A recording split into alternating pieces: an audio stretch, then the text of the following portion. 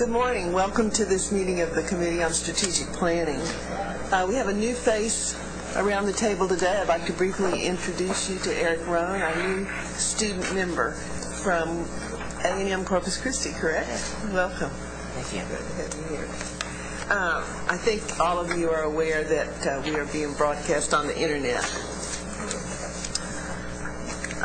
Agenda item 2 is approval of the minutes from the March 23rd, 2010 meeting. Are there any questions or discussion? Do I have a motion to approve the minutes? Move to approve?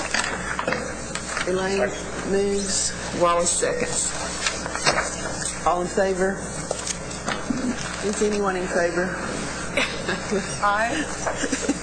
The motion passes. Sorry, we're still working on our coffee here. Okay. No more coffee breaks for a little bit. Agenda item 3 is consideration of approval of the consent calendar. Do we usually read out what is on the consent calendar? The numbers don't need to? Okay. Do we have any questions about the items that have been placed on the consent calendar? Okay. Do I have a motion to approve the consent calendar? So moved. Wallace moves, Dennis seconds. Thank you very much. Agenda item 4. Consideration of... All in favor? Oh, we didn't vote? Well, sorry. It was so hard last time that... That's a bad place to go. All in favor? Aye. It passes. Thank you. Agenda item 4, consideration of recommendation of the board for approval of the construction, rehabilitation, and property purchase projects. John Hall from the University of Texas at Arlington will present the first project regarding College Park.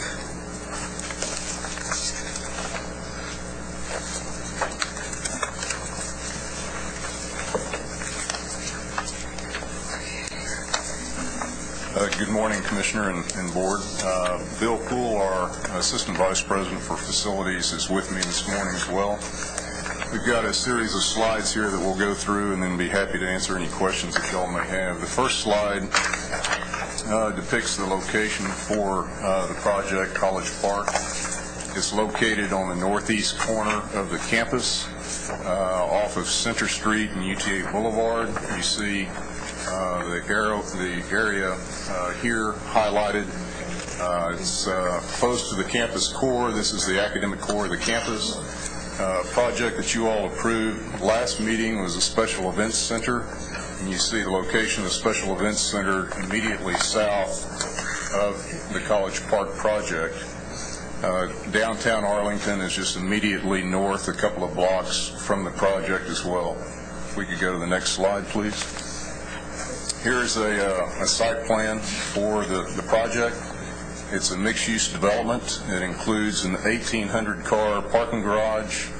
The north garage here depicted between UTA Boulevard and 1st Street is 1,100 cars. This project will be under construction this August and be completed by August 1st, 2011. And then the south garage, which is 700 spaces, will be constructed then from August 2011 to August 2012. Wrapping the garages will be a residence hall with right at 500 beds when you include the beds for the resident assistants. We will also be wrapping a portion of the north garage with student apartments, both 1- and 2-bedroom units, that provides approximately another 100 beds for campus housing. We'll also have over here on the southeast corner of the project a new university welcome and information center. Of course, you see 2nd Street here that becomes an outdoor plaza, creating the pedestrian connection between College Park and the Special Events Center. If we could go to the next slide. The project also includes on the ground level some retail space, about 15,000 square feet of retail space that could be expanded over the years as the market demand warrants.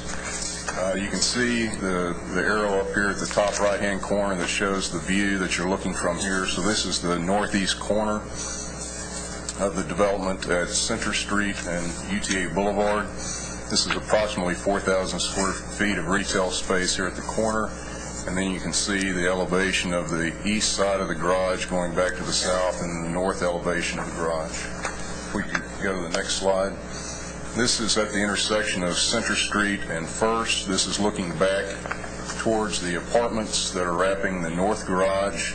Again, kind of urban walk-up style apartments, student apartments, with a lot of vertical separation because of the size of this facility. You can now go to the next slide.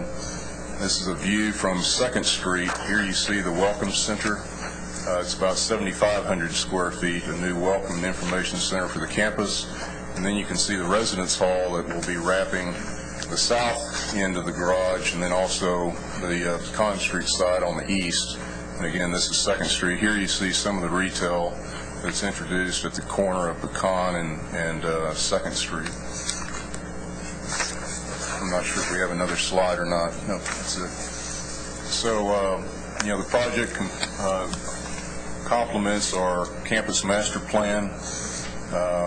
We're adding additional parking garages to the campus, eliminating a lot of the surface parking on the campus. When we updated our master plan in 2007, it became evident that surface parking made up about 25 to 27% of the campus acreage, which is not the best use of land. We're also incorporating a lot of sustainability features, kind of gray to green, so parking garages to replace a lot of the surface parking. It introduces more student housing, which is also part of our campus master plan. We've had a significant increase in enrollment at UT Arlington. The fall looks like we'll be well over 30,000 students, and so the demand for campus housing is very strong.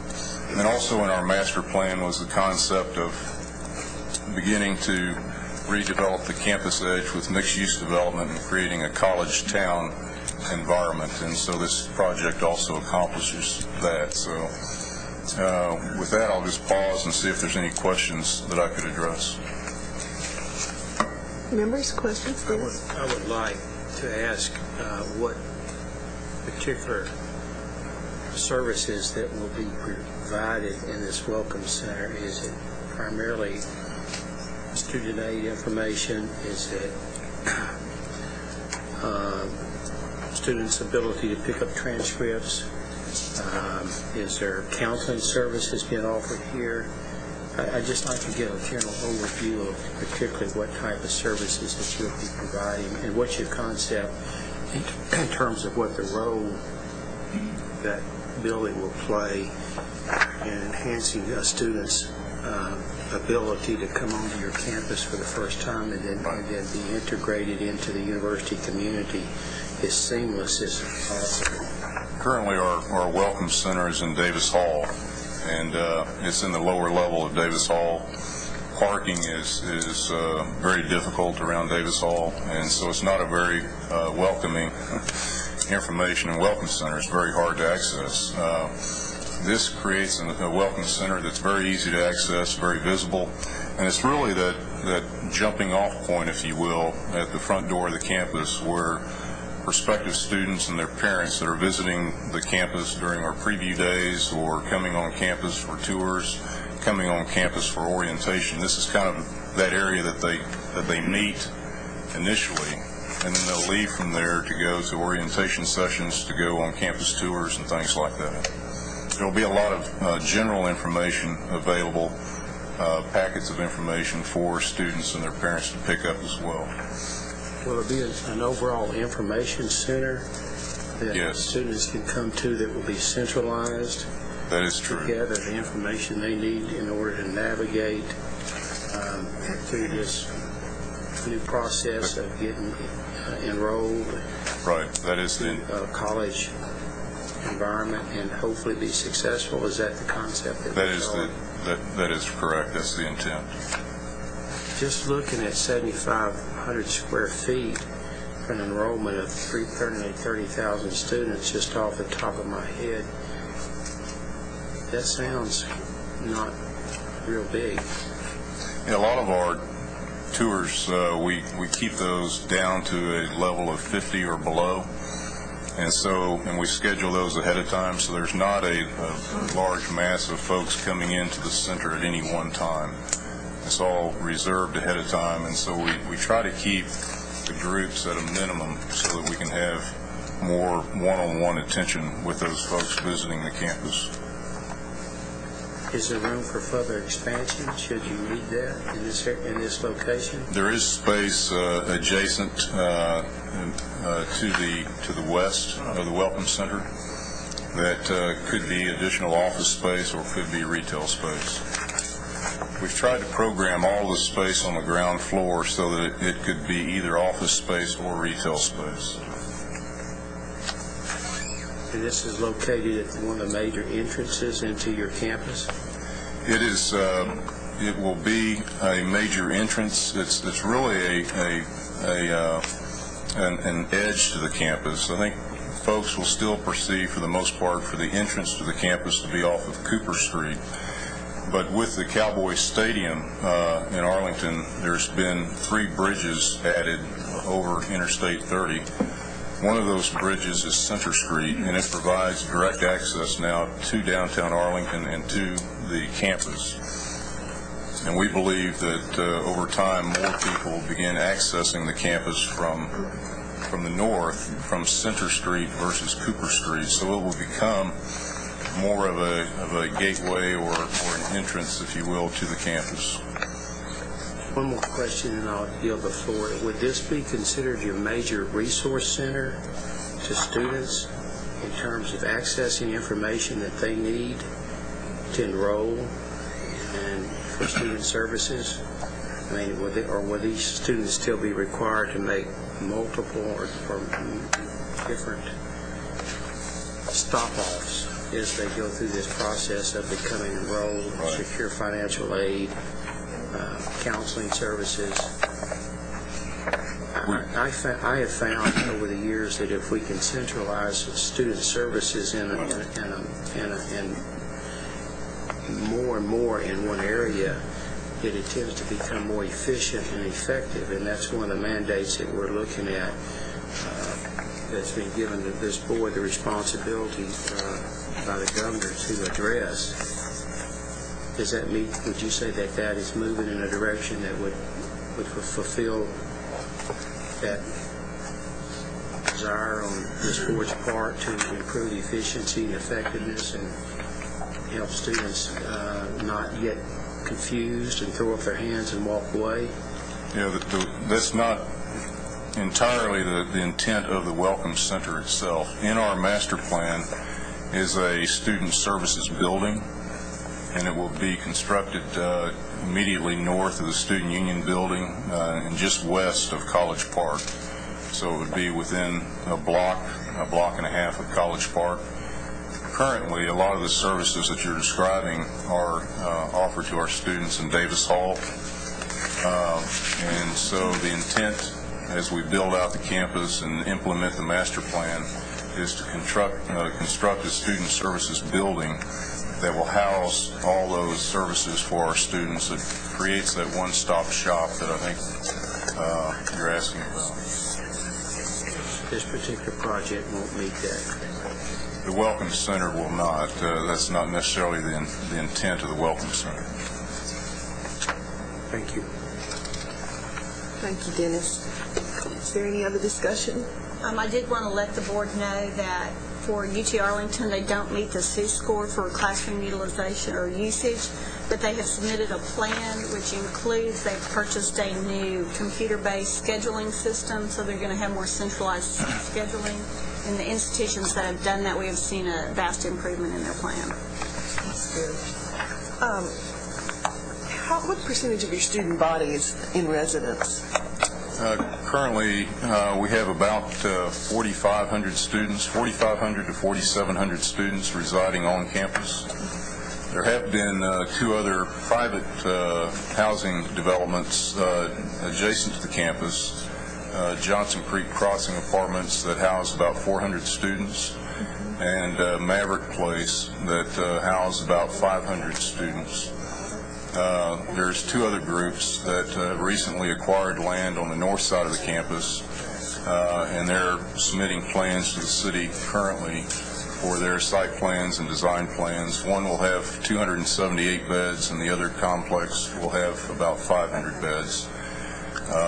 The 278 beds will open up August 2011, and then the other project is scheduled to open up in August 2012. So when you look at the beds on the campus and then you look at some of the newer apartments adjacent to the campus, there's really close to currently about 5,500 students residing on or adjacent to the campus, and that number will increase by about 1,400 by 2012. So you still won't be able to satisfy the demand with this project? We generally have a waiting list for on-campus housing, anywhere from 500 to 1,100 students every fall. Any further discussion? I have a Wallace? question. I'm sorry, I yelled at Wallace. No, go ahead, Wallace. I'm still trying to figure out how all this works. I've been on less than a year, so my apologies. But when there's a large building project that your university or any other would like to build, is the alums ever the first choice? Do you ever go first and foremost to your community to raise these funds, or is it always the legislature as option number one, and then your community is the stopgap? This is a good question. This project is a partnership between the university, the city of Arlington, and also the First Baptist Church of Arlington. The project, as you can see on the information you have, is an $80 million project. The parking garage piece of that, we believe, will be somewhere between $34 to $36 million. The city of Arlington has agreed to provide up to $18 million of funding for the parking garage over a 30-year period. And so that agreement has been executed and that is in place. So there'll be obviously a significant partner going forward. We also have a parking agreement in place with the city that allows them to park 125 of their city vehicles in the parking garage. The First Baptist Church conveyed about 1.5 acres of their land to the university so that we could build this garage up to the corner and kind of create that urban setting that our campus master plan speaks to. In exchange for the conveyance of that land, we've entered into a parking agreement with First Baptist Church also to provide them minimum number of spaces during the week, and then to allow their congregation to park in the garage on Sunday mornings. So I think both of those are examples, hopefully, that speaks to your question. But in terms of going to your alumni base, for instance, coming out of your development office, is there any effort made for that type of participation, or are those dollars already spoken? There's an effort underway currently on the Welcome Center and a potential naming of the Welcome Center that our development office is working on. And then, of course, our development office is very busy also working on some donations for the Special Events Center. We're looking to raise about $10 million for the Special Events Center also. Thank you. I would like to, Madam Chairman, may I ask a question? Please. Okay. You mentioned that the city of Arlington is donating $18 million of their funds to this project. Is that correct? That is correct.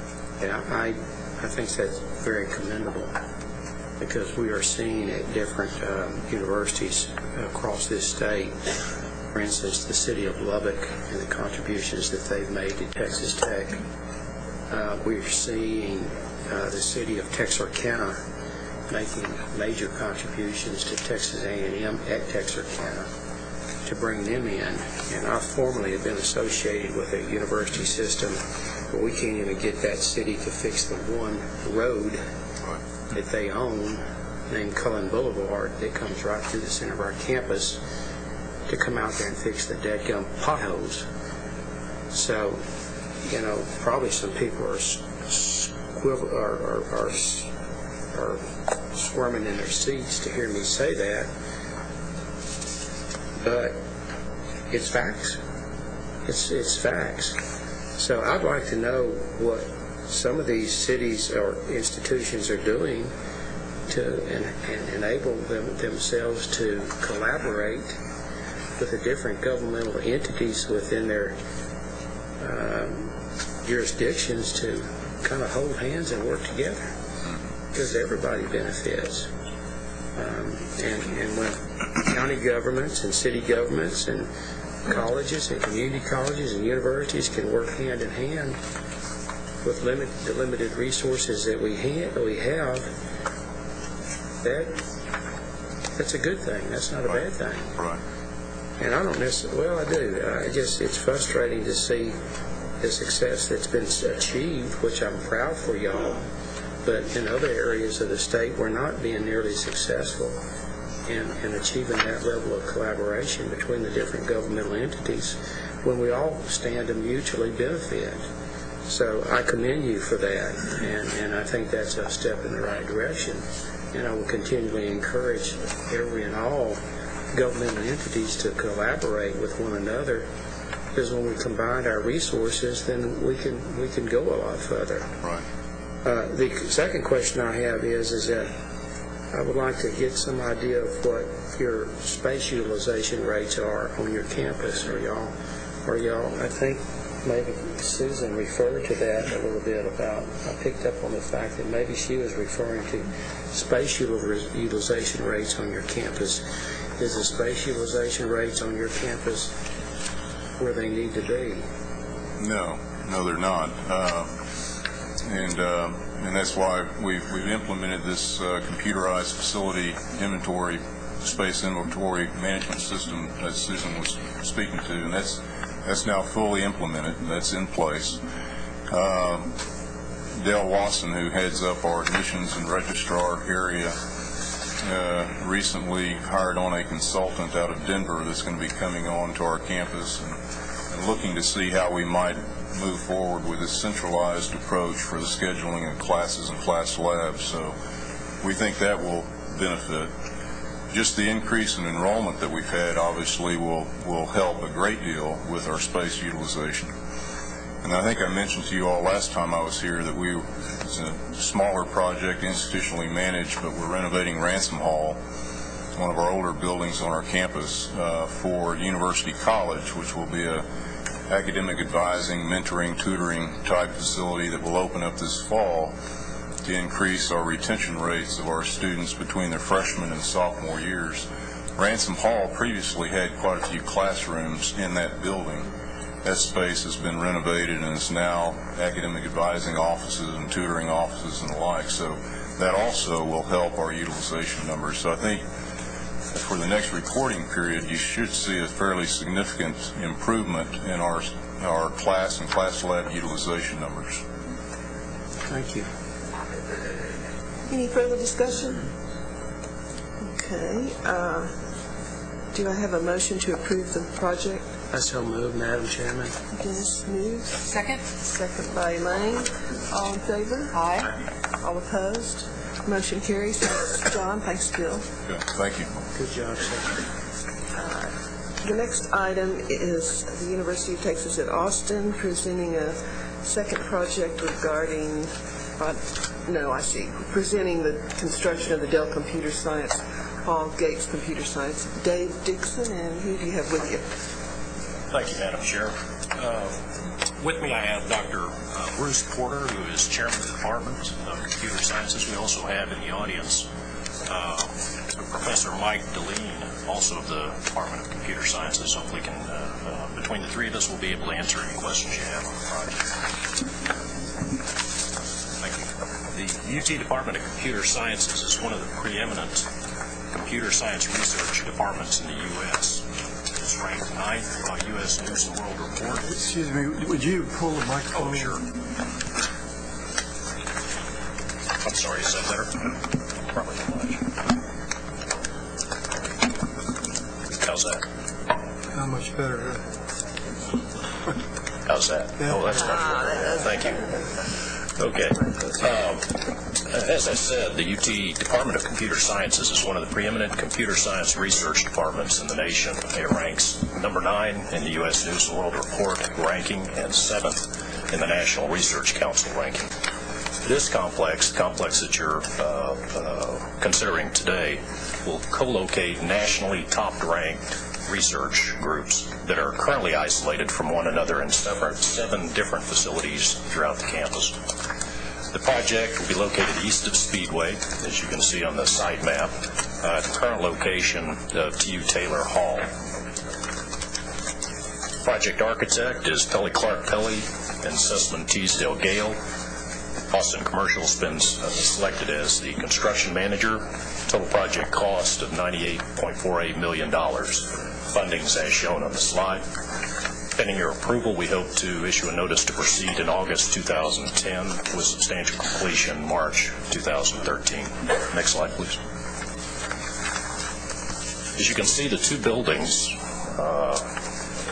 parallel the Speedway Mall, pencil here, with a adjoining atrium here. The atrium is set back from Speedway to provide an entryway for the students. The atrium itself rises in a series of steps, creating outdoor terraces, discussion areas, and collaborative bridges connecting the two buildings. The new complex will also be connected to the ACES building. That's the Applied Computational and Engineering Science building on the ground floor. This will facilitate collaboration with the Department of Electrical and Computer Engineering, the Institute for Computational Engineering and Sciences, and the Texas Advanced Computing Center. Next slide, please. The rendering shows the exterior material palette to be consistent with the rest of the campus. It's made up of UT blend brick, curtain wall glass, Texas limestone, and as I say, is consistent with existing campus buildings. Project will target LEED Silver certification. Next slide, please. And it will meet, when built out, all of the board's standards. Initially, the project will not meet the board's efficiency standards. There'll be significant shelf space in the building to allow for future expansion as funds are raised. I'd be happy to answer any questions from the committee on this project. Thank you. Members, questions? Chairman, are you, you said it would target LEED Silver. Are you going to take the building through certification? Yes, sir. And in fact, all of UT Austin's projects, the majority of them anyway, from this, actually for the last several years, have targeted LEED Silver.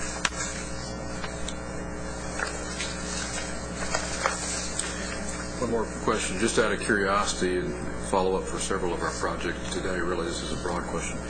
What scheduling software does the University of Texas use for scheduling space use? We use for scheduling space use. I'm not certain what the campus uses. I'm with the Office of Facilities Planning and Construction. We have Gary Bernard in the audience. I wonder if Gary might know the answer to that. No, but we can get that information for you, Commissioner. That would be, that may prove helpful to some of our broad cost efficiency recommendations for institutions across the state. So, as an Aggie, it pains me to say that UT may actually have the best practices example here. So. Thank you, sir. Is there further discussion? Do I have a motion to approve the project? Move to approve. Elaine moves to approve. Second. Second by Wallace. All in favor? Aye. All opposed? Motion carries. Thank you.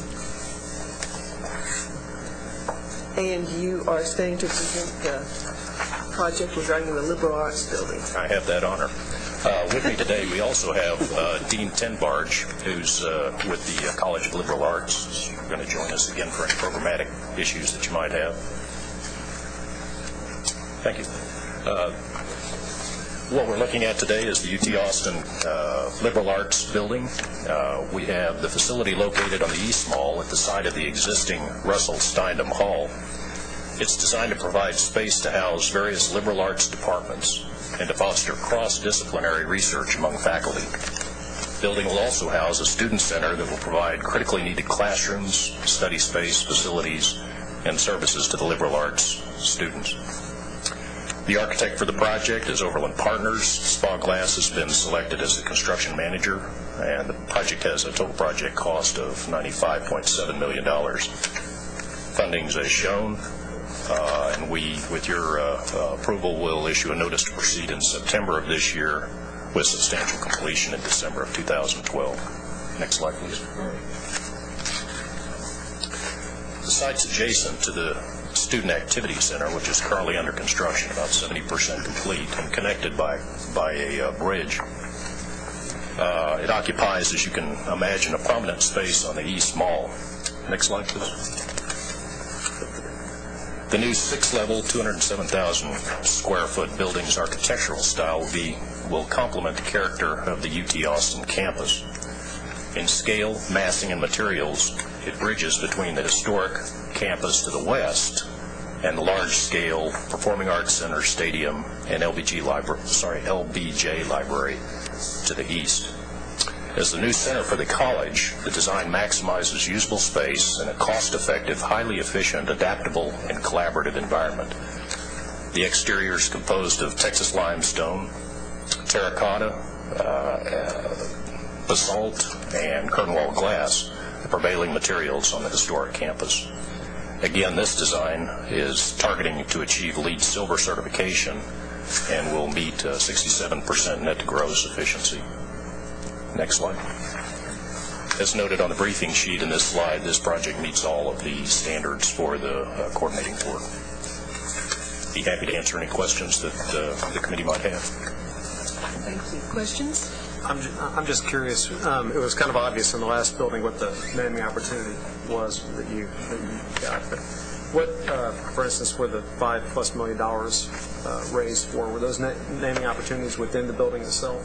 Or small spaces in the building. Yeah, for spaces in the building, a Plan 2 Honors program has some spaces that will be named. There are several seminar rooms and lecture halls and other things that will be named. We've also continuing fundraising and just recently received a $15 million gift, which will be used to create a naming opportunity for the top floor of the building. So are you still working on the building as a whole as well, or for fundraising? Right. Yes, we continue fundraising, and we'll continue right up until the day we commission the building. Okay, great. Thank you. Any further discussion? Do I have a motion for approval of the project? I'll move. Dennis Second. moves. Wallace seconds. All in favor? Aye. Aye. All opposed? Motion passes. Thank you, Madam Chair.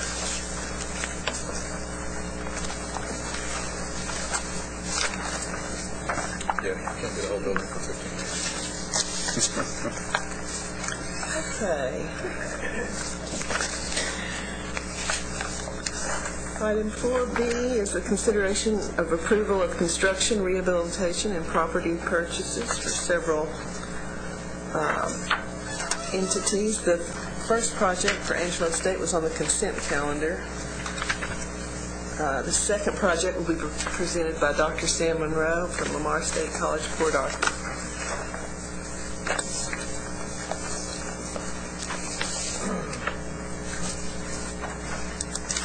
And this is to construct a learning resource center.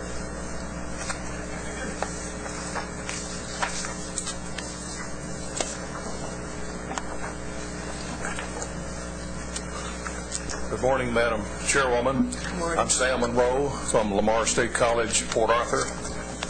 It's an honor to be before you and the committee today and the commissioner to ask for your support for this project. I'm joined by Dr. Gary Stretcher, who serves as Vice President for Academic Affairs at the college, and Peter Graves, who's serving as Vice Chancellor for Construction Planning at the Texas State University System.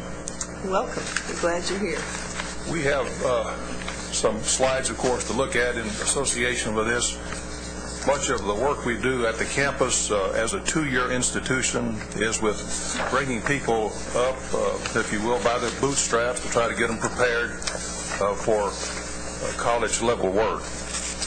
This project was first considered and approved back in 2004. That seems like a very long time ago to us today. But there was no funding provided for the project until 2007. These are through tuition revenue bonds. we began work on a campus master plan update, which had a primary task of trying to site the appropriate place for this building to serve the students there.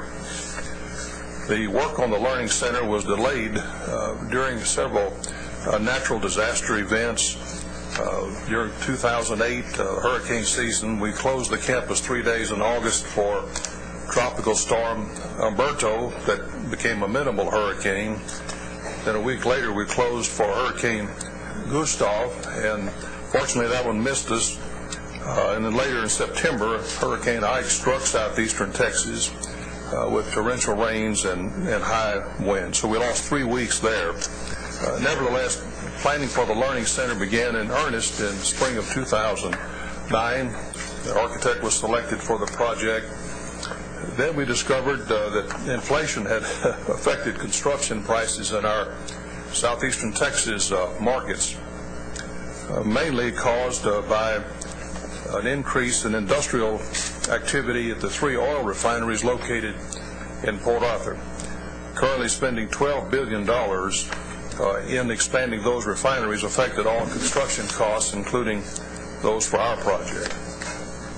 And other expenditures in Beaumont, Port Arthur, and Port Neches in the public school systems there, through publicly supported bond issues, they're spending about $700 million on updating institutions there, public education institutions. So a number of things have happened to us along the way, and so our 2-story building became a 1-story building, and the 16,000 square foot building became a 7,400 square foot building. The money stayed the same from the tuition revenue bond, as you know.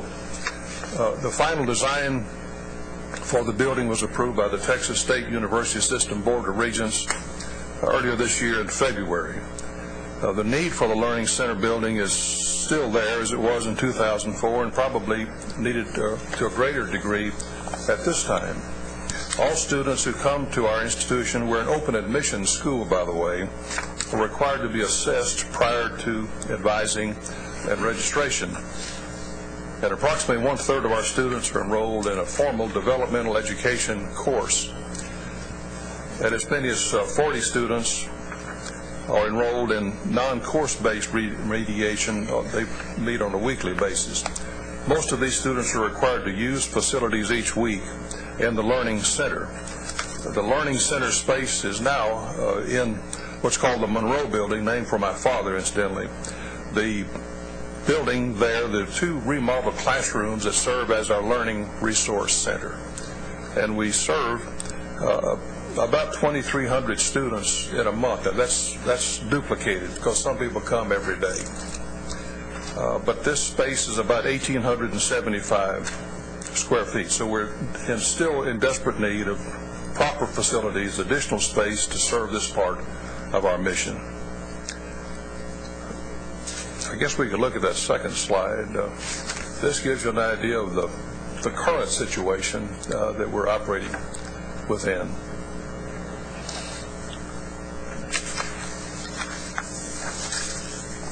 For many years, all students enrolled in entry-level developmental education courses have been required to obtain services from the Learning Center.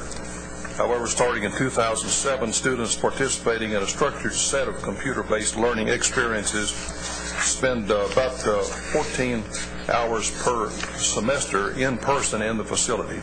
The new facility would offer some 32 computer workstations.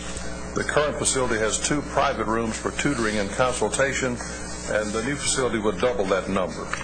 All testing for developmental math courses is conducted in the Learning Center, and in addition, all students must be assessed prior to registration, as I've mentioned that. We currently have 1 facility. It seats 25 students. The new center that we're proposing today would have 2 testing rooms that accommodate some 56 students. I guess we can maybe look at our next slide.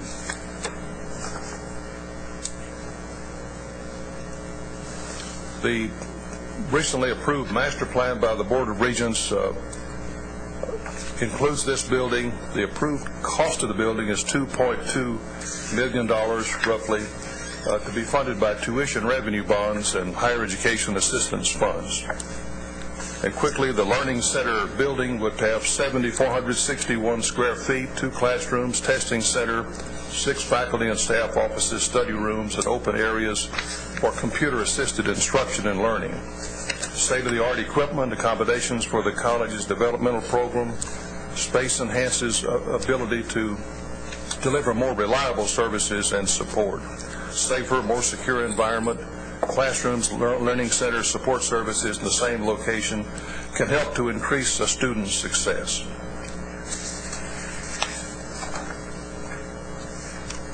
Yes, we have another, perhaps. Yeah, That's 4 and then yeah. 5. We've got one more after this. Consolidation of information technology services and staff offices, equipment services will be achieved through this new building in the existing building, which will increase the opportunities for collaboration and better administrative services from the information technology people. Construction sets into motion the demolition of what we call the Fuller Building, which is a former First Methodist Church building donated to the campus a few years ago by the members of the church. This would take about 6 classrooms from our inventory. It would also create an opportunity for additional parking space. I guess we have one more slide. Oh, that's the last one. Okay, that's it. That's Gates Library. We'll talk about that in a minute when you're ready for me to. Thank you, Dr. Monroe. Be glad to answer any questions, Madam Chairwoman. Thank you. Any questions? I have a question, please. Under project evaluation, out of curiosity, not understanding how y'all, what metrics you use, but in your first sentence you talked about the lack of student beds directly impacts the student enrollment. Do you know how many students don't come because you don't have enough beds, or how do you calculate that? We don't have any dormitory space on campus. We're a commuter institution. Are you saying beds? Well, it says it continues to face a shortage of student beds on campus, which directly impacts. Dr. Stretcher. I don't believe that. You might be My on the bad. wrong Okay. worksheet. Okay, my bad. Sorry. Thank It's you. okay. It might have been the previous one. I have a question, Susan or Fred. Is the motion is to approve this reevaluation of the project? It's approved the evaluation. Because it's a tuition revenue bond, it has actually been set up by the legislature, and as part of the tuition revenue bonds, the board looks at the evaluation, makes comments, and then that's it. You approve or disapprove the evaluation. Okay, thank you. Because it is a tuition revenue bond. Any further discussion? Do I have a motion to approve? Just real quick, the space utilization, you talk about they have submitted a plan, so in your evaluation, obviously that plan suffices. Yes, part of it is what Dr. Monroe already talked about, where as they move people around, they're going to be taking some of their classrooms are scheduled for demolition, so those will remove it.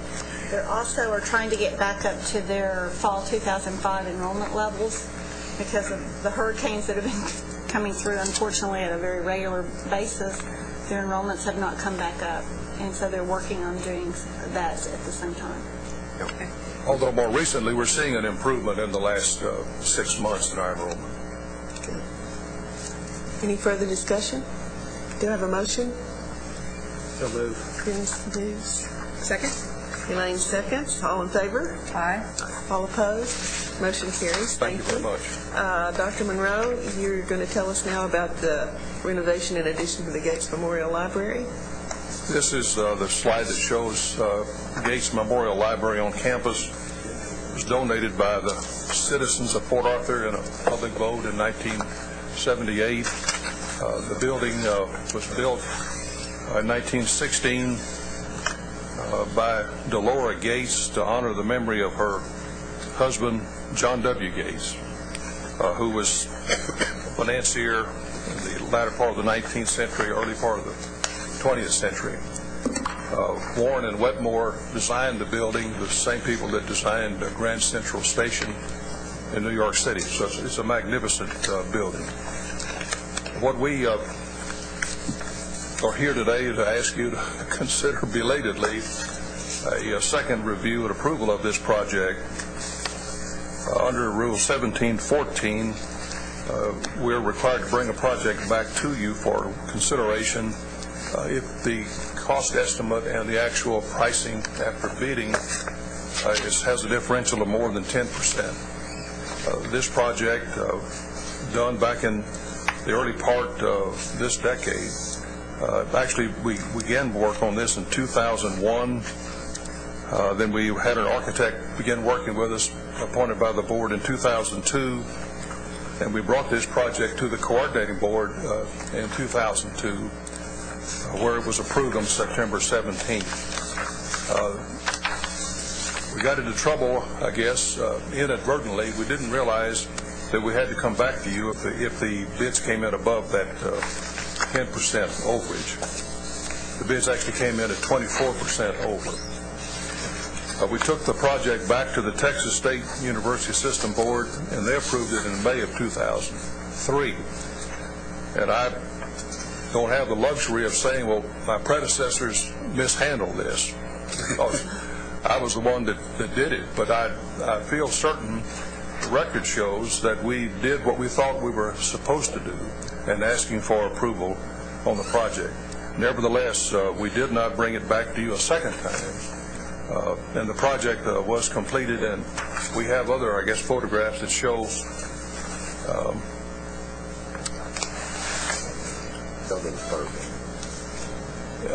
in progress. This building was built, as I mentioned, in 1916. There was an addition added in 1955, and then the addition that we're talking about here that was added in 2003. I think we may have some other photographs that show the interior, the exterior there, the courtyard, conference room, the stacks. Those shelves are empty in this picture, but they're full today. That picture was made right after the building was opened.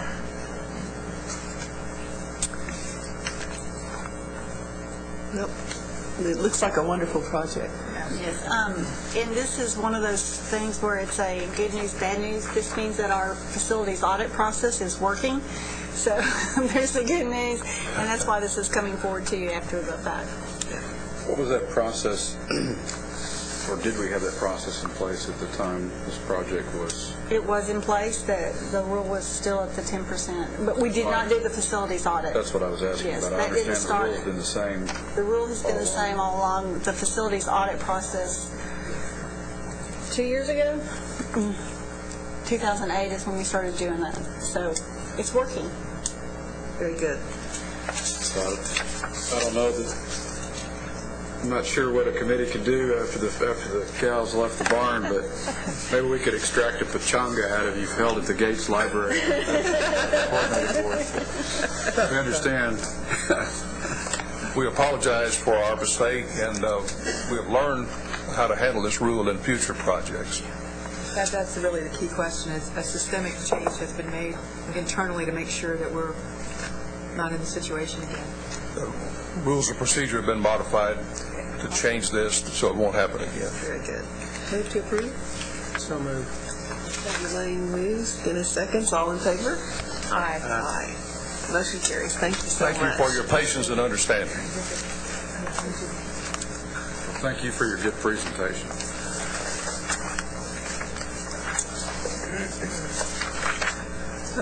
Next, we have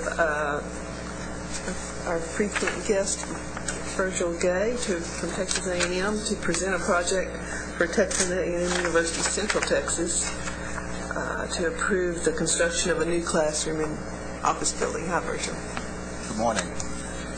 Texas A&M Central Texas is requesting approval of a classroom building, office building, which will be the first building on the new campus at Killeen, Texas. The A&M system has made available $15 million in permanent university funds to supplement the existing $25 million in tuition revenue bond funding for the project. The resulting budget and size increase, along with the funding source change, require reapproval of the project by the coordinating board. This is the site location here. The new campus is located on the former Fort Hood property, just south of Killeen, at the intersection of State Highway 195 and 201. Show the next slide, please.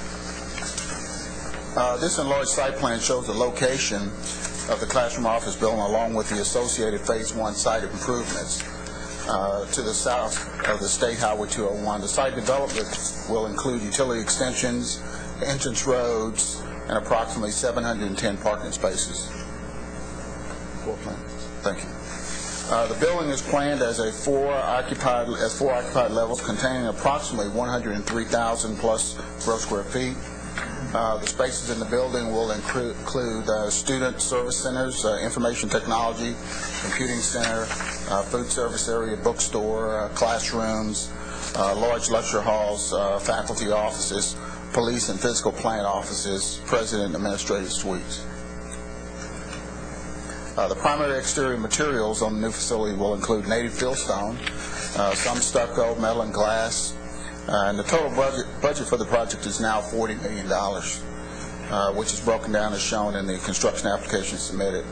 Now, our intent is to submit it to the Texas A&M System Board of Regents on July 23rd for approval to go construction. We're doing the project CM at risk, and construction is expected to start in September of 2010 and be substantially complete in March of 2012. Are there any questions on the project?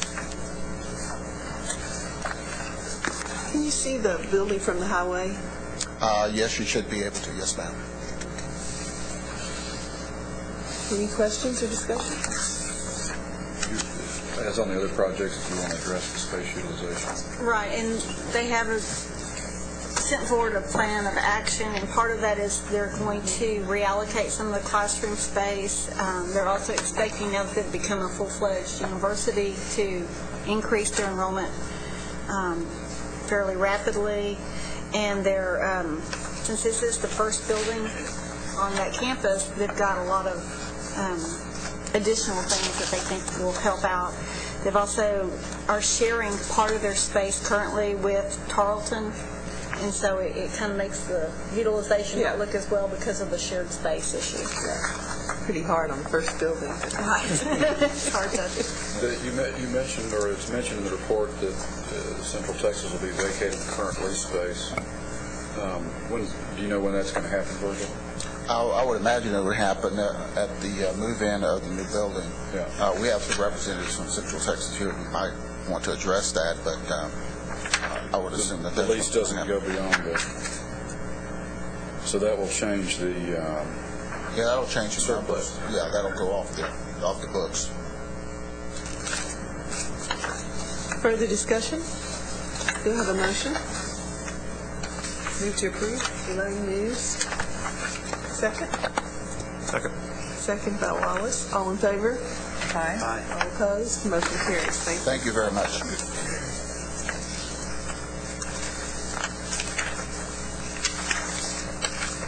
The next project is on the consent calendar. Next, Teresa Jewell, there she is, from Texas Tech University will present a project regarding the reapproval of the experimental sciences build-out. Welcome, Teresa. Thank you very much. Good morning, Madam Chair and board members. Thank you for this opportunity to bring this project to you today and ask for your approval. The experimental science building was finished in May of 2006. It was a project that you previously approved. The area that you see on the aerial photo that is circled in yellow is the section of the building from the basement through the third floor that is shell space. When the building was originally constructed, it was the intention to leave that section of the building shelled so that we could consider future hires, strategic research hires. The original application for the finish out was at $6 million. At that time, the idea was that we would go in, provide the mechanical plumbing infrastructure to support those lab spaces, and do minimal finish out of the exterior walls. The decision at that time was made to wait until the hires are online and to actually have them as part of the design for those spaces.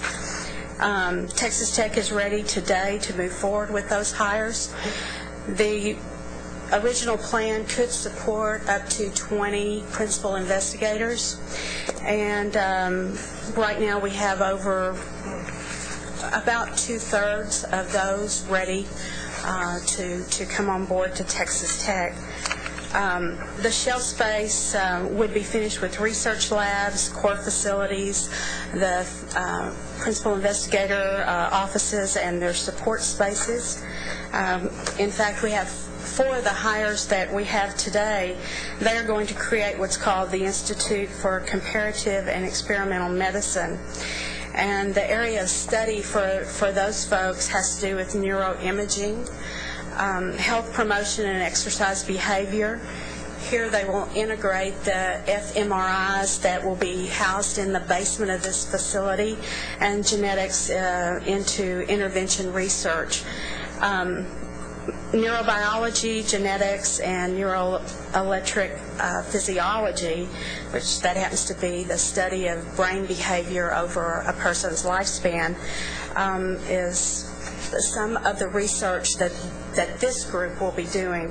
One of the other hires is going to be doing microbiology and food safety, and there are numerous others that I could expand upon. If you go to the next slide, please. The architects for the project is co-architects. They were the original designers for the facility. Lee Lewis Construction will be handling the finish out of the facility, and currently we anticipate the completion of that finish out would be September of 2011, if you so approve today. Next slide, please. The floors of this shell space, all 4 floors except for the basement. The basement now will have positions for 3 fMRIs. Those are functional MRIs. The desire right now is to bring the 2 online with the support space that they need, and then the other 3 floors will be finished out with the labs, 4 tissue culture rooms, autoclaves, and the 6 faculty principal investigator offices. At this time, on your briefing sheets, you do note that we do meet everything with the one exception of the cost per square foot. The facility, this shell space is completely raw. In fact, the exterior walls have no interior finishes whatsoever. The mechanical that was built with the building will support those floors, but there are no trunk lines or any of those services, that infrastructure brought to those floors based on, and the reason for that was for what the finished design would be. So right now we're looking at about $2.9 million as the mechanical component of this facility. So that is the reason for the additional cost over the $243 a square foot for repair and renovation that the coordinating board is the average right now. At the time that we submitted that, we had requested that this might be considered as new construction. Our cost per square foot is $303 at the moment, and we are working very hard to actually reduce that, not only for your benefit, but for my Board of Regents' benefit. And so at this time, I would like to ask that you consider this project for approval. Thank you. Thank you. Discussion? I have a question. Please. How many fMRIs do y'all have presently on your campus? None, sir. You don't have any over at the Medical School? Not yes, I'm sorry. Over there, there is one that I'm aware of. Is there any consideration being given to, because this technology is very expensive, and is there any consideration being given to the collaboration between the two? Collaboration in order to reduce your initial cost expenditure? Yes, sir, there is. As I said, the basement is considered for 3, but you are correct that there have been some discussions with the Health Science Center and those researchers. That one is older, and this would be the latest technology and the power of this MRI. So there has been collaborative talk between those researchers to see what the usage might be, not only of the one at the Health Science Center, but these two new ones that will be installed. So you'll have a total of 3 fMRIs Yes. available to your researchers on that campus. Yes, sir. I just, I know at the Texas Medical Center that there's one over at Baylor College of Medicine, which is presently being shared by the entire faculty of Baylor, Methodist, and University of Houston. And it cost us $100,000 a year to access that fMRI, which is substantially less cost than us purchasing and maintaining one within our university system. I'm not trying to question y'all's rationale as to why y'all want two. Of course, I'm sure there's a lot of convenience factors and accessibility factors, but there may be something you might want to consider is collaborating with your various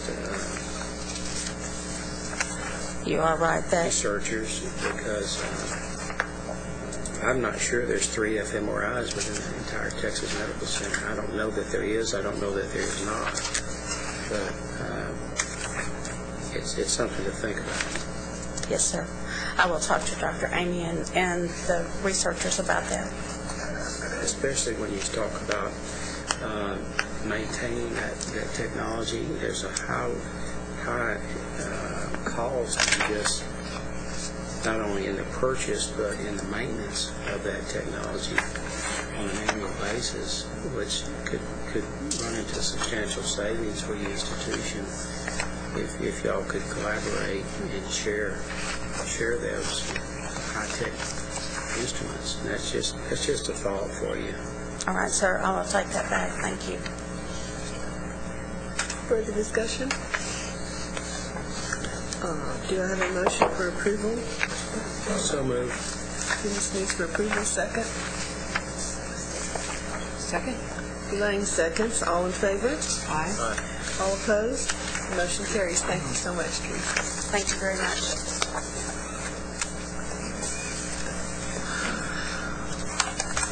The next project is at the University of Texas at Dallas. Rick Dempsey is here to present the project regarding the construction of the utility infrastructure improvement.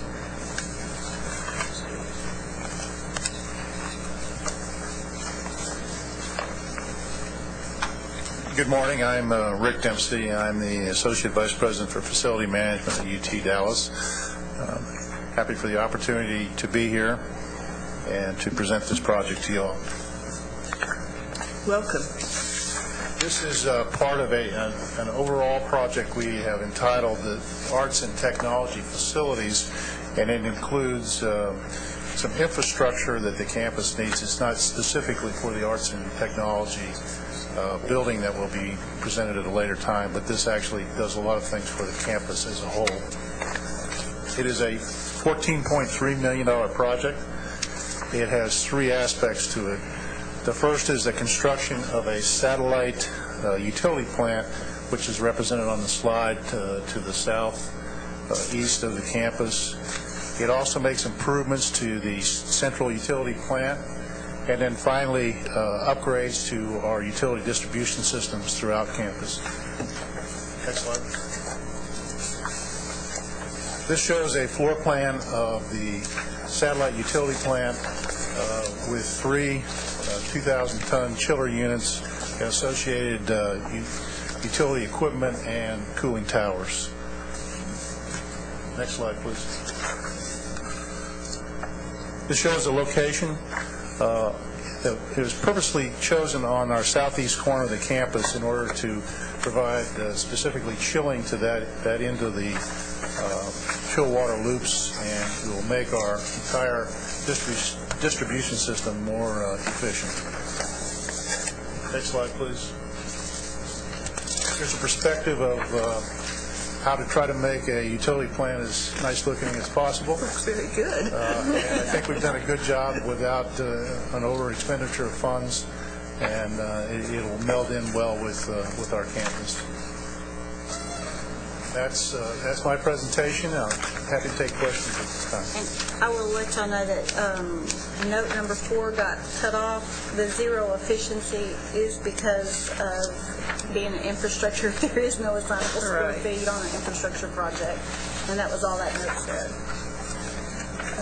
Mr. Chairman, do you want to wax on about the deferred maintenance aspect of it? Well,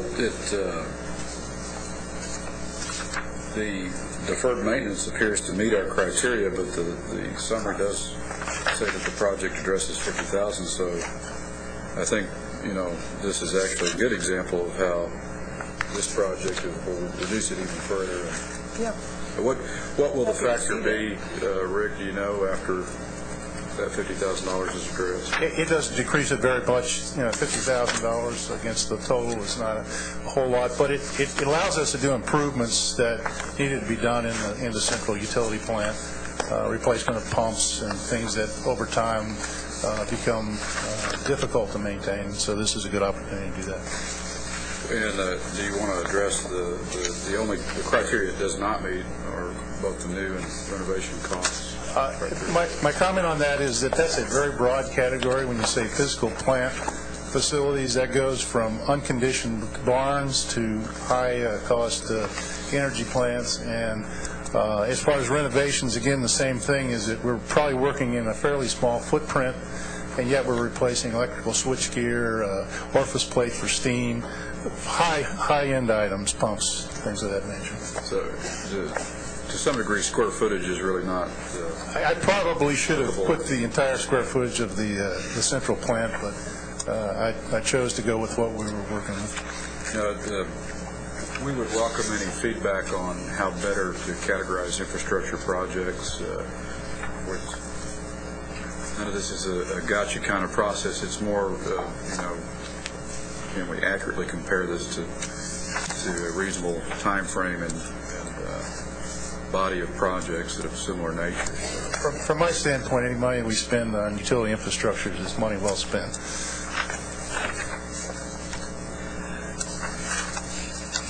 Has this project been bid out? Yes, it's going to be a competitive seal proposal. That has not occurred yet. No, sir. Given the current market, you may well meet the standards. So.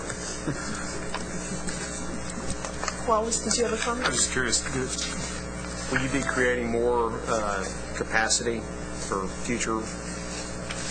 Yes, sir, we are, and we also have the ability to expand, so that as we bring other facilities online, I will ask them to share some of the utility costs and bring in additional capability. So are you 60% of current capacity as designed, or 70%? Or? We're at basically 70%. Thanks. Any further discussion? Do I have a motion? So moved. Wallace moves approval. Second? Second. Seconded by Elaine. All in favor? Aye. All opposed? Motion carries. Thank you. Thank you very much. Appreciate it. The next project was on the consent calendar. Last project for consideration is from the University of Houston, Victoria, regarding the reapproval of the purchase of the part of the Houston Highway. That's a funny sounding title. Wayne, how do you say your last name? Wayne Barron, welcome. Thank you. Appreciate the opportunity I have Spencer Moore with me. We were here back in December. We're back again. I wish I was down floating on the Free River with my family, but here I am. So. Oh, I'm sorry about the timing. Here's what we're doing. We bought an old Holiday Inn back in December with your approval and the boards. And basically, it's a two-sectional piece of property. The main building, which houses the dining services and so forth, and then the annex. The annex is an 88-room building. That's all it has in it. Back in April of last year, the seller did a appraisal on it and also a general condition. We also did ours back in October. We did a general condition study of this. They're a reputable firm in Houston. And then we hired our architects and our engineers and our construction and got into the site. We found out that the It was a little bit, well, it was a whole lot more than what we had been anticipating, especially the annex. The annex has been closed for many years, and the roof was in bad condition, and there was a lot of mold in there. We got a cost estimate for the annex, and when we did our pro forma business plan on the annex, it just doesn't work. It costs about $5 million to repair it, and the numbers just won't work. But the numbers still work on the main building. And if you go to the next slide, please. This is what we're asking the scope to be changed to, from a 228-room complex to a 140-room complex. Basically 33,000 square feet less. Nothing's changed as far as facilities, features. We still have the commercial kitchen, the fitness center, the computer lab, tutoring. All that stays in the main building. You also see on this list classrooms. We are going, first time ever, accepting freshmen and sophomores for last session. So we are going to take 2 classrooms in our current campus and convert those to faculty and staff offices and replace those 2 with these classrooms over in this building. We're not increasing our classroom sizes. Basically, what this will cost us to do is approximately $500,000 more just to demolish the building. Next slide, please. Here's the budget. Not changed much, just we were adding the $500,000 to demolition. Next slide, please. Our pro forma business plan works very well with the 256 beds that we have remaining. We think that's a nice size. You can see at the bottom down there, it works very well with the debt service included. The opportunity that this gives us with the annex gone is that we can either make this into more parking, which we need, or we can make it into an apartment-style complex for the sophomores. Right now, the 256 beds are all dorm-style, 2-room style, so it gives us an opportunity to do something different with the space. But that's my presentation. Thank you. Any discussion?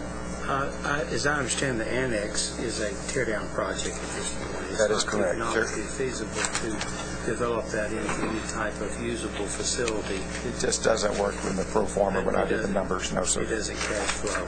So the anticipated use for that space would be for parking, is that what you said? Well, we're looking at it right now. We're actually, believe it or not, we had 190 students that we estimated we would get this next fall, and we're up to 288. So we're doing very well, and we think we'll be about 350. Of course, some of those were in the Victoria area, so we need to anticipate what we do the following year when those freshmen become sophomores. Yes. So we're looking at all opportunities. As a matter of fact, I'm going over to our American Campus Communities after this meeting to talk to them about privatized space. So you're telling this board that you anticipate that this facility will be pretty much 100% occupied? 100% occupied, yes, sir. When it's open? Yes, sir. Okay. Madam Chair, This is good news. Mr. Chairman? will it be open this fall? Yes, absolutely. My understanding is this is located across the highway from the campus? It's across the highway and approximately 11-minute walk.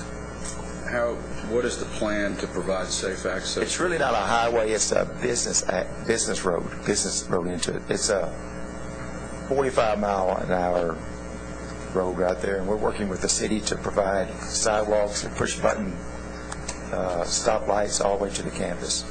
And Will there be multiple crossing points? Yes. But the city is working with us, and they're going to install those before August. Is there any additional space or dormitory space that's presently being owned by Victoria College that we might be able to utilize during this transition period, or are all their dorms? As a matter of fact, they asked us if we had 50 spaces for their students, which I think is a good thing to have, this problem. Well, y'all have done, as far as I can tell, a good job over the years collaborating with Victoria College and working together and trying to share y'all's resources that would mutually benefit both institutions. Yes, sir. So we're going to have to see more and more of that as our budgetary constraints continue to be a major factor in how we operate. Thank you. Any further discussion? Do I have a motion for approval? So move. Second. Dennis moves, Wallace seconds. All in favor? Aye. All opposed, motion carries. Thank you. Thank Sorry you. about the annex. Thank you, appreciate it.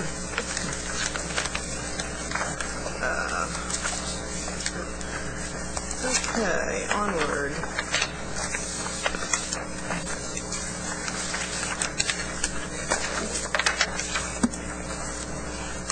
The next agenda item is presentations by Midwestern State University and Stephen F. Austin State University on future campus plans for the institutions. Midwestern State University's campus plan will be presented by Dr. Jesse Rogers, President, Juan Sandoval, Vice President, and Kyle Owen, Director of the Physical Plant. Welcome.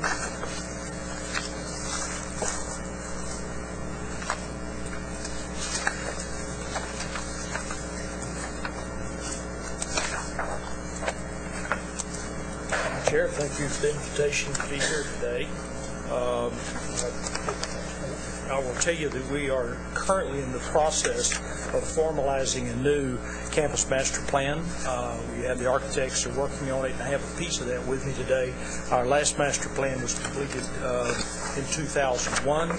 When that was completed, I thought, well, we could not accomplish as much as we have. As I look back on it, I'm very proud of what we have accomplished.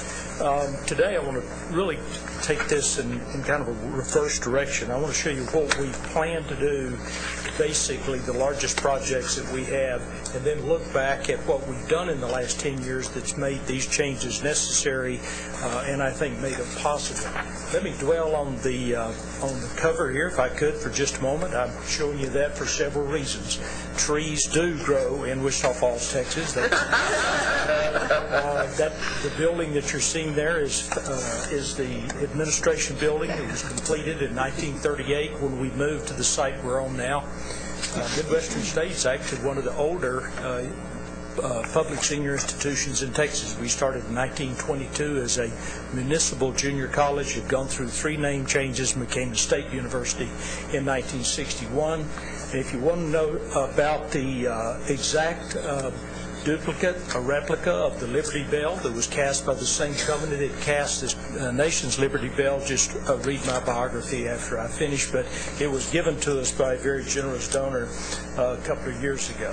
I was somewhat surprised when he came to my office, said he had a surprise for us, and I said, what's that? He said he bought us a Liberty Bell. We're one of 13 university campuses in the nation that has one of the bells. But it got there. We're very proud of it, and it makes me very proud when I see school children gathered around it almost daily to take a look at it. So that is somewhat unusual about our campus. We tried to follow the architecture of the administration building throughout the years, and we take some pride in the beauty of our campus. I do particularly. I feel like I grew up there. It's been my home for 43 years as a chemistry and physics professor and as a vice president and now as president. If we could go to the next slide, let me tell you just a little bit more about the university, put our needs and our plans in perspective. We consider ourselves to be a public liberal arts institution. We stress strongly undergraduate programs. We have a wide variety of programs. 3 of our 6 colleges are in the arts and sciences, and 3 are professional programs in business, teacher education, and in the health sciences. Our graduate programs, our largest graduate programs are in the professional schools. We are a member of the Council of Public Liberal Arts Universities, which are scattered all over the United States. And basically, a public liberal arts university signifies that we stress the liberal arts in every educational program that we have. We want our engineers to be well educated. We want our people in applied music, theater, and as well as the sciences to have a very strong basic education, because we think we're educating them for life, not just a job when they get out. We live and work in a part of the state that has not changed population since 1960. Our demographics at the university has changed dramatically, though, since I started teaching there in 1967. At that time, we drew probably 80% of our student body from 4 or 5 counties that surrounded us. We were a commuter campus. Today, we have a young student body, a very diverse student body, and we draw heavily from the Dallas-Fort Worth area, and Houston, and San Antonio, and Lubbock. And if you'll notice on there, we have students from 42 different states. They actually find us and want to come to Texas to go to school for a lot of good reasons. We hope to educate them well, and we hope they'll stay in Texas. We also have international students from 53 different countries. That seems amazing, but when you start counting, they're actually there. We send a lot of our students for study abroad, but for those who can't go, it is wonderful to go to school on a campus that is diverse as we are. I think it's an important part of their education. Not only do we work hard, but we play hard. We play in Division II scholarship athletics, and we have an awfully good time. The two young men with the football helmets there are both now MSU graduates. Number 41 was an All-American academic student that we're very proud of. Okay, let's get into what we are looking for in terms of a campus. And it's been rather hard for me to decide what we would do first if we had the funding to begin the projects that we want to right now. Because of the buildings that we have put up and renovated that I'm going to show you at the end of this presentation, we have quite a few old buildings on the campus that basically are before construction with bricks that were brought on campus in the late 1940s. And those buildings have been used for numerous departments. McGahey Hall, I remember at one time we called it Fort McGahey because when we had an ROTC program, it was housed in that building. Our art program was housed in that building when I started teaching there. The Academic Support Center has been housed in that building. It is now mothballed, and we do want to demolish that building. There's certain environmental issues in tearing down buildings like that. We have built a new instrumental music building, and our instrumental music building had been renovated and worked on so much that we just could not do anything with it, so that building will be mothballed in just a matter of a few months, and you see it's the one that's marked in red also. On the left side of this side is the old Vincent Infirmary. We've built a new health center, and we're using Vincent Infirmary, but it too will be mothballed and torn down. On the lower part left is our police station. I'm going to talk about that in just a moment. That's something we need desperately. That needs to come down too. And there's about 17,500 square feet in all of those buildings. There's 14,600 you see in the two buildings that are marked red. That will give us a lot of good space on the north and west corner of the campus for future student housing or maybe an academic building. And we would like to get into that and clean that up as soon as we possibly can. But so there's a considerable cost in demolishing old buildings today because of environmental issues. Okay, let's move over to another part of the campus, closer to the center of the original campus. And we have Ferguson Building. It's the center building there that's in red. Currently, the West College of Education is housed in that building. It has been renovated once. It was probably the most inefficient building I've seen on a college campus. 60% of the interior space was a stairwell when we renovated it. We put elevators on it. We rebuilt the building. It's just to the point that it does not make sense to try to rebuild this early building that was on the campus. It needs to be raised, and we need that space. Fane Hall is an auxiliary building, and it too is a circa 1940s building that's just bricked up before construction. It needs to come down.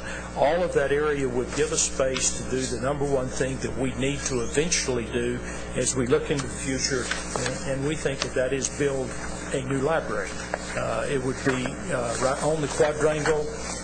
We don't know what size that library would be, and I know there are a lot of discussions today as to what new modern libraries ought to be. In fact, I brought a couple of articles to leave with you that are very interesting about different philosophies of building libraries. Because our campus is constructed as it is, I think the new library could be even significantly smaller than the one that exists today because of the very nature of what we do in our libraries and the nature of the way we get our information and the type of work that students do in libraries. If we could go to the next slide, please. This is the front of the existing Moffitt Library that was originally constructed in 1964. It was named after Senator Cotton Moffitt. who helped put us into the state system in 1961. The building was added onto and renovated in 1986. And the reason we're not looking at it for renovation into a modern library is, let me just give you an idea about the interior of this building. It's dark. It's really not inviting. There's one small elevator that works most of the time to the third floor that is filled with stacks of books. This building was built to hold thousands and thousands and thousands of printed text. It was built in the days that we bought decennial indices to all of the scientific journals and so forth. And we could not have looked forward to this day when so much is available to us through electronic subscriptions and so forth. It is a wonderful building that could be renovated very nicely into offices and to classrooms. It would be an excellent location, we think, for the College of Education that was in the Ferguson building that we would like to demolish. So this building, we think I believe there's around 90,000 plus square feet in it. If we could renovate this building, we could house the College of Education, but most of all, we need this building to house admissions, records, financial aid, the registrar. All of those offices are crammed into that administration building that I showed you, into the area that was originally the gymnasium. So this is a building that's has very good structure, basically, but it does need to be redone.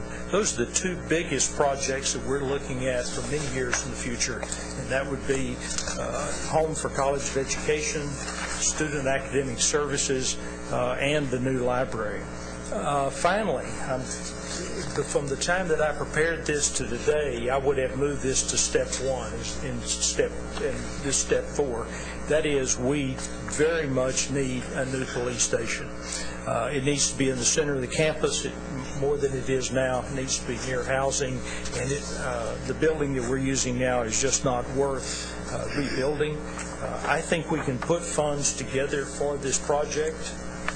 Mr. Sonball, do you agree?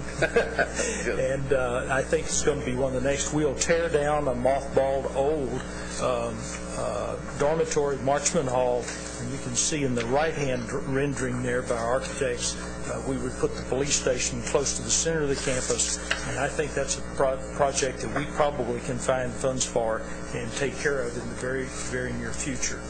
One of the last slides I want to show you deals with something that we talk about frequently. Not only do we have huge deferred maintenance on our college campuses in Texas and all over the nation to keep up our campuses, as we change what we teach and how we teach it, we must update our buildings. Our science building there, Boland Science Hall, was built in 1966. We recently, to give you an example of what we can do, that it was remodeled in 1986. We recently redid 2 field science animal house laboratories into modern DNA study laboratories. So this building too has air quality issues, and is something we need to renovate. It's just an example of the type of not just deferred maintenance but campus update that we're going to be faced with forever, I guess, in higher education, and one of the most costly endeavors that we're going to engage in. Let me quickly now turn and show you what we've done in the last 10 years to bring us to this point, so that we can almost, I think, see the end of having almost a really outstanding campus. I wouldn't say a perfect one, but we're getting close to it. We constructed the Dillard College of Business Administration from gifts as well as a Heath-backed bond. I'm proud to say we only have 3 more payments to make of $1.3 million, and we'll have the building paid for. The project actually was $21 million instead of $18 million because there was so much site development. We built the building for our College of Business, but also for the rest of the campus, and it has helped us become much more efficient because we schedule classes and everything from physics to English to business to music theory in that building, and it's consolidated a lot of the campus class, and it's a very useful building. A great example, I think, of adaptive reuse is when the College of Business moved out of the what is now McCoy Engineering Hall. We took the center of that building out, rebuilt it into a very modern mechanical engineering laboratory building. $2.7 million of that came from a tuition revenue bond. The remainder of that came from Mr. Jim McCoy, who's been very interested in our campus, and we're very proud of that building. And it it's just my thinking. I like keeping those old buildings when they're structurally sound, and they have a lot of history associated with them. The architects did a wonderful job at a reasonable price on rebuilding that building into an engineering building. We've recently completed the Bruce and Graciela Red Wine Student Wellness Center. The students are loving this.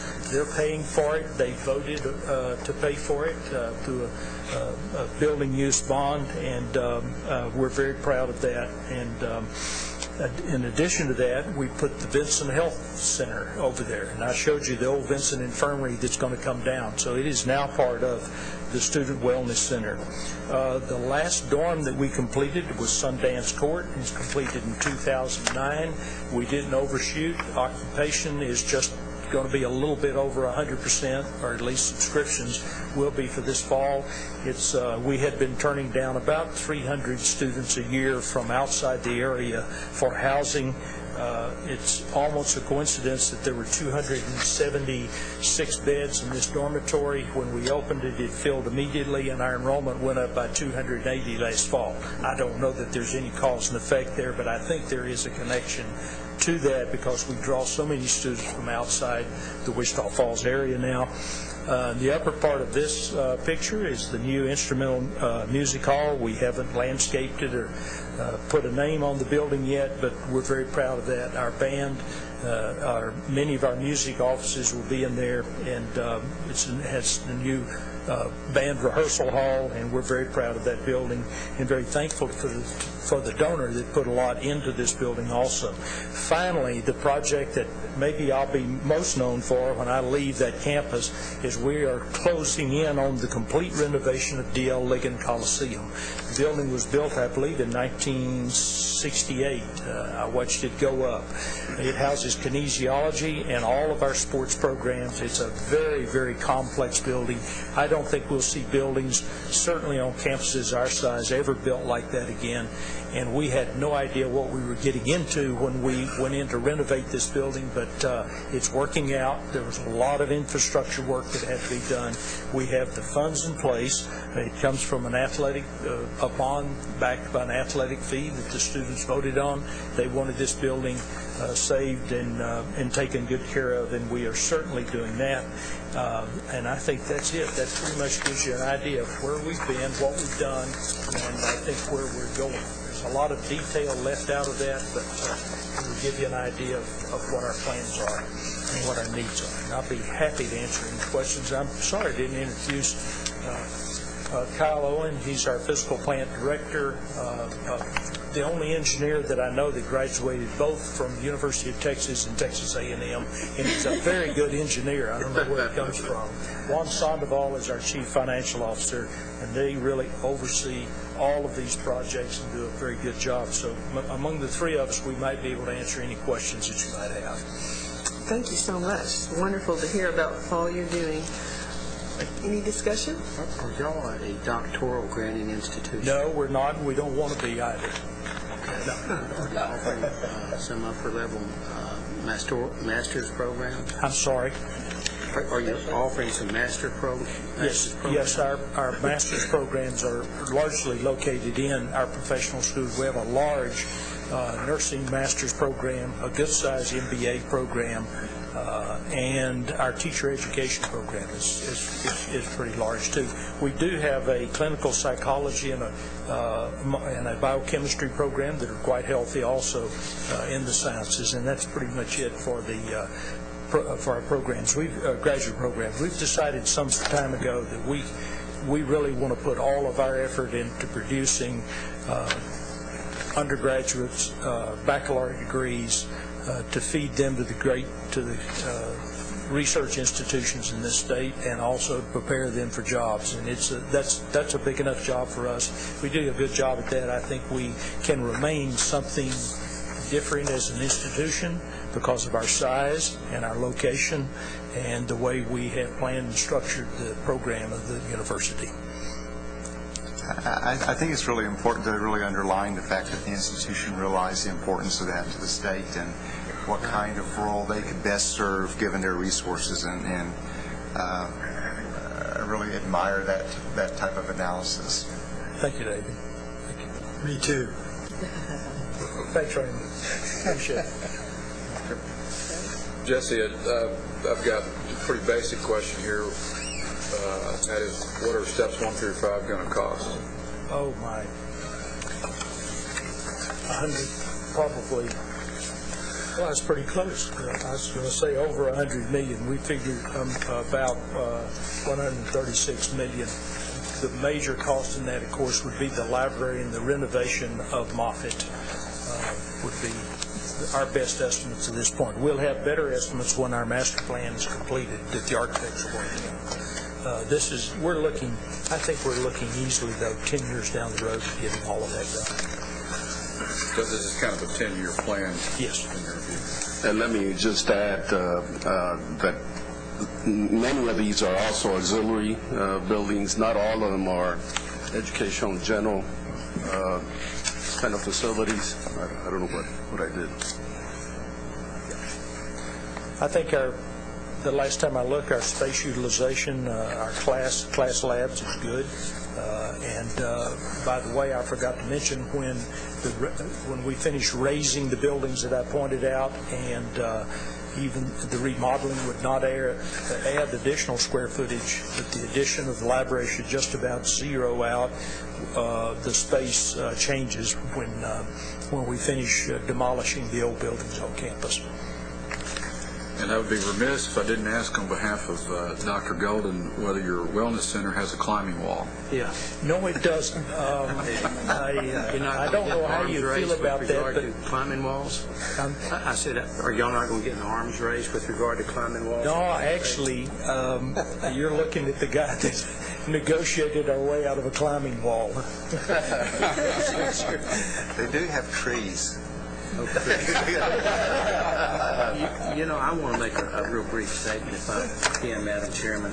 I truly and genuinely appreciate the fact that here's a university who recognizes their niche and recognizes the importance of quality undergraduate education, and it's not necessarily trying to be everything to everybody, but it's really focusing on a mission. And you're doing it apparently you're doing it quite well. And that's refreshing in my eyes. Well, I appreciate that. I want to congratulate y'all on your wonderful presentation, and really I sense a real sincere and genuine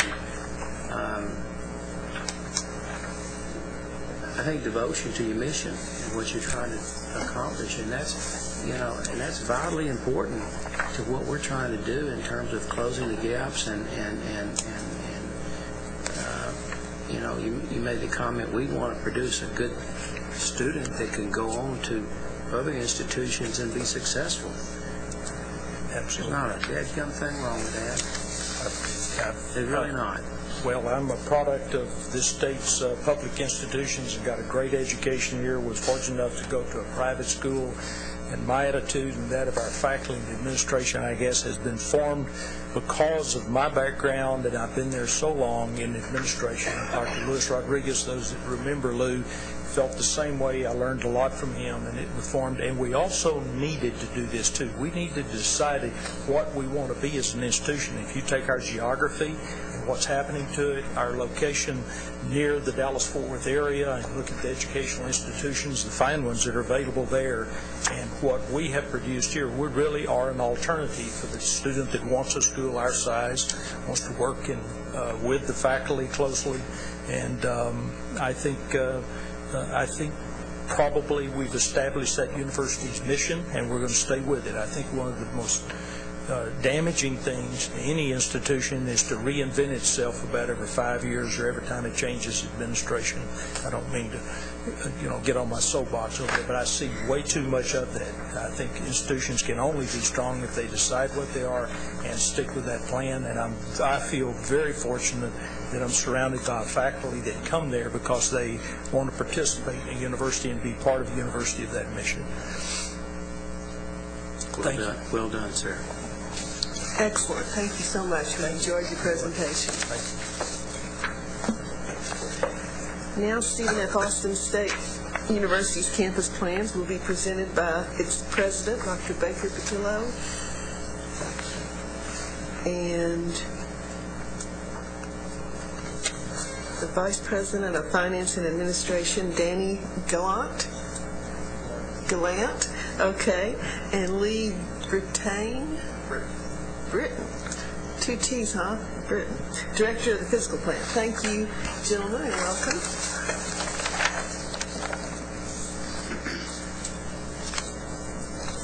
Good morning, Madam Chair and other members of the committee.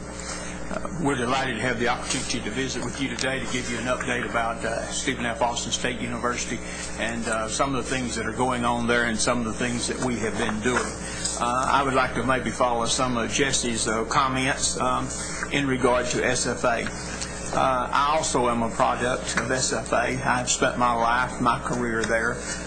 I was a student there for 3 years, earned a bachelor's and master's degree at that institution, completed 44 years of service to the institution, starting my 45th year this August. I would like to start with telling you just a little bit about our history of the university, those of you that might not be familiar with it. Our university actually opened its doors in 1923 with 158 students. The name was Stephen F. Austin State Teachers College, and we remained with that name, State Teachers College, until 1949. And in 1949, the name was changed to Stephen F. Austin State College. And we held that name for 20 years until 1969. And in 1969, our university became known as Stephen F. Austin State University. And that's the position we have held since. We are one of the 4 independent universities in the state. I would like to tell you that we also have students from about 42 or 43 different states or countries, as well as about 42 different states. Majority of our students come from Houston and Dallas. They make up approximately 50%. It's pretty close most years. It'll run somewhere from 22 to 27% for Houston or Dallas in that area, and then the local area. I would like for you to know that we're very committed to the coordinating board's plan of closing the gaps. We're very interested in enrolling students and graduating students.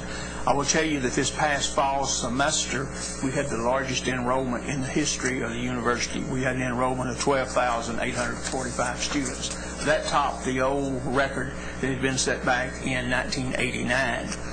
I would tell you in the spring semester, we had the largest enrollment in the history of the university for a spring semester. We had 12,029 students. That topped the old record that was set back in 1984. So I will tell you for the last 9 consecutive semesters, we've had an increase in enrollment there. I will tell you there's been a major change in the diversity of our student bodies over the past 5 years. At the current time, our ethnic breakdown will run about 65% white, run 22% African American, 9.5% Hispanic, and 4% other. But I will tell you in that same period of time, the African American number has changed 110% over the last 5 years. And I will tell you that the Hispanic population has changed by 42% over that same period of time.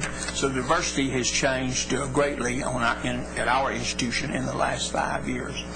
I will tell you that one of the areas that we feel that we have a special niche would be students who go to school there who are students from the first generation family. In other words, students to be the first from their family to graduate. And that has run true for the last several years. This past fall semester, 57% of our graduates in December were the first individual to graduate from their family. In the spring semester, it was 54%. And I mentioned that number, that percentage, at each commencement exercise. And I will tell you that there's more applause and whistles and response to that one statement of anything else that takes place at graduation because of what we're doing with students that are first generation of students to graduate from our university. I would tell you that also we're very pleased that we have won the STAR Award, which is an award that you award, the coordinating board, 2 times in recent years. We won it in 2006 for our Academic Assistant Resource Center in the library. And then in 2008, we won it again for our Elementary Education Department for the completer program, which we have online for people in elementary education. So we're very pleased with that. One of the things that we're extremely pleased with, just a few weeks ago, Commissioner Paredes and Ms. Whit Ryder and other members of the coordinating board were in Tyler to put on a program, one of your regional programs. And the coordinating board invited us to do a presentation of the arc of the program we have and how that leads to success with students and being successful. And we were elated to have the opportunity to make that presentation. But what we're also excited about also, tomorrow, the Senate Finance meeting is being held over in the Capitol, and they have invited us to come and do the same presentation tomorrow before the Senate Finance Committee. So, Commissioner Paredes, we thank you for inviting us for the program in Tyler, and that led to, I think, the opportunity for us to make the presentation tomorrow. So with that sort of as a background, I would like to go into some of the buildings that we have done, and I want to talk primarily about what we have done over the last 4 years, starting in 2006. I might make a comment that prior to that, there had been only one building built from 1986 until 2004 on our campus, only one major building. So we've had a lot of building to do, a lot of catch-up.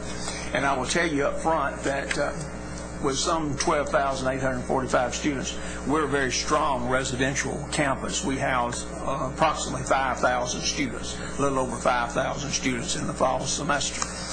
We run at least 100% occupancy. During the last fall semester, we ran over 100% because in a number of cases we had to put 3 people per room. So I would like to start with a housing complex that we built first, going back in 2006. I would tell you that we had 3 residence halls, or what in East Texas would look like chicken houses, 3 long dorms at that time that really looked like chicken houses where students could drive their car up right in front. Would house about 300 students. That was built back in the 1950s. That's no longer what students want on a college campus. They want apartment style, and you have to provide that. So we took those buildings down, those 3 individual buildings down, and we built a new lodge, and you will see a picture of the lodge there. It's a 4-story building, houses about 316 individual students. Cost us about $13 million approximately on the building itself. And adjacent to that, we had to build a parking garage right across the street, which on the inset you will see is a parking garage, and that will handle approximately 550 cars. Students that park there. There's also an area on the top 2 floors for faculty members that park there. Then the next project that we moved to, once again I would remind you, as you well know, that will be paid for by students paying housing fees and etc. Next, we went across campus and built another housing complex. We took down 2 old buildings. One, we had a residence hall that was approximately 250 students. We had an apartment complex that really had been used in the early years for faculty members to live there up to 2 years. In other words, when a new faculty member moved to Nacogdoches, could not locate housing immediately, they could rent for the university for those first 2 years. Later, that was done away with, and we had students there. But we took down those 2 areas and built what you see there on the screen, the Lumberjack Village. That facility is approximately 600 beds, 600 students that live there. It's made up of 4 different buildings. 3 of them is what we would call apartments or residence halls, and the 4th one is basically a community center that's built in the middle of it. In addition, you see once again another parking garage that's built adjacent to that, which will accommodate about 700 cars in that particular location. Okay, then next we will move to the student center. The Student Center is right in the center of campus across the street from the Stephen F. Austin and the Thomas J. Russ building. That building was built in 1964 and needed major renovation to that building. And so basically what you see, we renovated that building plus basically double the size of that building. And in that building, you'll see there's a 3-story atrium there. We have a bank in that building. We have convenience stores in that building. We have computer center where students have access to at any time. We have meeting rooms for whether it be your school paper, your school yearbook, your Greek organizations, etc. And we also have a theater there that will accommodate about 400 students where we show movies, which is extremely popular. You may not be able to see right in front of it, but we closed the street that went through campus, and it became part of the Student Center Plaza, which is built there. And it's lined with trees down the middle, and it's covered with brick. It's very much like going to the city in one of those areas. So students are able to sit upstairs at the second level or at the ground level, drink coffee, visit, etc. At night, there are dances, all type of programs held there. It's a fabulous facility. One of the things, we have a Barnes & Noble bookstore there now, and we have 2 Starbucks coffee shops in that building. So that building is extremely, extremely popular. And then next we built and let me comment on that. That building is paid for by our students. We appeared before the legislature, and we received authorization for the students to tax themselves. There is a fee that they pay that pays for that building and etc. I tell you, that building is open the majority of the hours per day. It is used around the clock during the 9 months. Next we go to a student recreation center. We built a new student recreation center that you will see there. It's a state-of-the-art that we just opened a couple of years ago. That building does have a climbing wall, going back to the last question. If I remember correctly, Dr. Golden, it's about 39 feet in height, the climbing wall, but it has all the walking tracks, all the jogging tracks, the basketball courts, the volleyball courts, all the weight centers, all the cardiovascular equipment, and etc. It has saunas, spas, you name it, training facilities, etc. We have a swimming pool there. We have a diving well there. We have the lazy river on the outside of it. It's an extremely popular building. We open it at 6 a.m. each morning, and we keep it open until 12 o'clock midnight, 6 days a week, and a half a day on Sunday. We run between 11 and 12,000 visits per week for students or faculty using that building. It provides employment for students for about 350 students per week. Now, I do not have a slide, but I want to make a comment on a facility next to that. We also had another housing complex that was really what all of you would refer to as the old Army barracks that had been built in the early days back in the 1950s that married students lived in. A couple of years ago, we did away with that. We built 16 new regulation tennis courts in that facility, plus a new tennis building, an office building for the coaches, dressing rooms for our team, for visitors, public restrooms, and etc.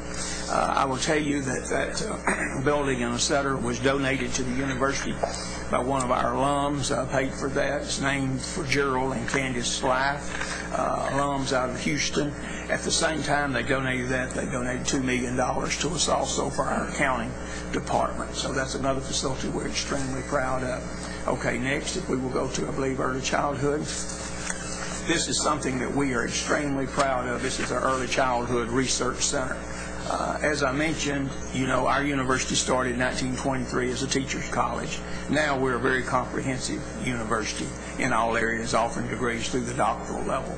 But we're still very, very strong in teacher education. In fact, the College of Education is the largest college on campus.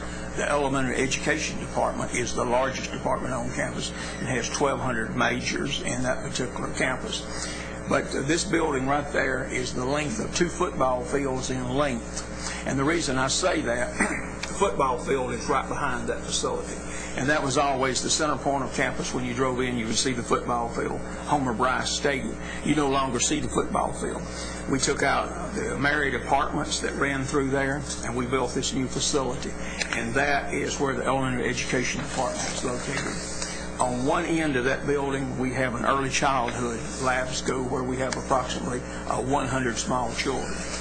They take them from just a few weeks of age up through pre-kindergarten at that level.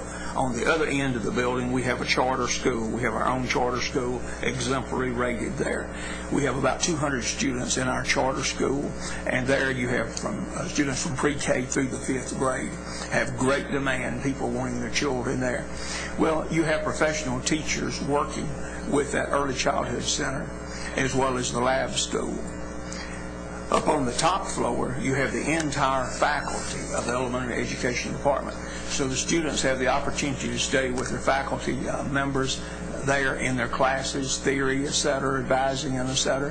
But in addition, then they can go down on the first floor, and when they're working with the other teachers that are working in those areas, they can also have their college teachers down hands-on there. So it is something that is very, very special.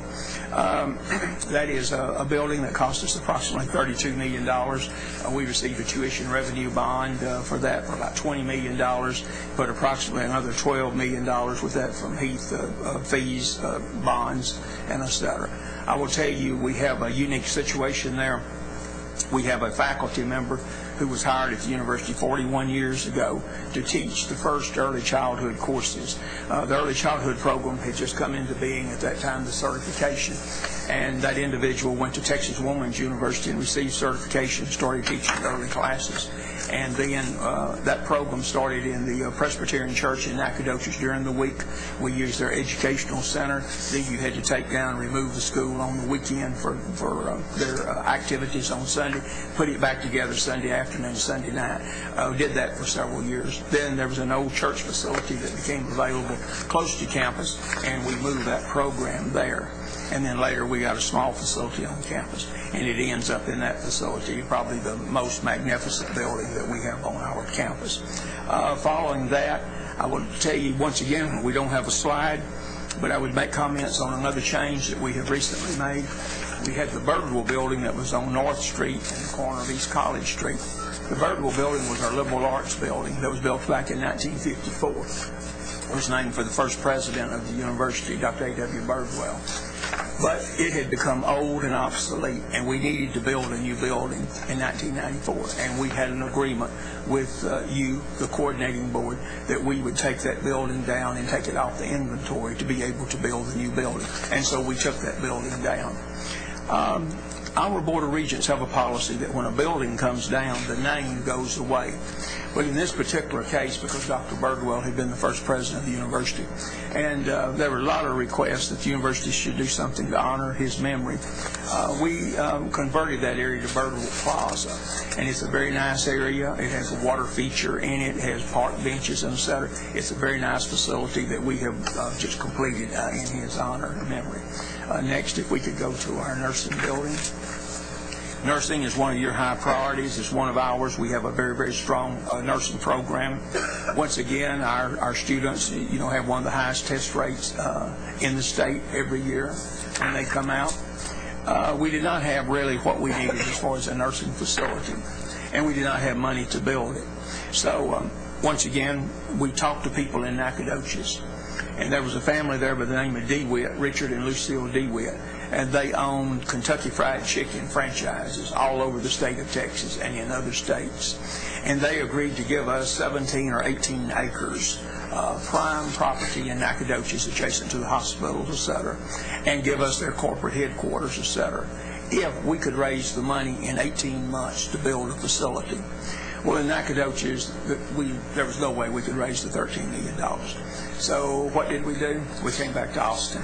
And we requested a tuition revenue bond the session before last, and we were successful and received a $13 million tuition revenue bond.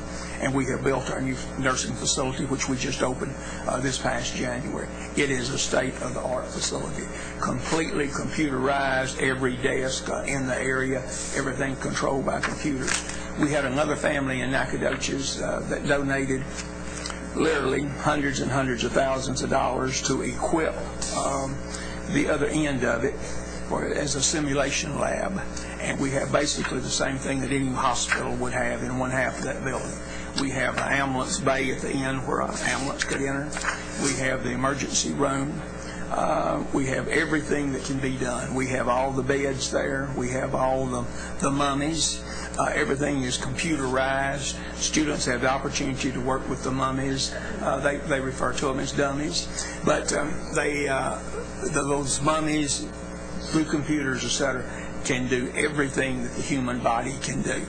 You have, babies being born there in certain areas. You have others, people with every kind of disease you want to name. They're able to do that computerized up to people through death. Our students really have a real experience there. We have recently received the Lauderdale Center for Excellence, one of only 15 in the nation to receive that designation. So we're extremely proud of what we have just done in our new nursing program, because we stress education strong, turning out teachers. We stress nursing very, very strong. Now, in regard to this summer, a project that we're involved in right now will be our chemistry building. This is a building that was built in 1938. We need a new chemistry facility, but we don't have the funds to do that right now, and so we are renovating that building at the current time. We've been doing it during the spring semester, doing it during the summer. We will return to that building this fall. It's basically life safety areas that we're working in, bringing it up to code and et cetera in that particular area, but it will be ready by the fall. Next, we're building a new parking garage on another area of campus, and where this parking garage is, we had a high-rise apartment complex originally when it was built back in the 70s. It was a dormitory at that time, and it was named for one of the early faculty members on our campus. But it had become obsolete through the years and would cost us so much to renovate that building, we decided to take it down. And so we did so starting in January. We were not able to implode it because of the location and liability. So it was great entertainment in Nacogdoches the month of January and February for everyone to come to the campus and bring their lawn chairs and sit out there and watch the big ball swing into the building, and gradually take it down. But we have it down, so the parking garage is being built for 1,000 cars. It will be completed by this August. Adjacent to that, we're building a new residence hall, a freshman success center. Once again, it will have a separate area very similar to the ARC we have in the library. It'll be an academic component area for all the students that live in that residence hall, and in addition for any other student that lives in a residence hall on campus. And then the final project I will mention that we're in at the current time, we're changing the entrance to campus. We have an entrance that was dated and obsolete back in the early 1960s. All of that's being taken out. It's an area that's not safe entering campus. We have worked with TxDOT. We reconfigured that area, moving signal lights and et cetera, where there will be an entrance into campus and an exit to campus that makes it much safer for visitors especially to come to campus. And we will have that project completed by the end of the summer.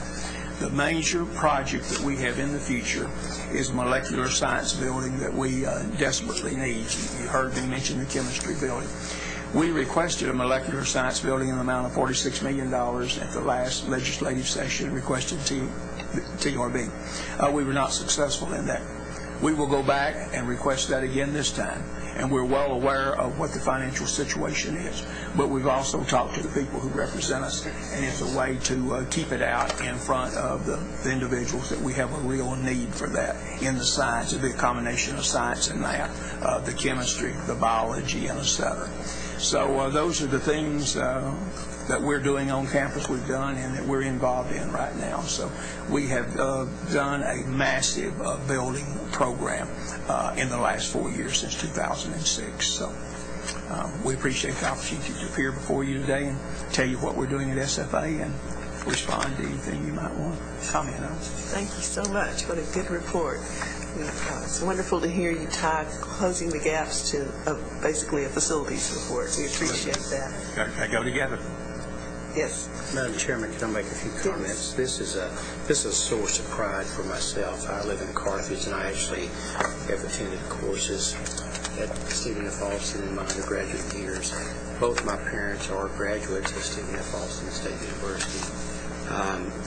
And y'all have done a marvelous job in my eyes as I drive through Nacogdoches on my way to Houston for the last 5 or 6 years, and upgrading your facilities, I think it's been a wonderful academic institution with a rich history of making some just major contributions in areas, particularly teacher education. I have 2 questions and 2 requests, and 2 things and 2 buildings I hope that y'all will not tear down. One is the old stone fort, which has a lot of historical value to all of us, and I hope that if any of the board members or anyone goes through Nacogdoches, that they take that opportunity to stop there on y'all's campus. And if I remember correctly, it's in the center of your campus. Correct. But a lot of historical value. The Fredonia Rebellion took place there in the midst, in the center of your campus. And Nacogdoches was, I guess, is still considered the oldest city in Texas. Correct. And it was a stopover for a lot of settlers as they came into the area to stop there and refuel, I guess you might say. The second question I have is Wisely Hall still there? And I hope that y'all will think very seriously before y'all put the demolition ball to Wisely Hall, because there were a lot of World War II veterans that came back after World War II, and my father and my dad was one of those individuals that often tells with a lot of pride about how he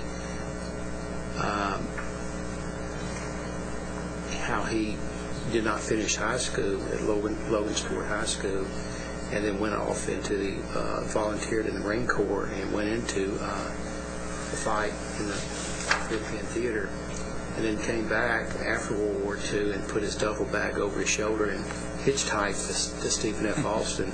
There wasn't any room at all on the campus, so they put him in the basement of Wisely Hall and gave him a wonderful opportunity to achieve a college education. So it's just, it's got a rich heritage.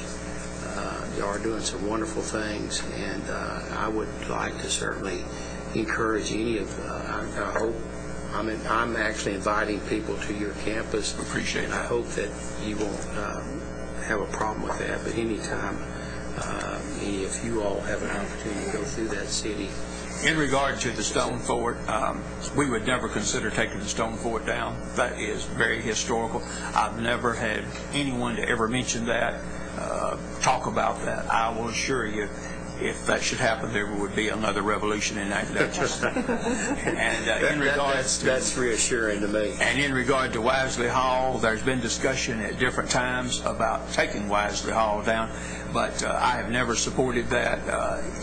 Even before I was vice president, before president, I was vice president for about 27, 28 years. Housing was one of my areas. Wisely Hall is something that's very dear to me personally. We made that an honors hall for students, really our very best academic students live in it. Maybe one of the oldest, but they desire to live there. So I can assure you, as long as I am there, there will never be any consideration given to removing Wisely. It is near and dear to the hearts of a lot of World War II veterans that came there, and y'all open your doors up to those fine men that served our country. You will. And I can't remember the name of the women's dorm that I guess is the women's version of Wisely Hall. Gibbs Hall. Gibbs Hall. Gibbs Hall. What's the name of the old basketball? No basketball gym that y'all used to have. Aikman Gym. Aikman is no longer there. That's now a parking garage on that. Y'all used to have one heck of a basketball team, and still do, that had a strong rivalry with Sam Houston State University. We still have it. Yeah, and that, again, is off the subject, but I just think it's worth saying. Thank you for being here. Thank you so much. Thank you. Any other comments or discussion? Thank you so much. We really enjoyed your report. Thank you. Let's see. The next item is on the consent calendar. Item 4E is a discussion of preliminary recommendations of the Deferred Maintenance and Replacement Value Work Group. And Mr. Keaton is here to discuss this with us. And while Tom's coming up, I wanted to point out that at your place, there is a packet of information on new construction and projects that were submitted, kind of the breakout, yes, this one. So that's for you to look at, and if you have any questions, feel free to contact any of the staff. This kind of gives trend lines on the different projects.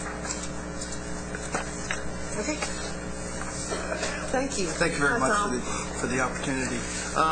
This is an interim report regarding developments in the area of deferred maintenance. Subsequent to the panel discussion in December of 2009, the Planning Administration staff formed a deferred maintenance working group that was represented by all the systems and the independent institutions. We met on numerous occasions. There were many robust and passionate discussions in the area, but we believe we've come up with a solution that meets the needs of both the coordinating board and the institutions. There's been a great deal of work done in the past years. I think in your materials you have a chronology of some of those endeavors that have gone on. And in all those, part of the work and part of the recommendations were implemented, some weren't, and we took those as a start point. We also looked at the best practices across the nation that were both recommended and in use, and the input of the institutions and coordinating board staff, and came up with a solution, and this is an interim report of that. One of the first areas one other thing we did is we also collaborated with SHEO to conduct a national survey of deferred maintenance, how it was funded, what were the different definitions. So we incorporated all these different sources of input into our discussions and our ultimate recommendations that will be coming forward in the future. One of the first things we had to look at was our energy replacement value calculation. A very complicated formula, and I could go at great length if need be, but many variables, and anytime you introduce that many variables, strange things happen, and some strange things did happen to the numbers.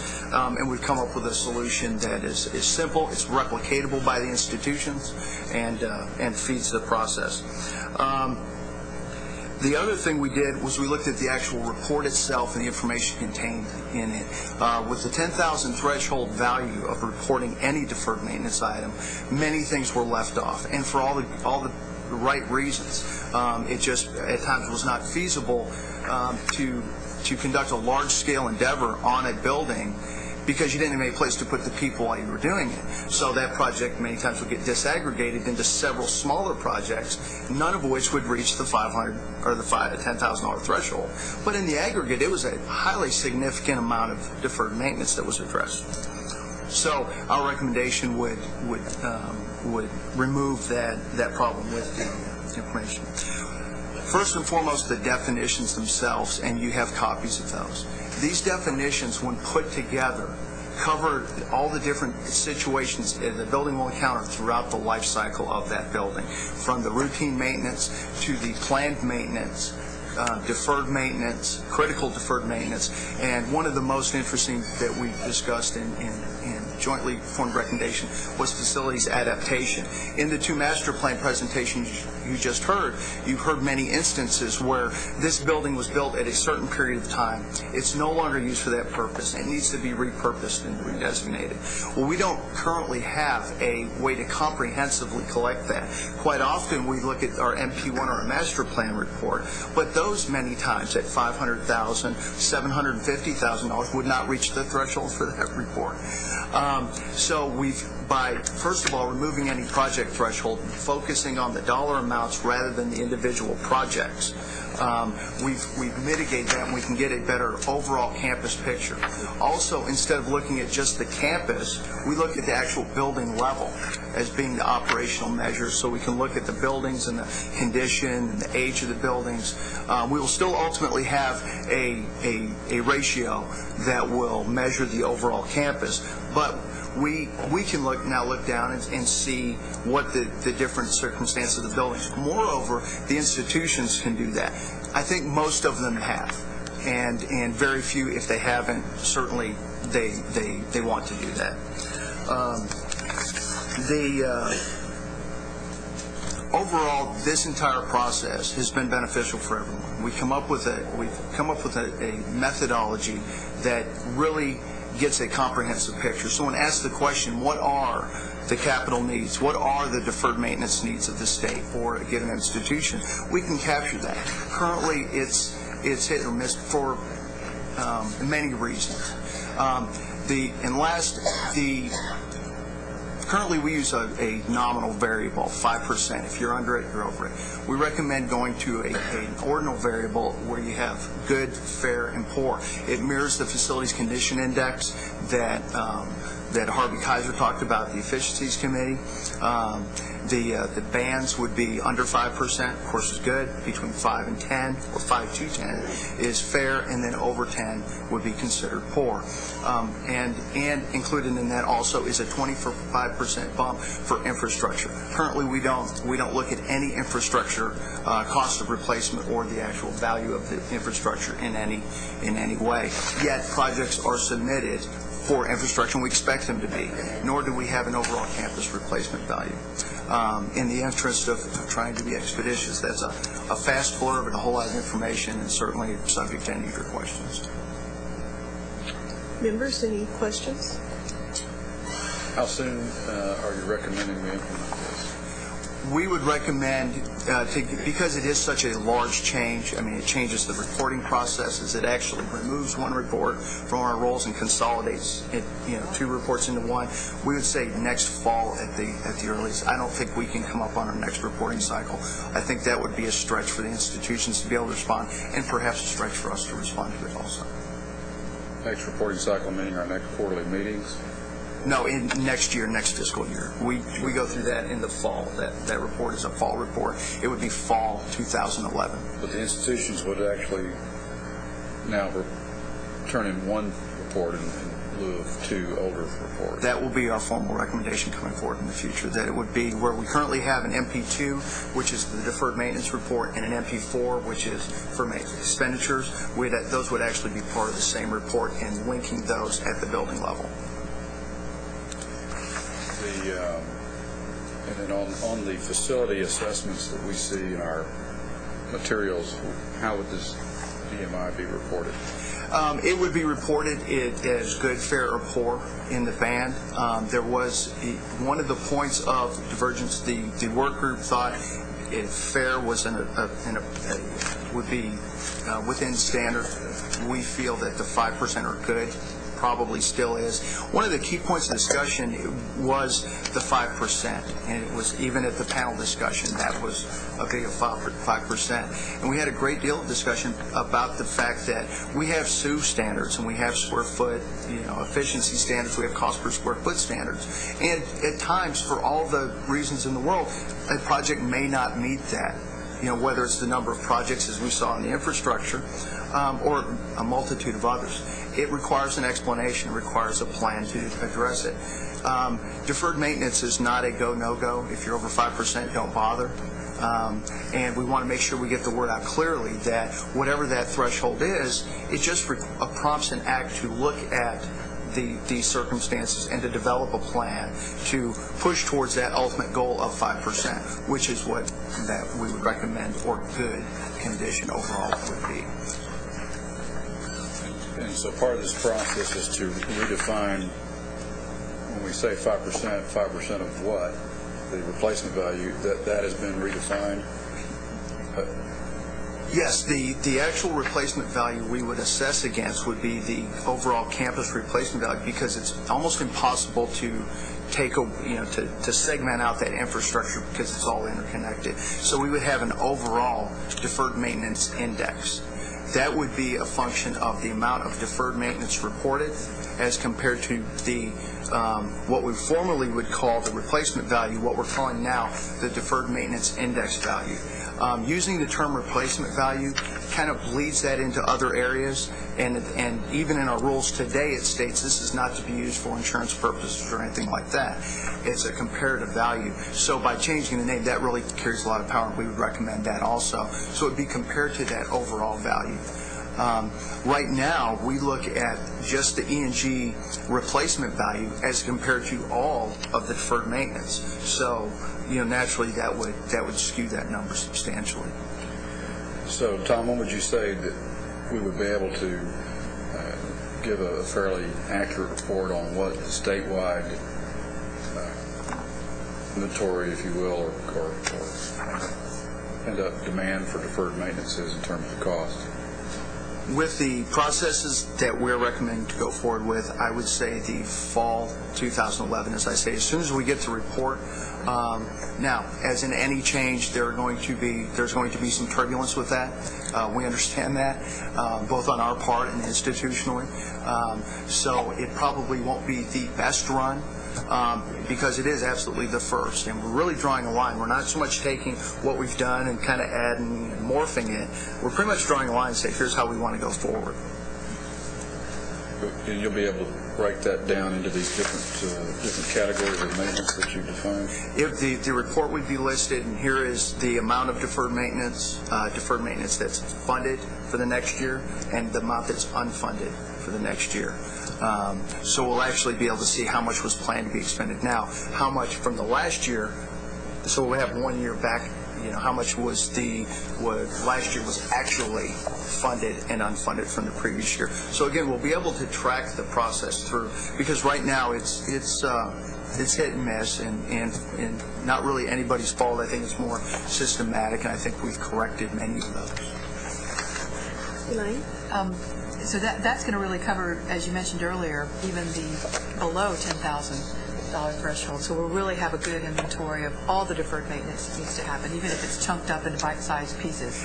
Exactly. Well, there's no threshold. It's the total amount. The operational measure is the building. The only additional things we'll ask for are the top 5 projects that the institution identifies, and then all those amounts aggregated into different building systems, whether it's roofs, mechanical, structural, etc. And you mentioned that the committee consisted of representation from all systems. All systems and independent institutions. Awesome. So we really had participation from the total ecosystem.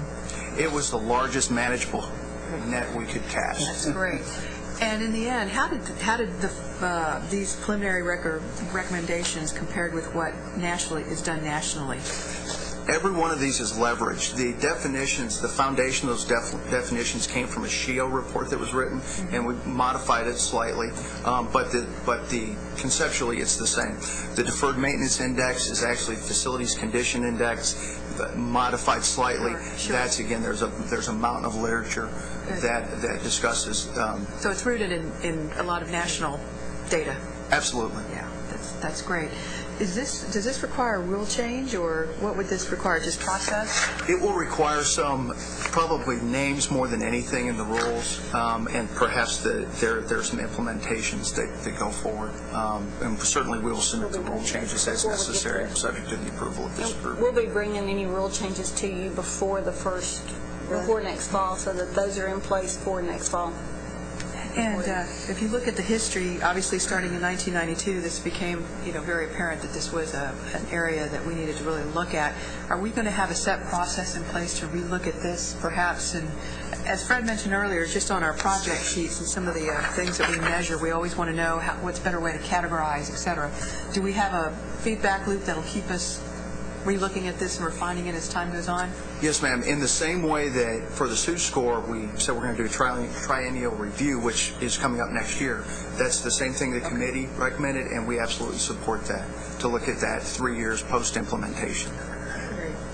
We're not bringing this to you for recommendations because we're just now we worked with the systems, so we're now sending it out to every single institution for their comments. So after that, then we will be bringing it back for recommendations. And further, on Thursday, we have a resource management update, which is an annual event, and we will be talking about this. So that's even a wider net that we cast to try to get as much feedback, provide notification, and to prime the institutional responses that will be needed. Thank you. Thank you, Madam Chair. Oh, thank you. I guess this will be a much more useful tool in recommending formula funding action for the legislature to know the state that the facilities are really in. I believe it'll give us the ability to paint a far more accurate picture than we can today. Thank you so much. It may have ramifications for recommendations in the 2013 session on how we fund capital funding, including deferred maintenance. Yeah. Okay. Thank you for your Thank you, Tom.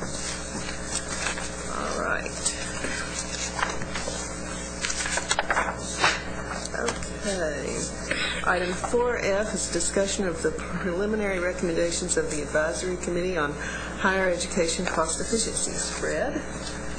I'm going to make a very brief report, Madam Chairman. The July board meeting, we will receive a draft report that is in process right now, working with our consultant, Dennis Jones. In your books, you have a list of the 20 members who have courageously served on this advisory committee, 10 from the world of higher education and 10 from the world of business, most of whom all have some level of experience with higher education, and many of the higher education representatives who have had some past experience in either private industry or city management and things like that. So we've had a really good cross-section of participants and some very rich ideas that have come up.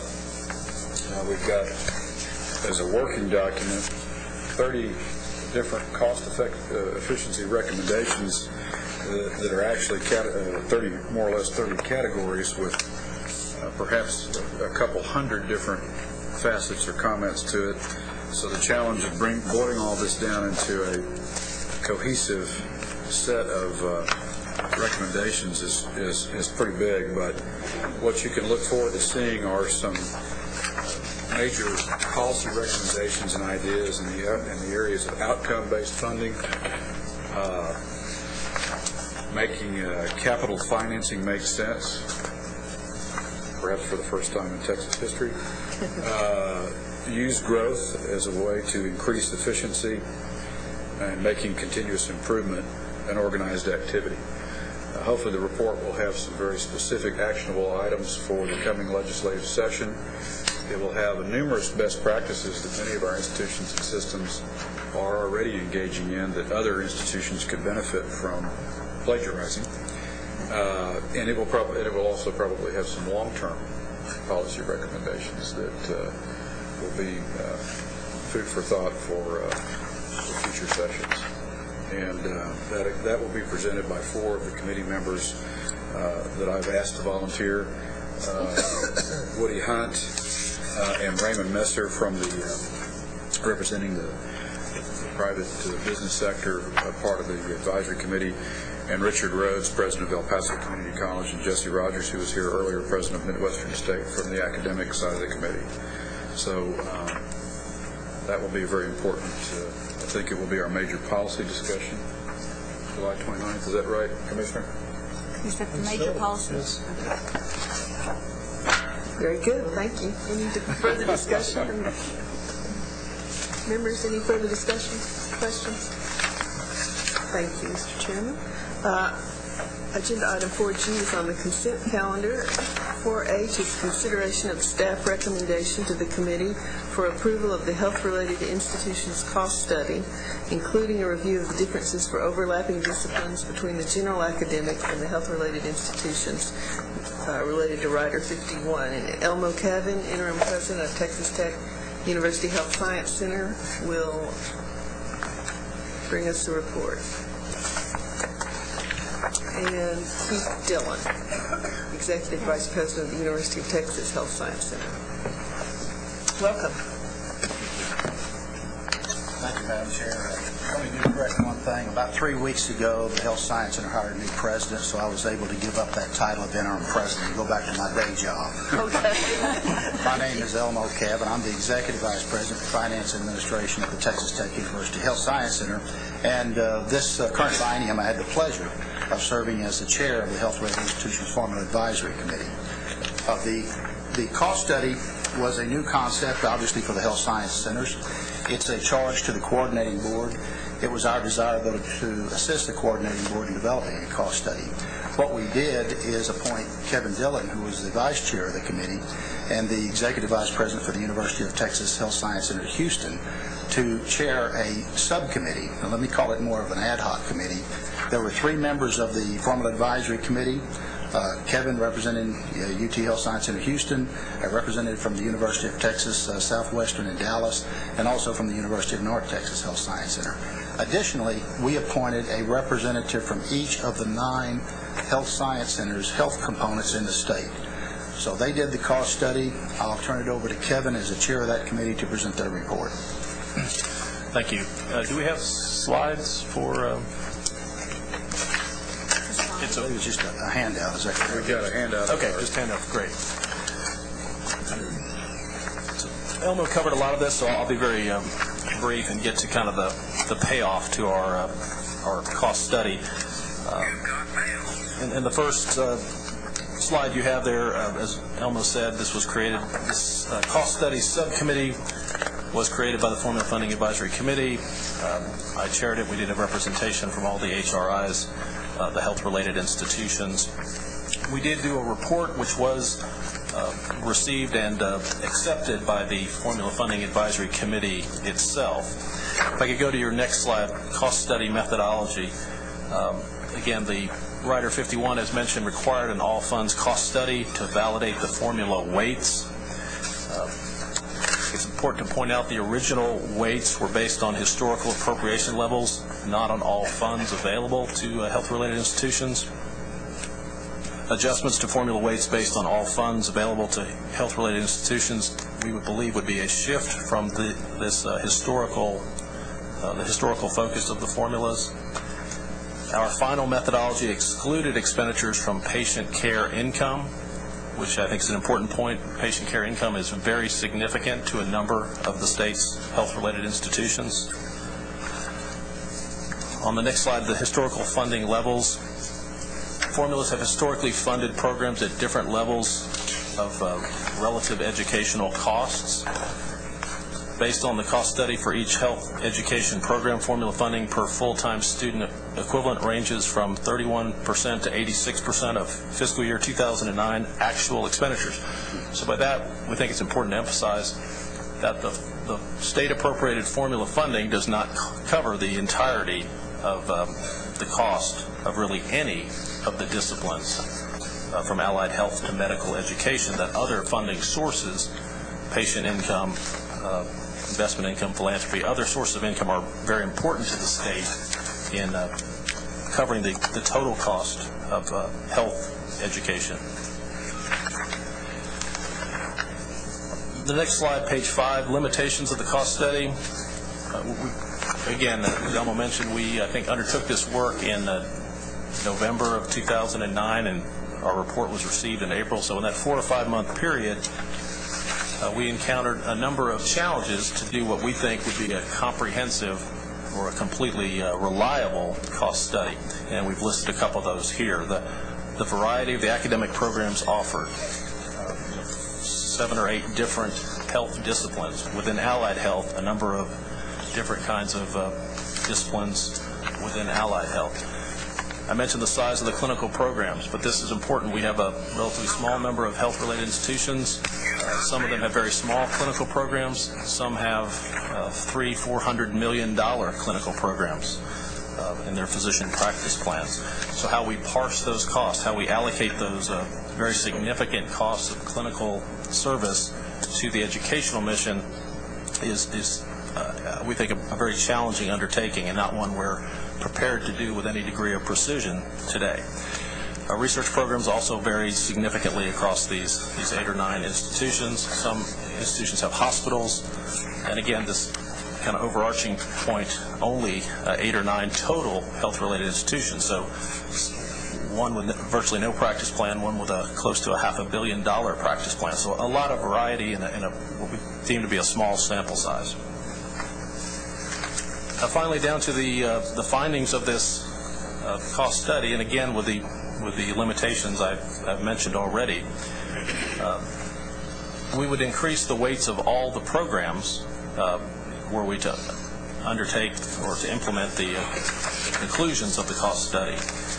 Without additional funding, the increased weights would result in decreased lowering of the base rates by over 35%, and a lot of significant shifts between programs. Let me spend a moment on that point.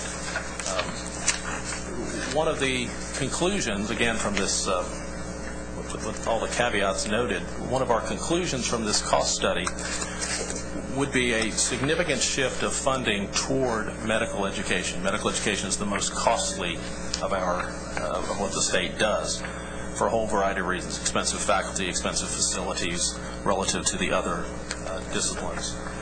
So our concern would be, if we just looked at the costs associated with medical education, you would say, well, we should go from a 4.7 weight to 8, or in some versions of what we did, even higher. But with a finite amount of funding, or a fixed amount of total funding going into the formula pools, there would be inevitably winners and losers. More money would go to medical education. Inevitably, less money would have to go to other disciplines, nursing, allied health, and the like. So we were concerned about that. And with this backdrop of these different revenue sources, again, the medical education probably has available to it the largest amount of other kinds of funding, again, from these practice plans, from hospitals, hospital support agreements, and the like. So with all that, we concluded, our final recommendations here, we should not, the committee, the subcommittee on the cost study and the Formula Funding Advisory Committee, in receiving and accepting that report, recommends that the cost study should not be used to modify the formula matrix, the various weights. And the cost study should be merely used as a tool by the Formula Funding Advisory Committee each biennium to evaluate the formula matrix for potential weight changes. It should be a factor that can be considered, but it should not be a solely determining factor to change the weights by which we allocate funding across health disciplines. Those are my prepared remarks, and Mr. Cabot and I certainly welcome any questions or comments that you have. Thank you. Thank you. I did want to let y'all know that you have the cost study, the full study at your place. Members, questions or discussion? I'd like to ask a brief question, and this it's a little bit beyond what you've addressed today, but when we look at and compare the cost effectiveness of teaching or educating allied health professionals in an academic setting versus a health science setting, how does that compare? Well, that was I think, a separate charge to the committee, and we did study principally as it related to nursing and pharmacy. However, obviously it would apply to allied health as well. And the Health-Related Institution Formula Advisory Committee did not feel there's any correlation that exists between the general academic and the health-related institution formulas. As you're aware, the legislature creates separate pots of money. One pot of money for the general academic institution, and there is a general academic institution formula advisory committee that then allocates, and that formula allocates to the respective institutions. They completely set a pot of money for the health-related institutions. The health-related institution formulas allocate that money to institutions on the health-related side. So there's no correlation between the two. It's not the intent that specific disciplines, across different types of institutions, be allocated with those formulas. Also, individual elements of the formula, for example, nursing, pharmacy, or even allied health, they're only individual components of the overall instruction and operation support formula. They cannot be looked upon as standalone formulas, standalone units. The formulas are not really pure, we know that, but they're the best methodology that we have as far as allocating those respective pots of money to the respective institutions. I know we feel that way in the health-related institutions. I think that the general academic institutions feel very much similar. Now, I say they're not pure because of the fact that I don't know of any institution that actually takes a formula when it comes down to writing an operating budget and writes that operating budget based on disciplines and the money that is generated by the formulas in writing an annual operating budget. But I think most people will agree that there are good methodologies as it pertains to allocating those respective pots of money to the respective institutions. The instruction and operations formula, they fund everything that we do in a health science center with the exception of our infrastructure, which is the physical plant, and our research. So what they do fund, they fund our cost of our administration, of our academic administration, our student affairs. They fund the cost of the library. So they're not just a formula to fund the cost of instruction. They fund everything else we do. And these fixed costs at a health science center are spread over typically around 2,400, maybe 3,000 students. You go to a general academic and you're spreading the fixed cost of those same operations over as much as 25,000, 50,000 students. The Health Science Center I&O formula also obviously allocates monies to only 9 institutions. There's 7 disciplines, and there's only one weight for each of the disciplines. Many more general academics in the state, and the general academic formula spreads those costs over 21 disciplines with something like 70 total weights. So for those reasons, we really felt that you can't really compare the two. They're allocating separate pots of money, and there's no other distinction that can be made between them. You know, I'd like to kind of simplify this a little bit more if I could. Sure. And I think I follow you on a lot of what you said, but some of it I didn't quite follow you on. Let's just give an example. If you're going to educate a pharmacy in an academic institution, and you educate a pharmacist in a health science institution, when it's all said and done, you've got the same, quote, product. Okay. From a taxpayer standpoint, and when we look at effectiveness and efficiency, is it more effective and more efficient to go the academic route if you're going to produce the same product? Or is it more cost effective and efficient to plug those into a health science model? Because in the end result, you've got the same product. And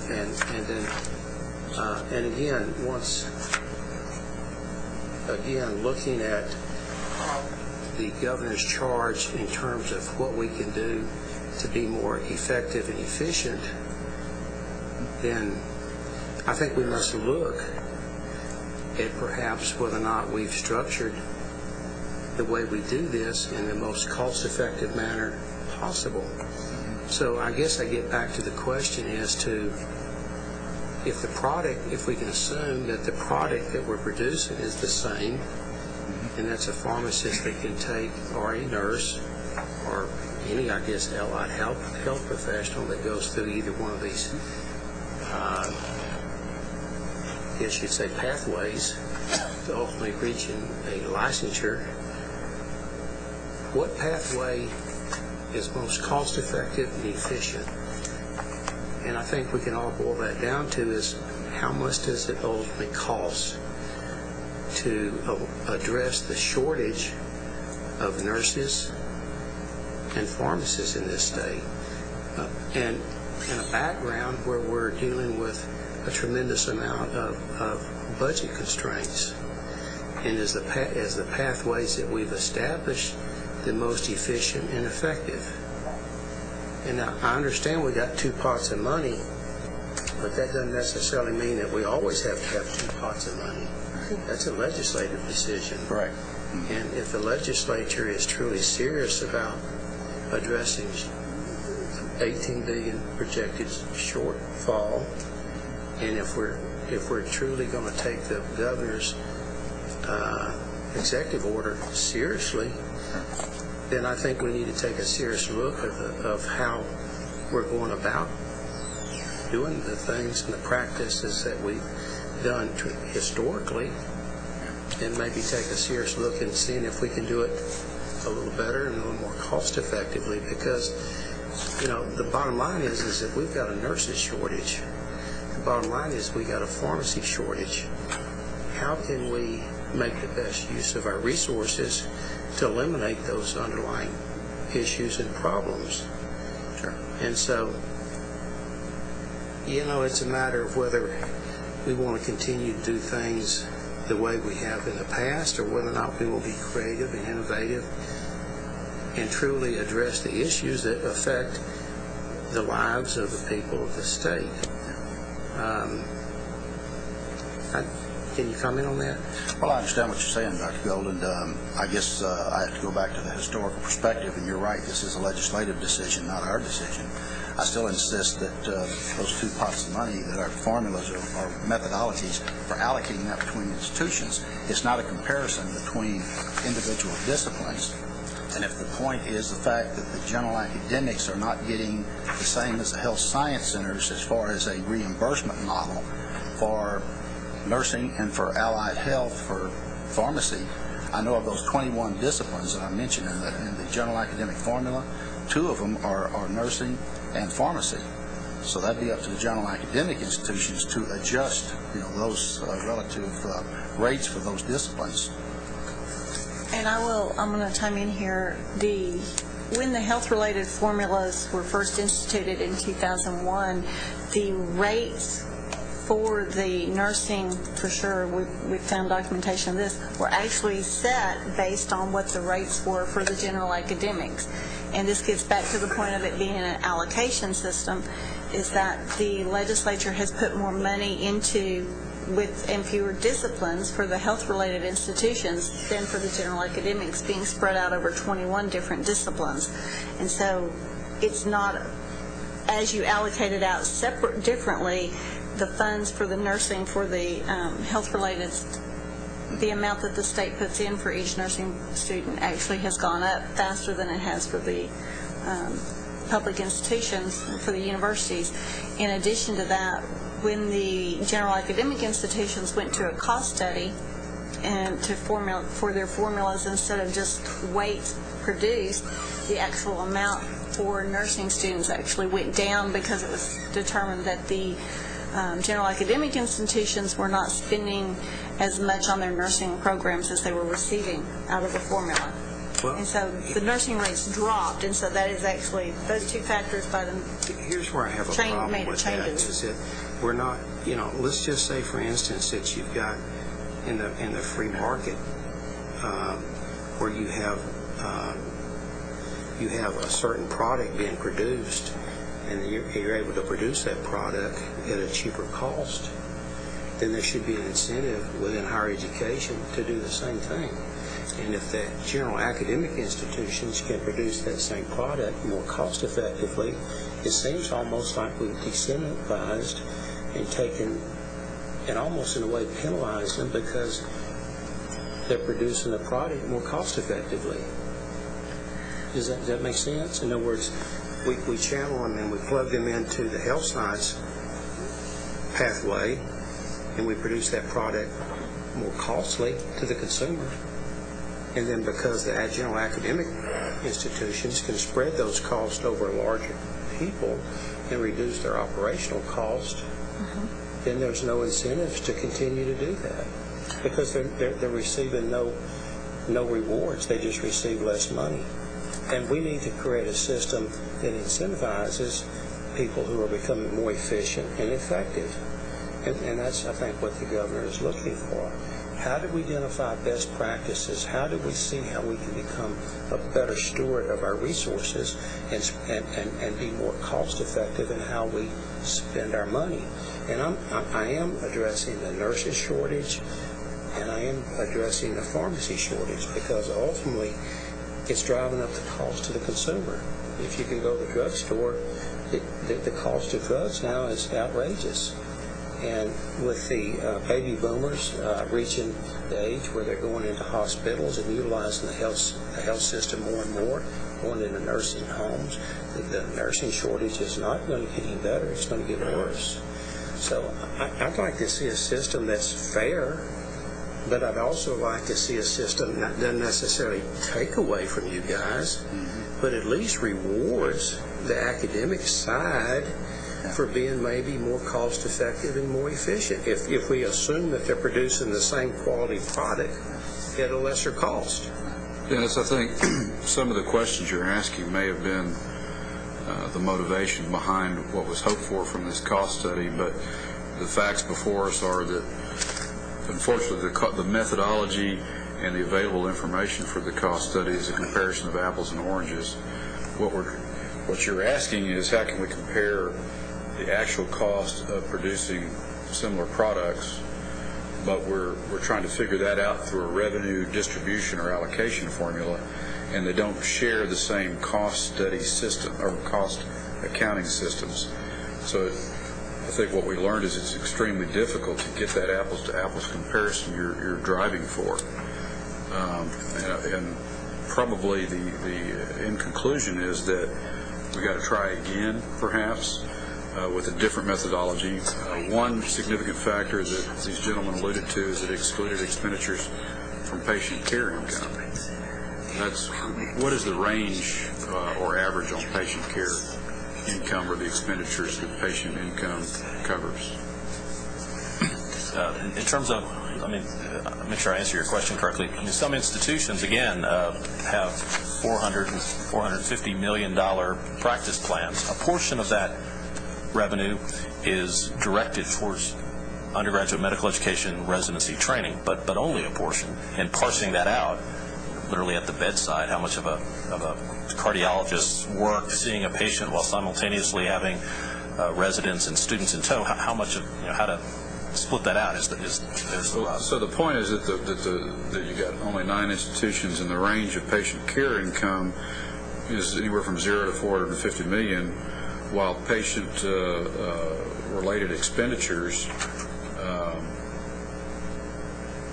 that part of the pie wasn't taken into account or eliminated, so you were comparing apples to apples even among the 9 institutions, I guess is kind of how I took that point.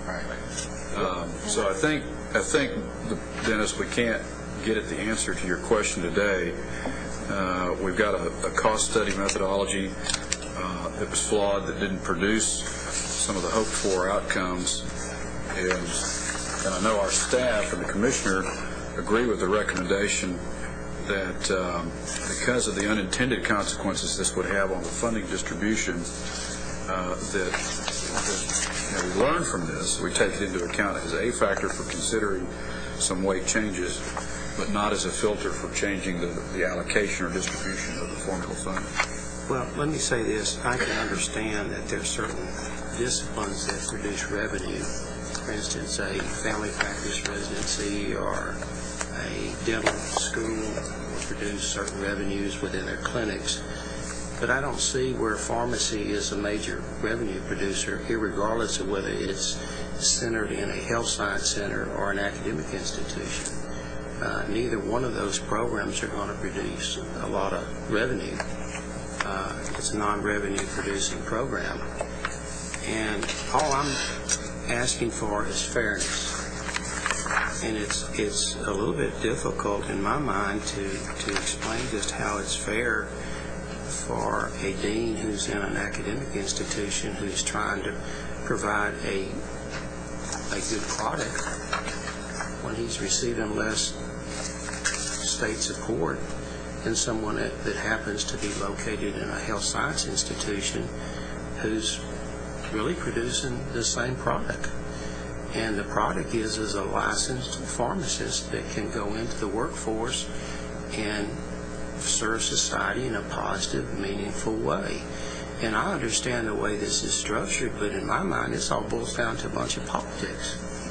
It doesn't boil down to anything that has anything to do with being effective and efficient, and for which the governor has appointed us to be looking at.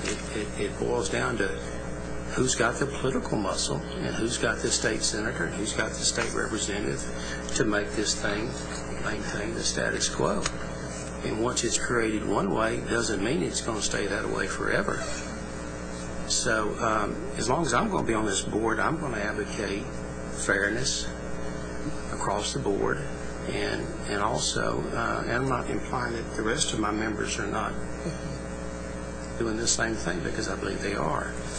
But it's a little bit difficult thing to try to explain to some of the other institutions when they ask you some real legitimate questions about being fair. And when we don't treat certain institutions fairly, and we don't implement policies across the board in a fair and even-handed way, and I'm not saying this agency's not doing that, but I'm saying that when it gets over to the hill over there, that's when things change, and it makes it a little bit difficult and awkward for us to try to explain those situations.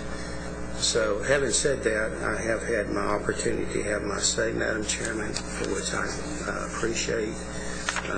I'm glad that I'm a member of a board that y'all will allow us to have an open discussion and to verbalize our ideas and opinions, and then I'm going to be on board to work hard to make it work the best way I can.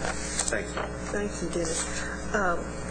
I have a question. I know less about this than probably anybody's ever been made chairman of this committee, but I'm going to play catch up. From what you all have been saying, it seems to me that at this particular time it would be very difficult to really answer your question. You can't, right now, the way it's structured, there's not anything this board can do about it, because when it gets over to the legislature, they're the ones that are, in my opinion, that are making the decisions. And, regardless of what policy we set in place and how we decide to address this, and I believe that,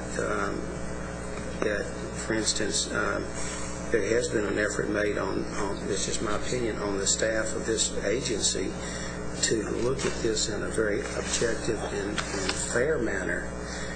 And then when it gets over to the Capitol, it's just changed.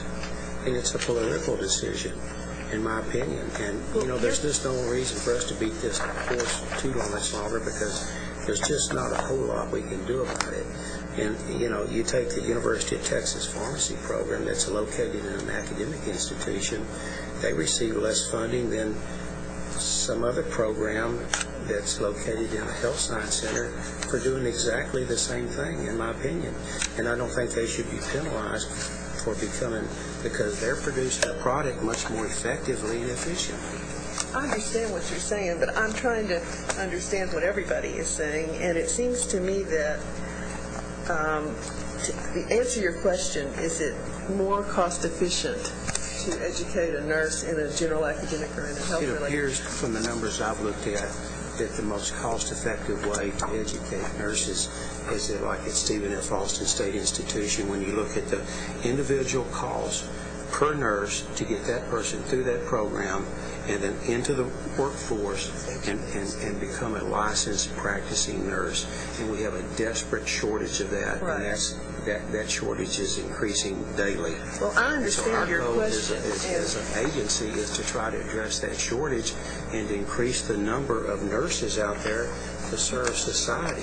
So, yeah.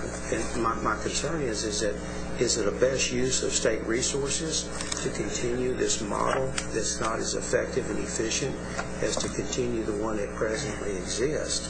Now, I don't think we have the authority to address that issue, but that may be something that we may want to look at as an agency in terms of our effectiveness and efficiency study that we've been asked to look at by the governor.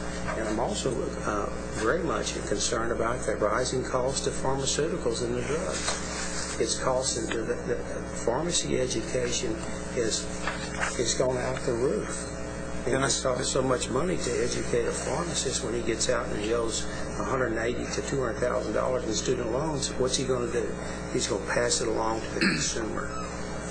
So I want to see the cost of pharmacy education go down. Yeah. For fear of getting sidetracked, because, I think we all have issues that we would all like to talk about, but we don't have any control over. We don't have any control of this. Right. Other than the fact that we may be able to address this in the efficiency and effectiveness study. What I was wondering is in what we approved today, Fred, you alluded to a future cost study, something that would make sense. We will be continuing this through the cost study. We will be putting it on. It's been a short time frame, and so the committee is going to continue working it and trying to refine it. So that there would be a way to possibly anticipate future interim charges. Yeah, yeah. So I don't think this is the end of the day here, is what I'm trying to say. So, yes. I do think the horse is dead. When general academics first did their cost studies and so forth, I think they went through about a 2-year process before they were able to refine their cost study. Right. We've been through this, as Kevin said, in about a 4-month time period. Right. The issue is that the medical schools, obviously as part of a health science center, have so much income generating capacity. Right. That is very, very difficult. We do in a cost study, especially when you're looking at it on an all-funds approach, it throws all the money, it pulls it away from all the other disciplines and puts it over in medicine. We cannot afford that as institutions, to stay alive. And so we will see if we can refine different methodologies, as Fred said, as Kevin said, when you have doctor-patient interaction, there's an income-generating capacity there, there's a service that's provided, there's an educational function. And the cost study, as far as our cost accounting systems, don't really capture those kind of differences. And so different institutions record those costs in different manners. And that's a nationwide phenomenon. That's not something unique in the state of Texas. Very difficult. I understand. Madam Chairman, I know you need to call the question, but I do want to recognize that Elmo is also one of the 20 members of our advisory committee on cost efficiency. He has been participating in that, and I think the coordinating board may have been personally responsible for adding at least one page to your resume, but with all these, I don't think that's all these study groups. But we appreciate your service for both of them. Thank you, sir. Do I have a motion? I move to approve. Elaine moves. Second. Wallace seconds. All in favor? Aye. All opposed? Motion passes. Thank you, gentlemen, very much. Okay. Item 4I, update to the Committee on Statistical Analysis of Predictors of College Success. Susan. Hi, and I'm going to keep this very brief. This is strictly an update to let you know that this is going on. It's actually an LBB study. The coordinating board is helping provide the information to the LBB. In fact, they are going to come here and use the data, because it's all at the student level, on our machines, and we're working with TEA to get that in place. We will be bringing back some additional information on that to the September committee, but this is just to let you know that it's going on. Thank you, Susan.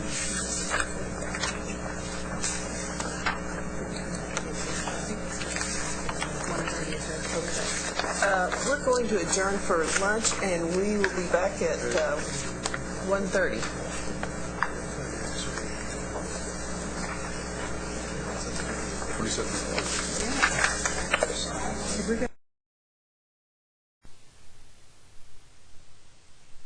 First item is Agenda 4K, 1 through 2. These are on the consent calendar. Agenda item 4K3 is a request from the University of Houston for a Doctor of Philosophy degree with a major in biomedical engineering. McGregor, can you tell us about this? Certainly. The University of Houston has proposed a PhD in biomedical engineering. Biomedical engineering is one of the highest projected growth industries in the United States over the next 10 years. Just for informational sake, the chair of the Board of Regents of the University of Houston, Carolyn Ray, the Vice Chancellor for Academic Affairs, John Antel, and the Associate Vice Chancellor for Academic Affairs, Ed Hughes, were all three here earlier. I presume they didn't anticipate quite as quick of a turnaround on lunch, so they may be coming back if there are additional questions that they might answer. But this is a very high-quality potential program. They have put and established a lot of resources that are going to go into this. The external review that was conducted provided very positive recommendations for the program.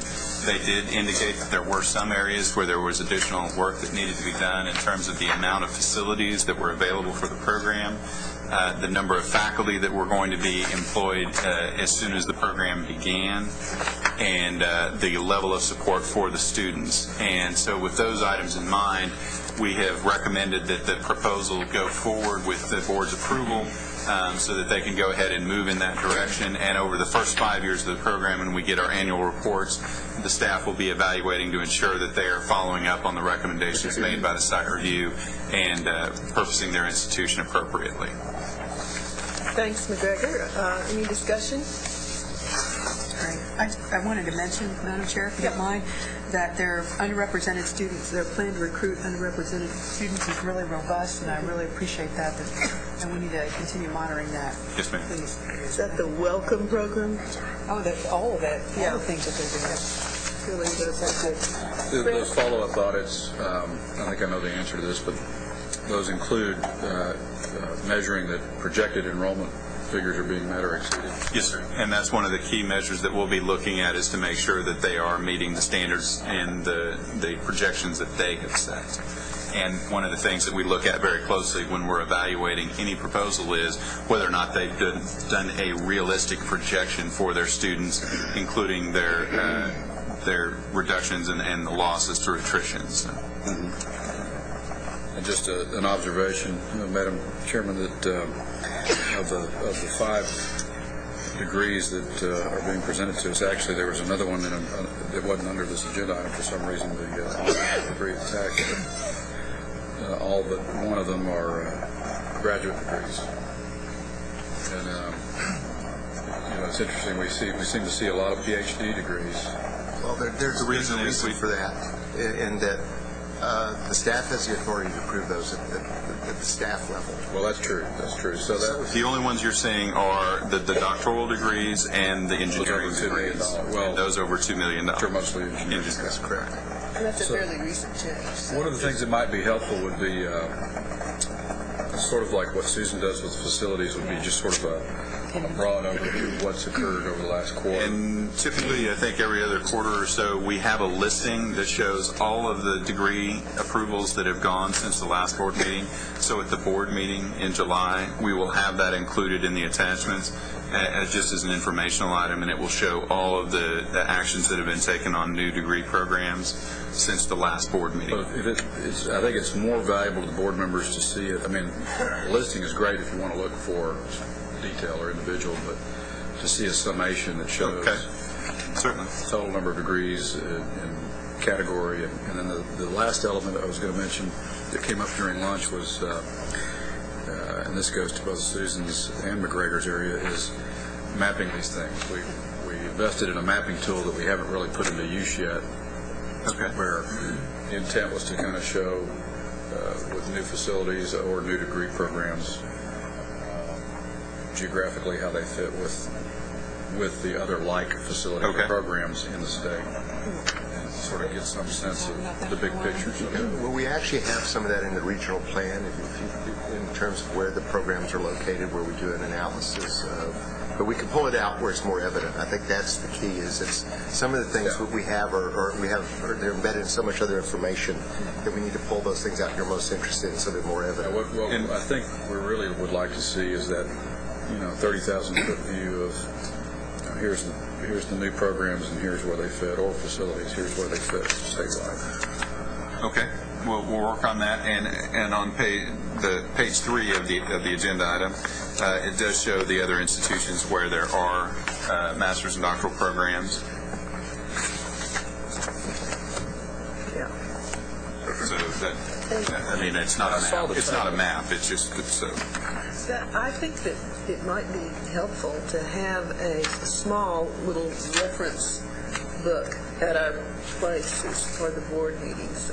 Things like what Fred is talking about, and the report cards, and then y'all wouldn't have to prepare them every time. We just have them. Okay, and in terms of having the maps for the different degree programs, that would be a very voluminous document. Oh yeah, no, I didn't mean the map, but I think we could. I mean, I would love to have a visual aid that is the map of Texas that's color-coded with dots and symbols, so that we could actually see, oh, look, there aren't any engineering programs within 300 miles right here in our great big state, things like that. Yeah, and that is exactly what we have in the regional report we need to pull out. Yeah, you've commented actually on some of the good information in that report before, and so we just need to make it more evident, pull it out. I would like to have that in my head when we're thinking about all these things. We don't want to belabor that, but it's just sort of a reminder that that's one of the tools we've talked about. Great. Sort of help the board with big picture analysis. All right. Any more discussion?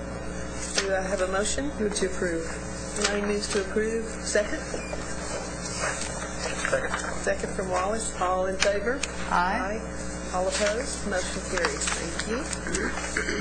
Item 4K4 was on the consent calendar. 4K5 is a request from West Texas A&M University for a Bachelor of Science degree with a major in civil engineering. McGregor? Thank you very much. If there are further questions beyond what I can answer, Dr. James Hallmark from WT is here. He's the provost at the institution and can answer other questions. But West Texas has sought the expansion in their engineering programs into the civil engineering field with this baccalaureate program.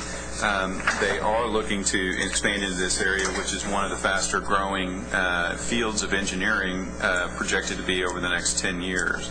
And at WT, they have expanded their engineering program successfully and have been adding additional programs as demand requires. And this is one of those areas where the staff does feel like there is sufficient demand in the industry to justify this, and do feel like West Texas does have the resources in place to be able to put forward a strong program for their students. And we do recommend approval of this. As you can see, there are significant 5-year costs appropriated to this primarily for reconstruction and facility, $3.63 million from HEAF for debt service. And that's going to be used for the facilities build out for their structures. So there are positive opportunities here for WT to be successful in civil engineering. Thanks, McGregor. Any other questions, Fred? I actually had a question about that HEAF funding. In the transition to the National Research University Fund, the constitutional amendment in the last election repurposed that fund. So how it repurposed the Higher Education Fund, HEF, which is the constitutionally designated pot. The HEAF, HEAF, and I think I'm saying this right, the HEAF is a general revenue fund that is appropriated to the individual institutions as a counterpoint to PUF funding for those 3 institutions that receive PUF. And so it's it has it's coming from a separate pool of general revenue. The HEF was an endowment that is now has been transferred over for NRUF. All right. Thank you for clearing that up. And McGregor, just so I understand, under facilities and equipment, they still need to raise $10 million also? Am I the wrong one again? The addition, they're going to be trying to build additional funds, and and Dr. Pat O'Brien, the president of the university, is here as well. Yeah, it just says the program depends largely on that. Thank you very much. We've got the resources right now in terms of facilities to handle the introduction of the civil engineering program. However, we're anticipating that the university is going to grow.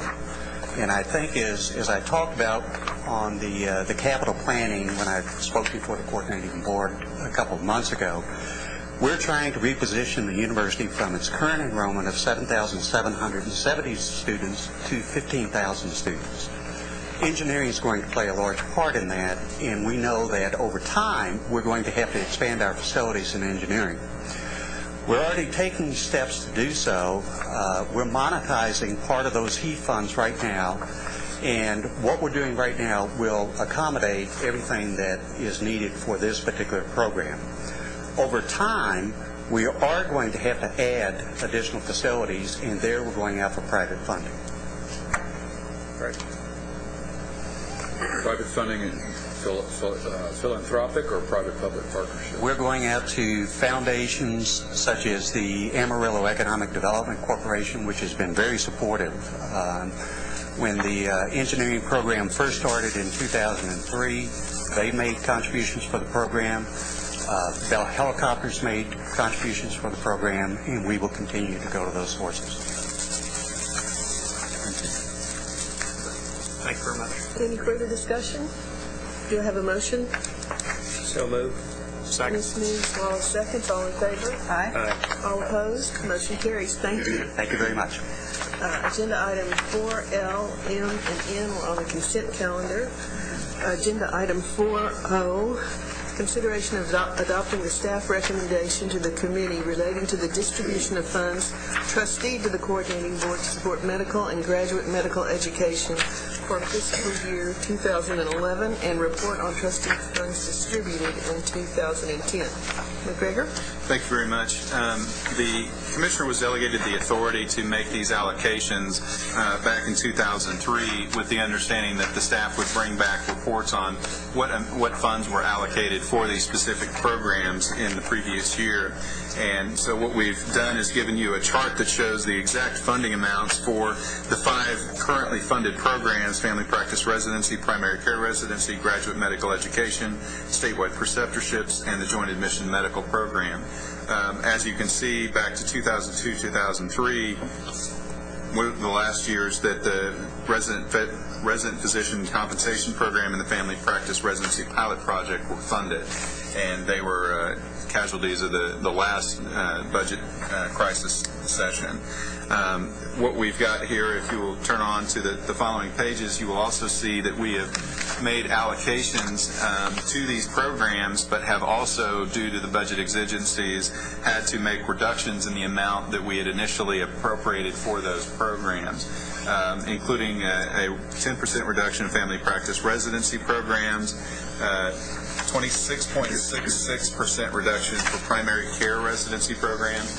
And the reason that reduction is significantly higher is because that program received an increase year to year, and so we basically took the increase out so that they received the same amount from one year to the next.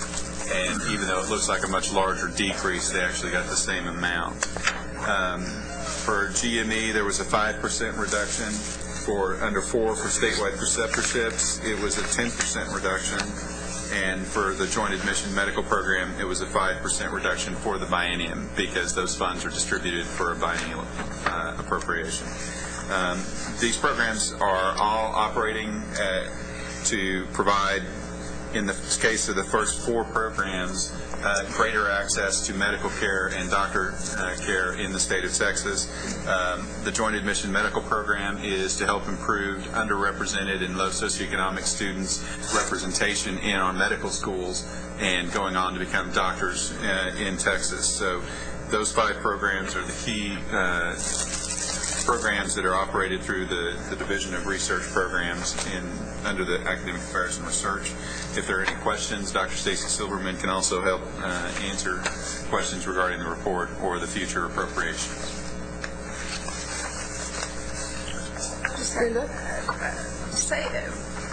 Why is this item, this is an item required to come to the board for approval?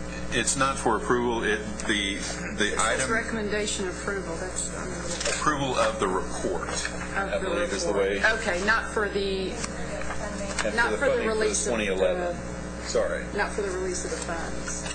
Stacy, would you mind stepping up? It is for the budget for 2011 and the report on the funding for 2010. Okay. I misspoke. Okay. All right. That makes sense. Good. Sorry, I misspoke. Yes. So it is for the appropriate. It is for the distribution of the funds for FY 2011. Okay. I thought you said the commissioner had the... Well, not for the budget. The actual distribution of it. Or the right. budget. He's authorized to distribute to the individual programs. Mm-hmm. The board has to approve the distribution, the allocation of those funds to the programs. And then the specific distributions are approved by the commissioner. You have to release the funds and I allocate them. This will also be in part of the operating budget that's on the AOC agenda for July. Correct. Yeah, okay. Got it. Thank you. Thanks, Arthur. Do you have a motion? Yeah. Real quick question. Okay, the 5% was the automatic 5% because of the mandate? We did not take an automatic 5% across all programs. We were trying to do our best to protect the financial aid programs and high priority programs. Okay. So that's why some of these received a larger reduction and others did not. The Joint Admission Medical Program had actually gotten almost a 50% or almost 100% increase year to year or biennium to biennium. And so they did see a reduction there as well, even though that's one of our high priority programs. And it's for fiscal year 2011, right? And for fiscal year 2011, the reductions carry forward, so we have to take 5% a year, or a total of 5% for the biennium, depending on how you want to think about it. But so it does count for 2010 and 2011, and some of the programs we fund on a 2-year basis, like JAM. And so those programs do get funded on a biennial basis. So we actually had already distributed the funds to them for 2010, and so we had to pull some of it back. Yeah. Wow. Okay. Were they able to adjust accordingly? And they had been anticipating. Were any students affected? Stacy, I don't believe so.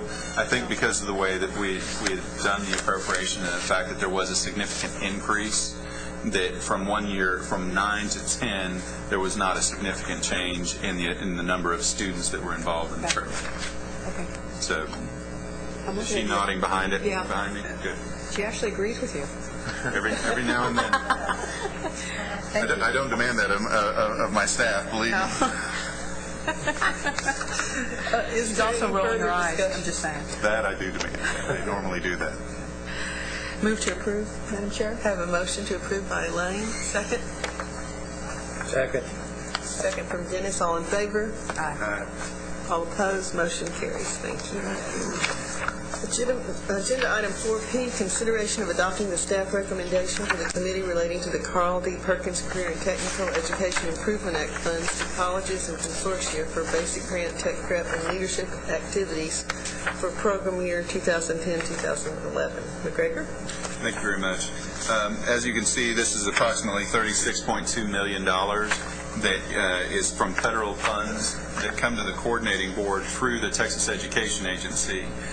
Overall, the state gets about $105 million or so, of which 70% goes to TEA for distribution to career technical programs in high schools, and 30% comes to the coordinating board for distribution through community colleges and tech prep consortia. Of those funds, $23.5 million goes out to the basic grants, which are distributed according to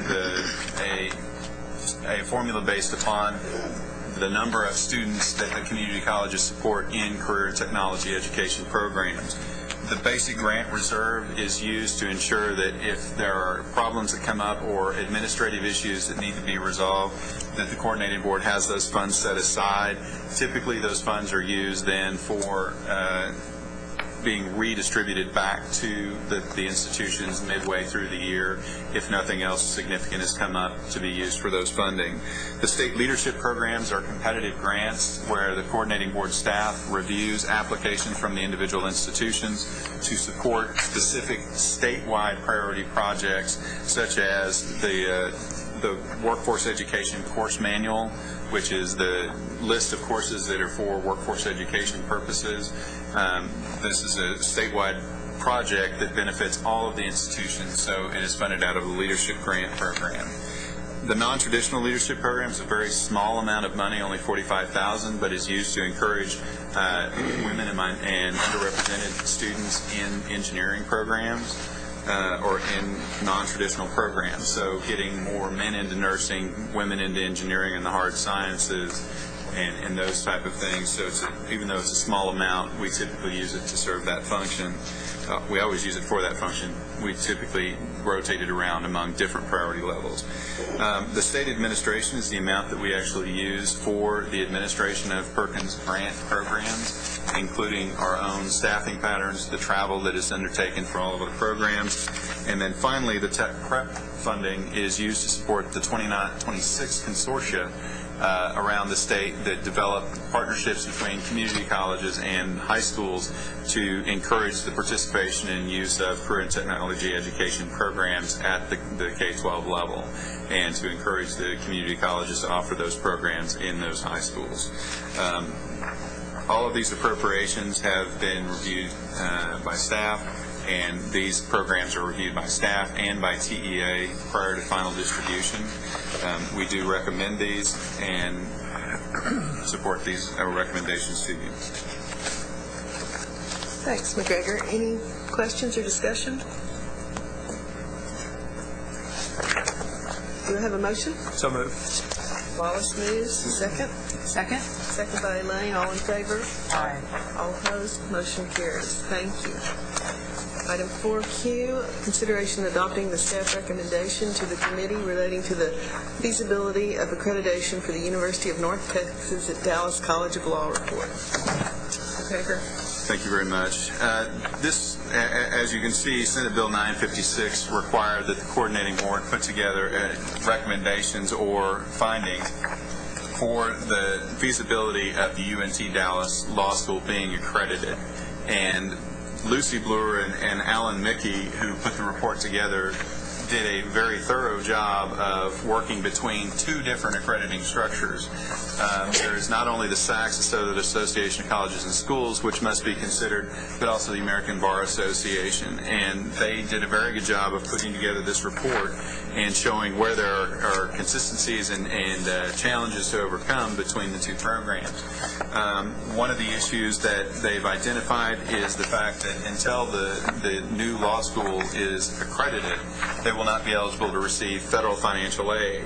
And this could have a very potentially negative impact on the institution to recruit students, and thus is one of the areas where we know that the law school will need to pay attention and be working to raise external dollars and to ensure that there are private lenders available to support their students.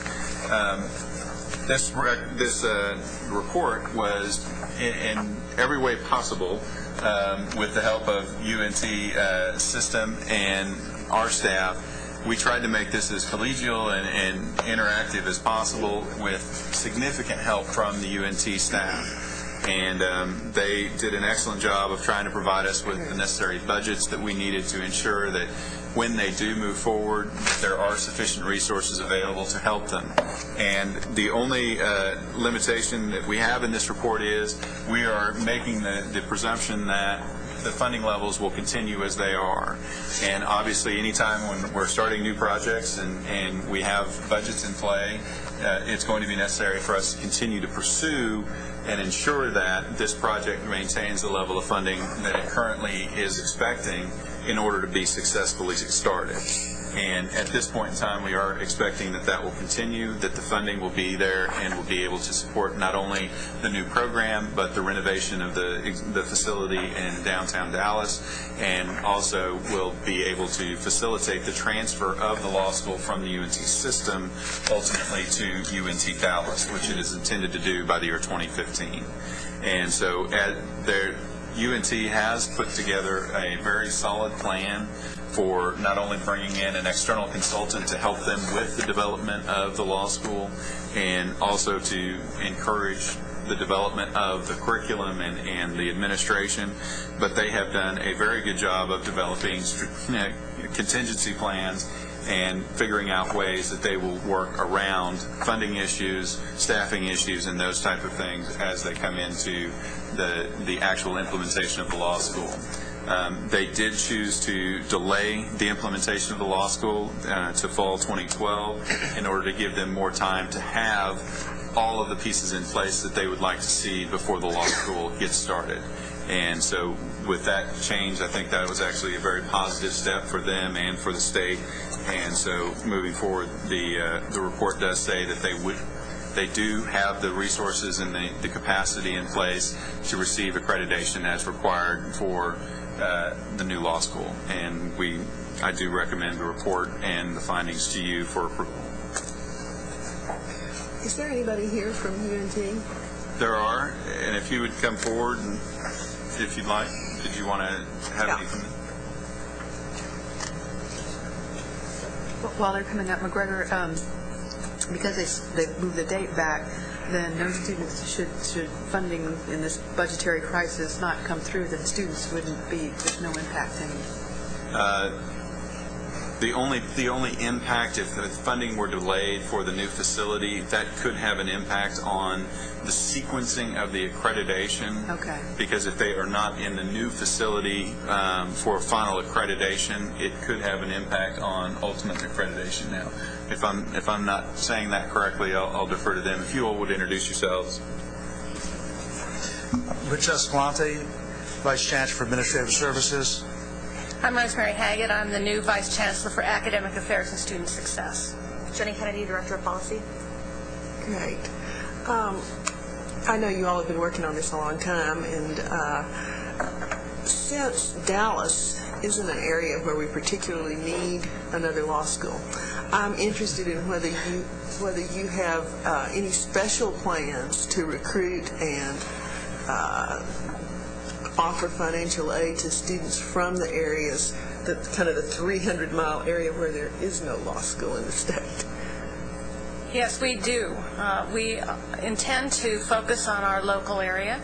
We believe it's important to serve that area, and we are actively working to focus the mission of the law school as we develop those plans. Very important in that is recruiting our new law dean, and we are in the midst of doing that.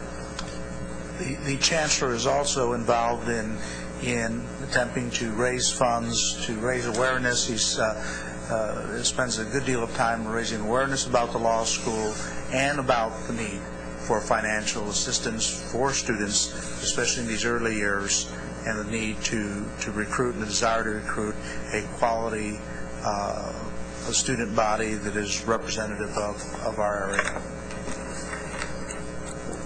Well, I'm not sure that answers my question, though. I'm more interested in the part that's not your area, the part that the large part of the state to the west of you that does not have a law school in it. Are you going to be mindful of that and try to recruit in that area? Yes, we will do that. I've got a question, and all due respect, I don't mean this to be personal at all. I'm a new board member here, so some of this is kind of new to me. I keep referring back to the governor's executive order, and I keep thinking about the $18 billion budget deficit that we're facing. And it just something ain't right about this picture.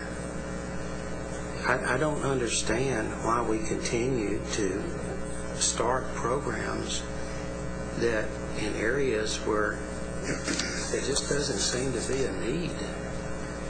And of course, I know I'm just, decisions been made, it's political. It doesn't have anything to do, in my mind or my opinion, the best use of state resources. You know, if you happen to get the right political muscle behind you, that's how decisions are made. But it's a matter of, are we going to do the right thing with the resources that we have for the great state of Texas? Or are we going to continually segment this state into different South Texas, West Texas, Central Texas, East Texas, North Texas?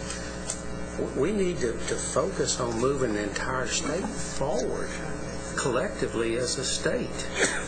And we tend to sit down at the political table and divide this state into all these geographical regions and then fight among ourselves as to how we're going to allocate these resources based on geography, and has little to do or nothing to do with what's ultimately in the best interest of this great state.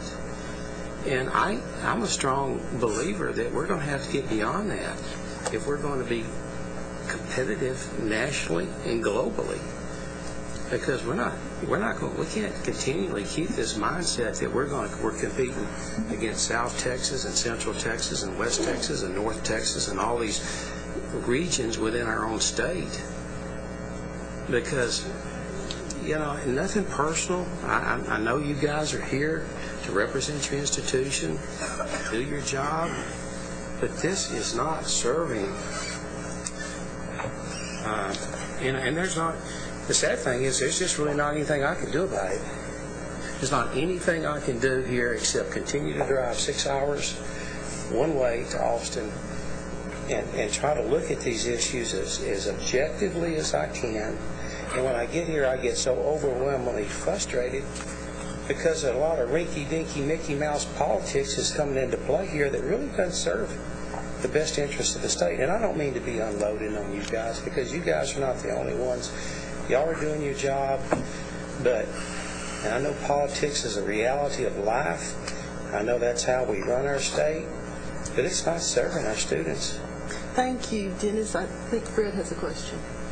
Yeah, I mean, it's fait accompli. During the legislative session, our analysis and opinion is provided to the legislature. And I'm not aware of how much of that I just articulated has been said, because I'm new here. Well, I don't mean to be kicking a dead horse. And you weren't with us during the last session, so what you'll see in the coming session is that when a bill to establish a new program or a new campus or what have you is submitted, the coordinating board does a feasibility study. Sometimes we have all of about 48 hours to do it. And in our staff professional opinion is recommended, and it's either approved by the committee or approved by the chair and vice chair, depending on the timing. So my question is more of the practical element. The performance that we've been provided, Rich, kind of lay out what the revenue and expenditures projected for the fiscal years 10 through 16 are. And just to understand, there's two different scenarios, one with $5 million in special item funding, one with $8.2 million in special item funding. Am I correct that the $5 million is the special item funding that was passed in the last session? Yes, that's correct. And it shows that $5 million being spent during the current biennium. Is that still correct, given what you said about delaying the opening? That's correct. Okay. So if I've read the report, but I'm just now going back to and looking through the numbers. McGregor, this may be what you're referring to. Y'all have a plan to ramp up based on only having the $5 million, and another plan based on seeking an incremental addition of $3.2 million. Is that right? I believe we were asked to provide two scenarios, and that information was provided and incorporated in this report. The initial budget that we received from UNT was the $8.2 million, and what we understood that to be was that was the $5 million plus an additional $3.2 million additional special item that would have to pass in this upcoming legislative session. And so rather than accepting that was going to happen, we asked them to provide us with two scenarios, one with the base $5 million, which is already in place, and one that showed the additional $3.2 million for a total of $8.2. Now, Jenny, am I saying that correctly? I believe so. Okay. And so that was why there are the two funding pieces there, because they felt very confident that that was going to happen, and we wanted to make sure that there was a fallback position. So at worst case scenario, the $5 million, they can reach accreditation with worst case scenario that they don't get any additional funds, et cetera. Yes, ma'am. Yes, that's correct. That's how I took the numbers, but I just wanted to be sure you understood those correct. And that was why we asked for that, was so that we had a baseline. So do I have a motion to adopt the findings and recommendations included in the staff report and authorize the board chair to forward the report to the governor and the Texas legislature? Move to approve the report. Elaine moves to approve. Second. Wallace seconds. All in favor? Aye. All opposed? Aye. Motion carries. And Madam Chair, if I may, thank you to Alan Mickey and Lucy Bloor and Jenny and Rich and the staff at UNT for all of the help in putting this together. We very much appreciate it. Thank you. Thank you for the opportunity to be here. And we appreciate all the effort that was devoted by the coordinating board staff in putting this study together, working with us, and raising numerous questions to us and giving us a test on the feasibility of this project. So we appreciate the coordinating board staff time and effort to produce this report. So thank you. Very informative. Thank you. Thank you. Good. Thank you. Rich, thank you also for your service on the advisory committee on cost efficiency. Well, your victims are all over the place. They are. Participants. Agenda item 4R is consideration of adopting the staff recommendation to the committee relating to a report on the feasibility of expanding Texas's community college baccalaureate programs. And Dr. Van Davis, Special Projects Director, will review the methodology and present the major findings and recommendations. And after her presentation, we'll have the representatives from the three programs come up and address us as well. Hi, Vance. Good afternoon. What I'm going to do is give you a very quick overview of this report, specifically starting with the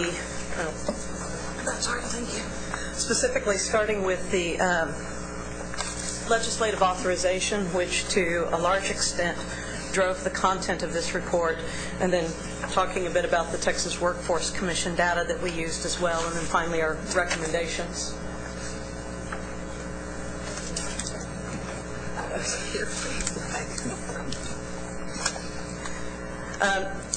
House Bill 2425 in the last session amended Texas Education Code Section 130.0012. This is the section of the Texas Education Code that specifically authorized these programs initially. And it was amended this time to instruct the board to conduct a study relating to the success of baccalaureate degree programs offered under this section and the feasibility of expanding the offering of baccalaureate degrees by public community colleges. The study must consider the economic viability of expanding the degree programs, the workforce needs served by the degree programs for various areas of the state, current and potential university course offerings, and other methods for making baccalaureate degrees available, such as distance education programs and multi-institutional teaching centers. So you'll see that our report was fairly prescribed by the legislature. It is due to be submitted to the legislature no later than November 15th of this year. Let me talk a little bit about the methodology that we used to construct this report. We really sort of divided this into two halves. We looked at the assessment of the current programs, and then we looked at what the workforce needs were and how programs matched with those needs as they stand right now.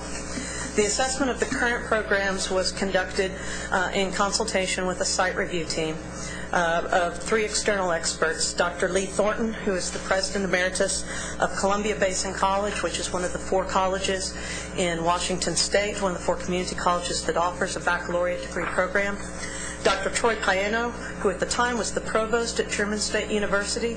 He's now president at Truman State. Truman State is the public liberal arts college for the Missouri system, and we chose Dr. Payano to participate because Truman State has a very long history, probably one of the longest in the nation, of using assessment specifically to look at the quality of undergraduate education and then closing that feedback loop with seeing how assessment can improve the quality of undergraduate education. They've made quite a name for themselves in doing that.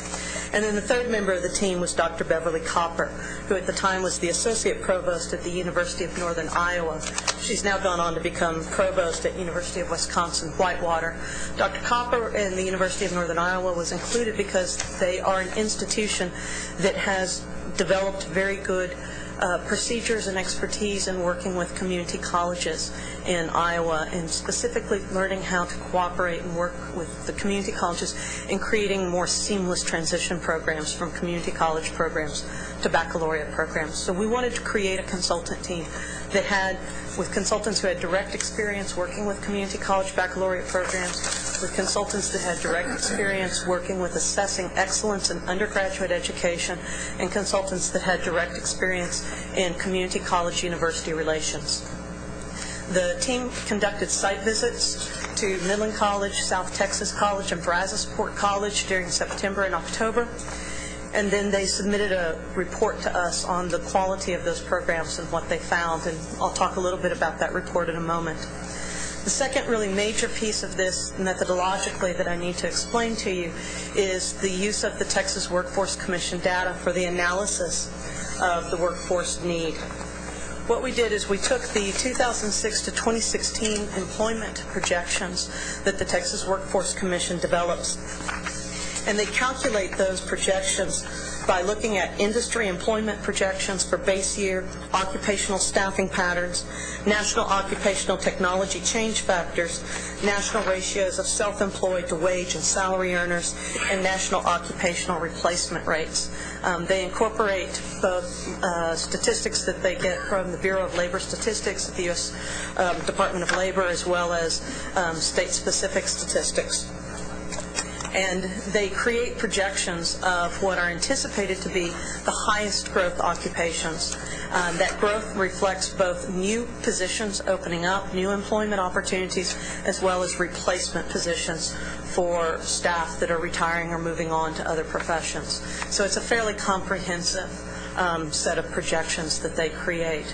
We looked at that for the top 25 high-growth occupations for the state, and then for each of the 28 workforce development areas that the state is divided into, and used that data then to look at, of those 25 high-growth occupations in those areas, which ones had a baccalaureate degree as the preferred educational credential for somebody entering that field. And I'll talk a little bit about what we concluded with that in a moment. The consultant's report, though, in terms of looking at an assessment of the programs that are currently available, found that there was some difficulty in doing that because these programs are still fairly new. And so they lack longitudinal data. They just simply haven't been around long enough for us to amass the data that we would need in order to look at long-term effectiveness and also long-term cost.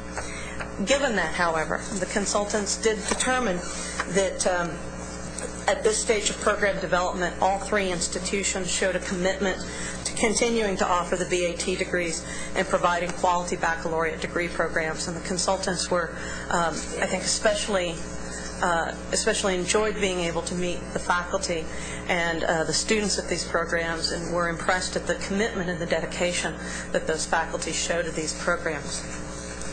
In terms of what we saw developed in terms of workforce need, these are the occupations that come out of those top 25 projected growth occupations in Texas, both for Texas and the 28 workforce development areas that require a baccalaureate degree. And you'll see that the list is actually fairly small. The majority of the high-growth occupations that the Texas Workforce Commission has projected in that top 25 category require only an associate or a certificate degree or on-the-job training. The only ones that actually require a baccalaureate as the entering educational credential is, not surprisingly, elementary, middle school, and secondary school educators, accountants and auditors, business operations specialists, computer software engineers, computer systems analysts, agricultural managers, construction managers, and then a catch-all teacher category. What we found when we looked at how the programs across, how public and private education programs around the state matched to these, was that we had 3 workforce development areas out of the state's 28 that did not have a higher education baccalaureate degree program in one of their regional high-need fields.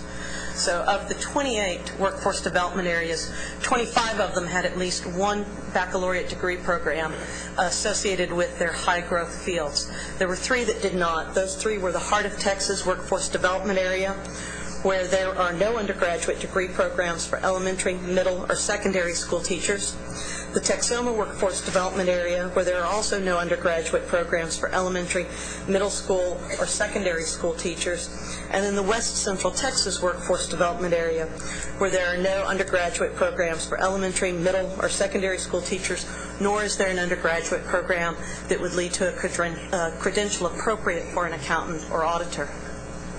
We took, and let me mention at this time, that of those fields, in those 3 workforce development areas, there are occupations, and particularly the education occupations, that it would be difficult for those to be offered by any institution other than a university. Texas Education Code, Section 130.0012, which initially authorized the community college baccalaureate programs, specifies that they are given authority to offer degree programs in applied science and applied technology. Texas Education Code also goes on to specify that a bachelor's degree in education is not an allowable credential for training teachers in the state. It's expected that a beginning teacher in Texas will not only be certified, but they will also hold their bachelor's degree in a content field related to that they're teaching.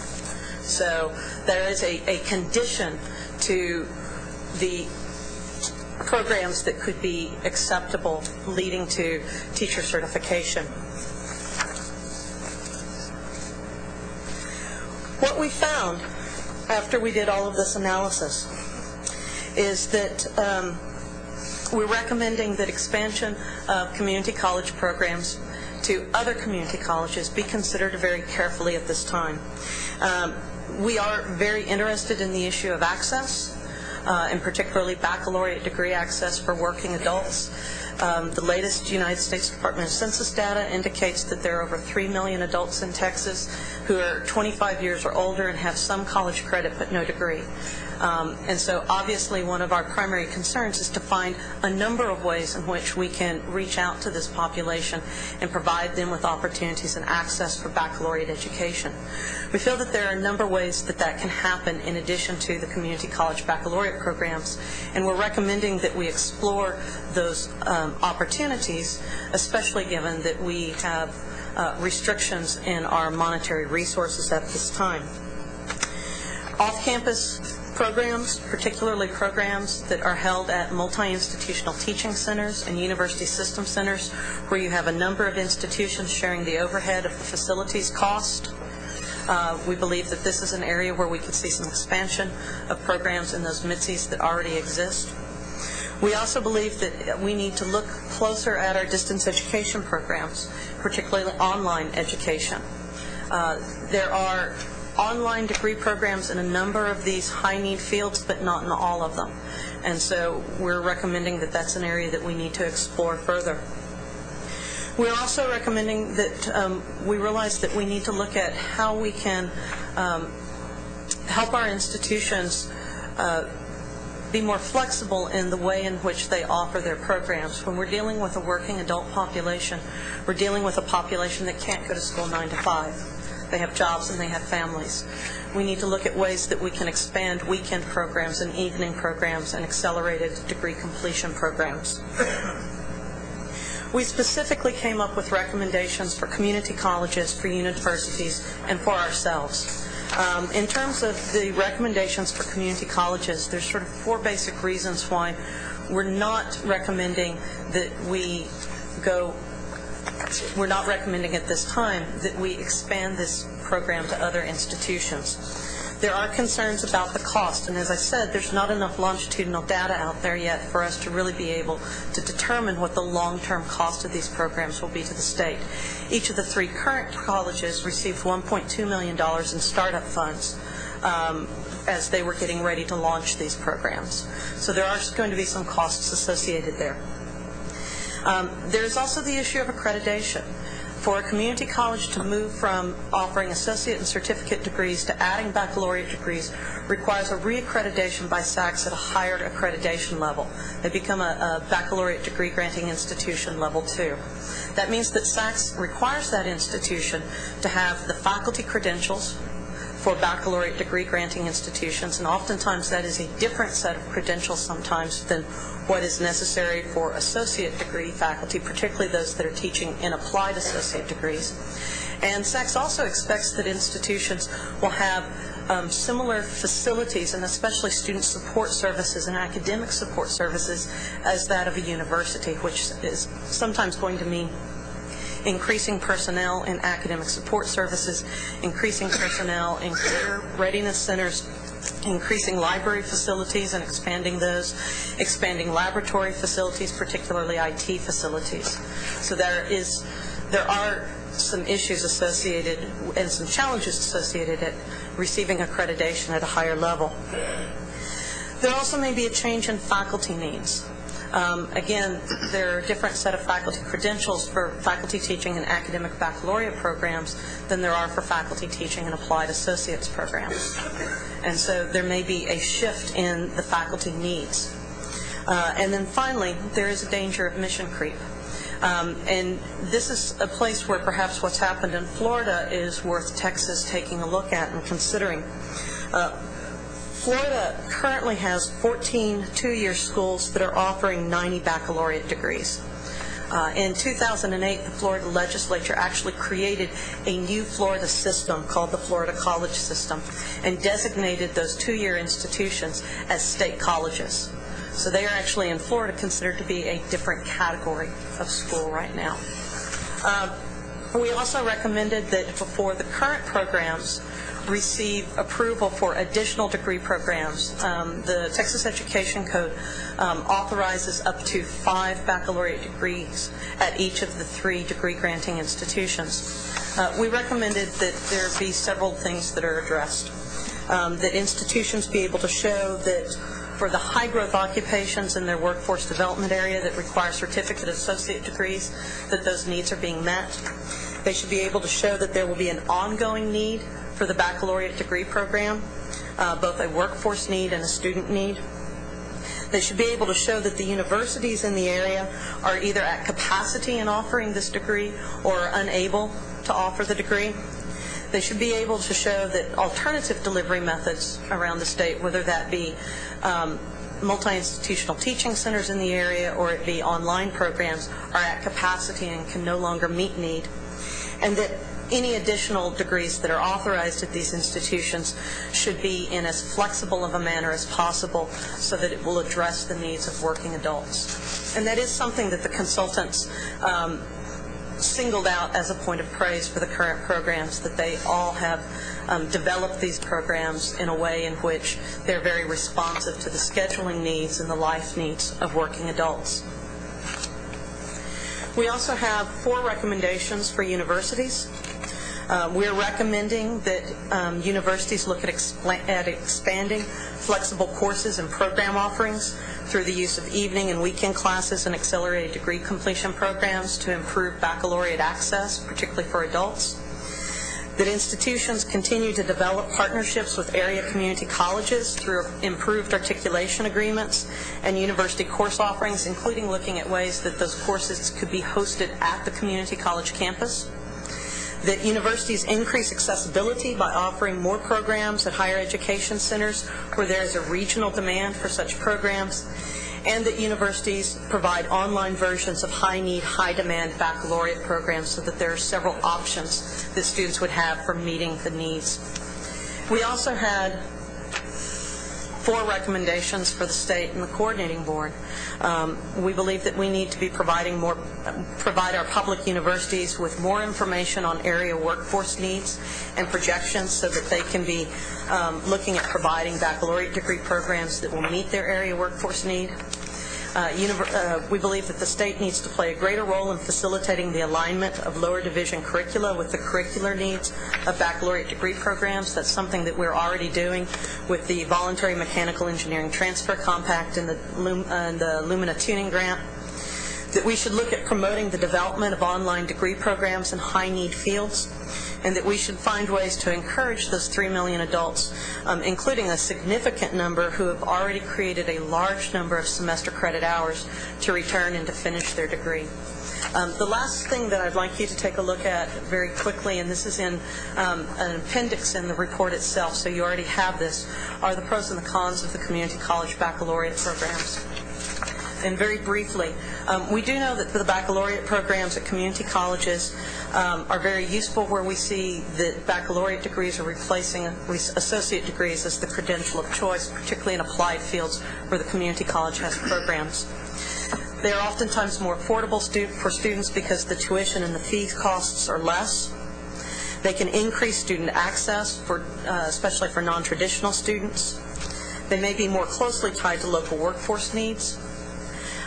They can allow community colleges to experience more seamless transfer from associate degree to baccalaureate degree, and they're also especially useful because they're applied baccalaureates for those students that have gotten an applied associate's degree, which traditionally has been seen as a terminal credential.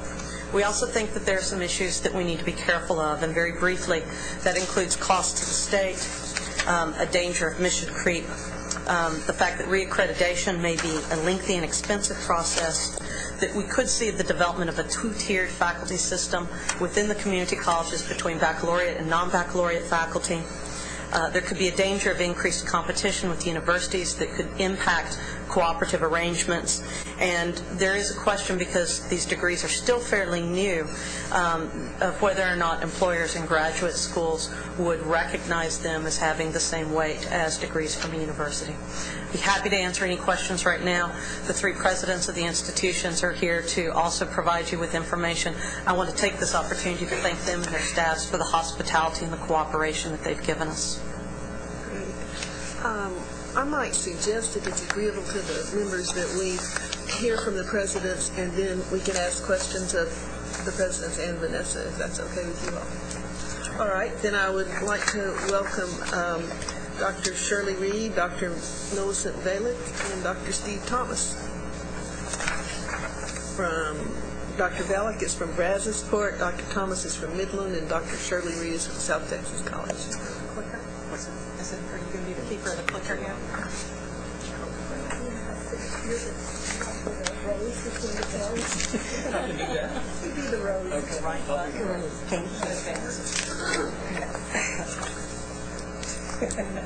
you going to do The rose between the thorns. Welcome. Good afternoon. Thank you.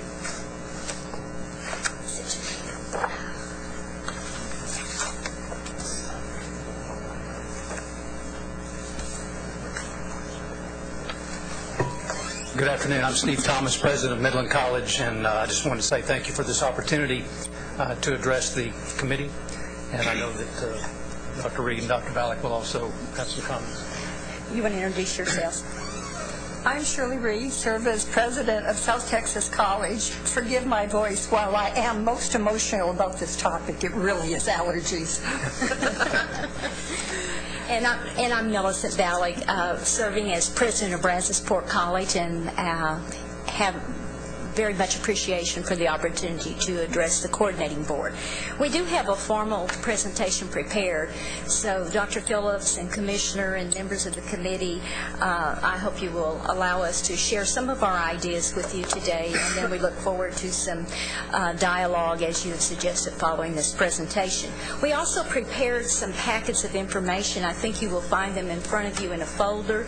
These are representative of our three institutions, so you will find information on all three of the college's programs in the same packet. What you will find in there are not just program brochures, but fact sheets on each college with performance indicators. You will also see some data for each of our college's regional workforce areas, data that comes from the same data source, by the way, that the report uses, TWC data. It's a different application of that data, and one that we'll talk about towards the end of the program, because we think it has a much better fit for where we're going with this program. We also have some generic information in there that talks about the community college movement nationally and the idea of offering applied baccalaureate degrees at community colleges. So we'll refer to those throughout the presentation. We have had the opportunity to review the consultant's report, which I believe is included in Appendix B of the draft report that you received.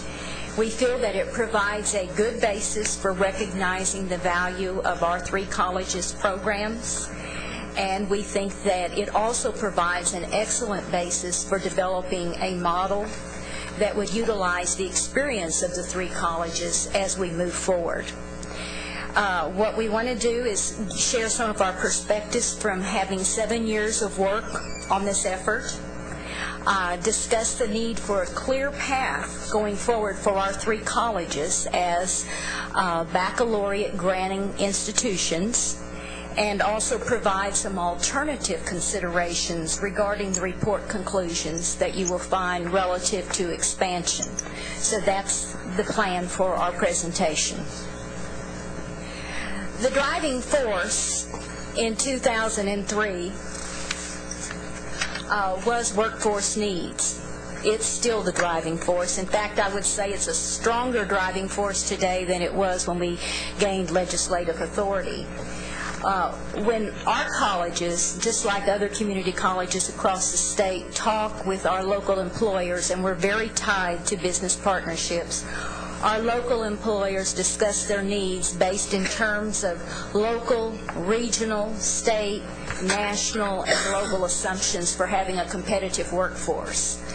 In my area, although I'm a small, medium college, all of the major chemical companies that I deal with have a global presence, so that's a very important item for them, and it's not dissimilar from my two colleagues.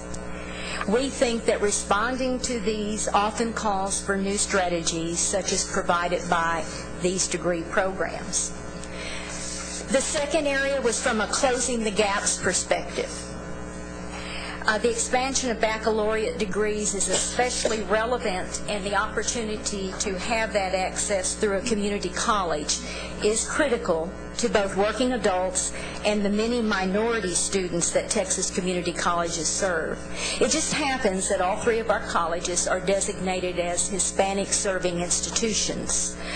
That's a designation that comes when you have more than 25% of your enrollment being Hispanic. We all meet that criteria.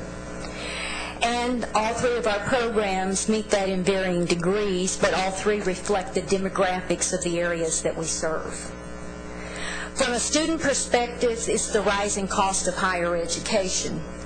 It often goes hand in hand with accessibility. Economic conditions and the cost of attendance often become deal breakers for the populations we serve when they're debating between school or work, but it can't be both. That's where the affordable cost of community college attendance often becomes the promise keeper. We're very committed to that mission. And we also feel that it's critically important because we know that education does drive prosperity for the populations we serve.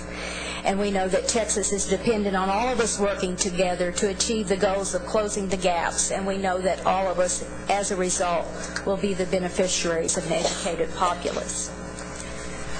I wanted to draw your attention to the timeline that you see on the screen. I know much has been made about the little bit of experience that we have with this journey, but let me walk you down some of the many paths that this journey has taken since 2003.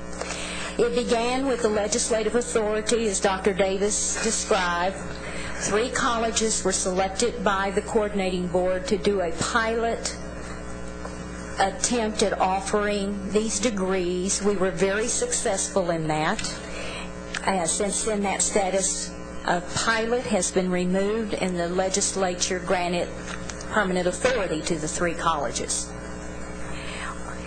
Because it was a pilot in its inception, the coordinating board asked that all 3 colleges work together. And as a result, we have a very strong working team, not only among the 3 presidents, but among the 3 chief academic officers. And as a result, we have very strong programs coming out of that teamwork. 2 important milestones occurred in 2004. The first was that after a year of intensive review, the coordinating board determined that we had met all of the standards for offering our first baccalaureate degree programs. During that period, the coordinating board also put together a committee that was a subset of the University Formula Advisory Committee. It had the chief financial officers from our institution serving on it, as well as a select representative body from general academics. They made a recommendation that came forward to the full board and was approved for upper division level funding that is substantially the same as that received at the general academics and in keeping with the provisions of the code. During that year, we also, all 3, went through SAC's approval. All 3 of our institutions are now accredited by the Southern Association of Colleges and Schools as Level 2 granting institutions. What is important for you to remember here is that we are, the SAC's, that's the expression we use for that body, did not accredit our degrees. It accredited the institutions to be able to offer baccalaureate degrees in addition to associate degrees and certificates. Students were first admitted into our programs in the fall of 2005 as upper division students. We entered our first cohorts, and we all had our first graduates as early as May 2007. The legislature removed pilot status, as was mentioned in Dr. Davis's report, making the granting of applied baccalaureate degrees at our 3 institutions a permanent status with the ability to offer up to 5 degrees per each institution. During that same year, South Texas College applied for the approval of its 2nd degree, which resulted in an external review. We've now gone through 3 different reviews since 2003. Following this review, the coordinating board approval was received and STC began offering a 2nd degree, this time in computer information technology in 2008. Meanwhile, Brazosport College had been working on the development of its curriculum for both face-to-face, hybrid, and online delivery to meet the schedules of working adults. This prompted the college to seek approval for online delivery of baccalaureate programs. That resulted in a substantive review by the Southern Association of Colleges and Staff.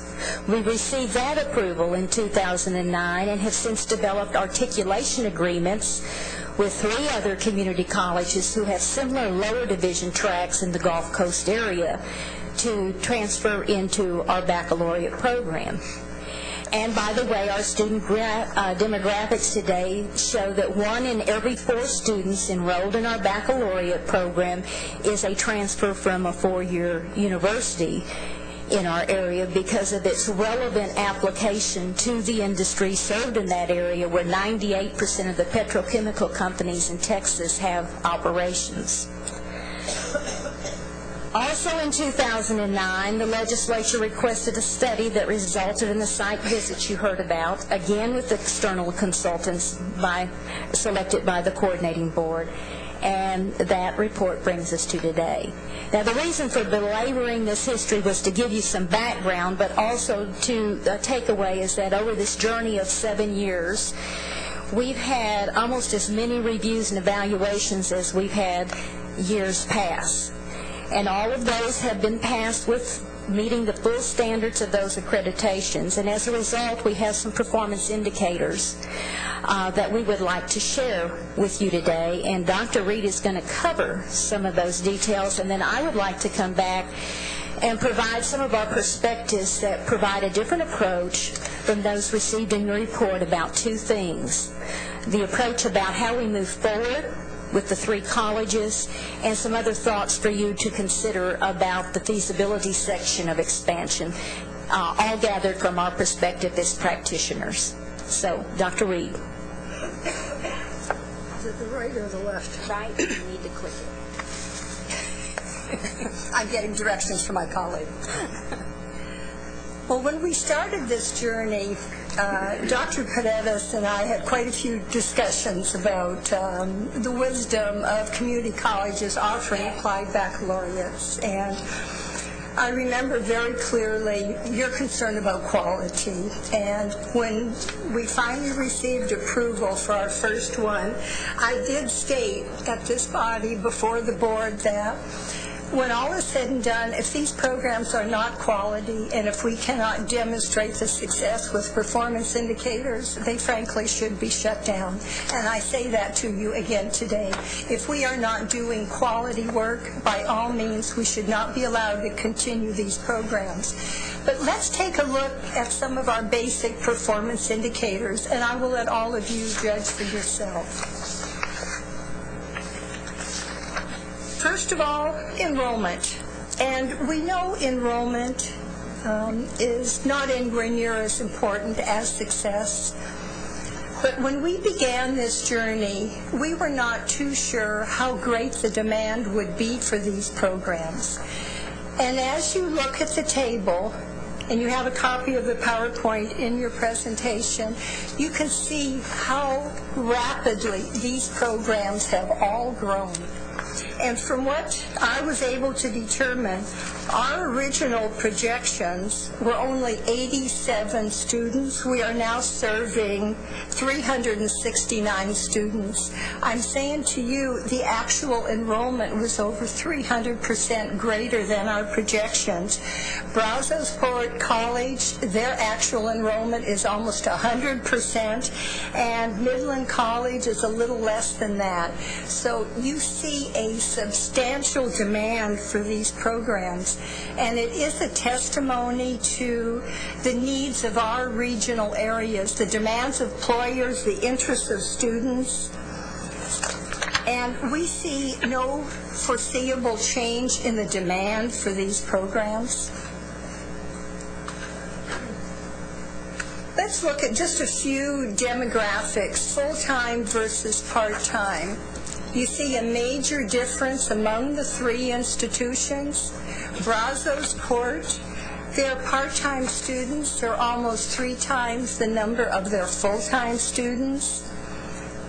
It's a little less for Midland College, but at South Texas College, we're predominantly full-time students, because these are students who have either completed their degree with the community college or, as Dr. Valek said, have actually transferred to South Texas College from the university because they are interested in a very applied baccalaureate. The fact that we have such large numbers of part-time students truly impacts the numbers who graduate, and I'll share that in a moment. But these part-time students, they have families, they have jobs, they have responsibilities, and they are trying to balance family, work, and the responsibilities of going to college.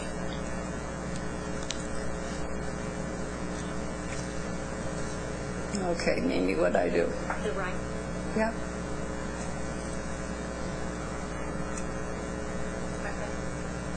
Can you advance for us?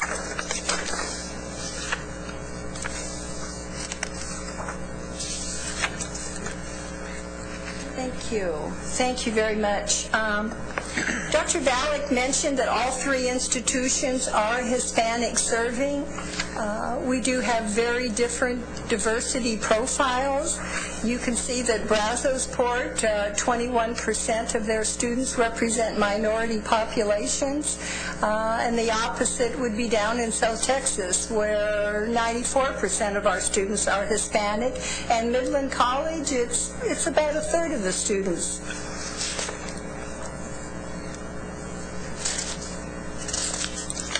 Retention. Commissioner Paredes, you frequently remind us that we have achieved our goals for access. Now our goals need to be focused on successful completion and graduation. And we do believe that retention is the very first challenge that our students face. Fall-to-fall retention. If we can retain them fall to fall, they are well on their path to graduation. And you can see that we have, I'd say, rather impressive retention rates. I do not have data for the universities. I cannot compare us to the universities. But based on our experience with community colleges, to have over 80% students return fall to fall, that is quite a major, major accomplishment. We have graduated 312 BAT students. The program is 5 years old. Some of us were able to prepare graduates within 1 year. They attended in the summer, they attended all year, and they attended the following summer. These are rather substantial numbers, and we do believe our success with graduation is tied to our program is close to home, it's affordable, we have instructional schedules that are designed around the work demands of these students, and we are making our contribution to closing the gaps. Another point I would make about our graduates I doubt seriously that these graduates were on the path to a baccalaureate degree. They had completed their associate degree, or they had completed 2 years at the university, and they had no plans of going on. It wasn't until they were afforded this opportunity that we were able to produce 312 additional graduates for the state of Texas. This is a rather compelling slide as well. I do not know the university graduation rates. I do not know how long it takes students in the upper division to complete their baccalaureate, but this is the time to graduation for our students. Brazosport, 80% of their students completed in 4 years. Midland, 60% completed in 4 years. And this is especially critical in view of the large number of part-time students who are attending both Brazosport and Midland. At STC, we've had 93% of our students complete in 4 years, but again, the majority of our students are full-time students focused on earning that degree. In addition to following to see, do they graduate, do they get jobs, and what kind of jobs do they get, we find that they not only are highly employed, they also are advancing. If they already have a part-time job with a company, they are being offered new positions, they are advancing within that company, they are receiving substantial salary increases. So our graduates are not only successful in earning a job, they are advancing within their current company.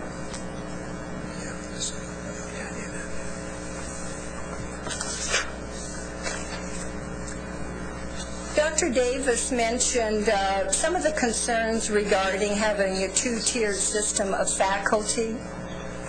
At all 3 institutions, our faculty credentials exceed the SACS requirements. And the minimum SACS requirements is that doctoral level faculty must teach 25% of the course load for our upper division students. All 3 of us exceed that requirement. There was another concern about a two-tiered faculty. Community colleges have always had large numbers of doctoral prepared faculty. This is not new to us. All our faculty are paid on the same local board-approved salary schedule, whether you're teaching in the applied science program or the baccalaureate program. We also have a difference in teaching load, because our faculty are focused on quality teaching. They're not doing research, they're not doing publication. We expect them to do an outstanding job in the classroom. And we've also looked at our student-to-faculty ratios. It's been suggested that we would not be able to afford the faculty for these programs, yet our faculty-to-student ratios are very typical with universities. The lowest is 11.4 students to 1, and the highest is 16 to 1. Those are pretty good student-faculty ratios that indicate to me a quality program. We went back and recapped our funding. This slide portrays the actual formula funding that we received for all programs.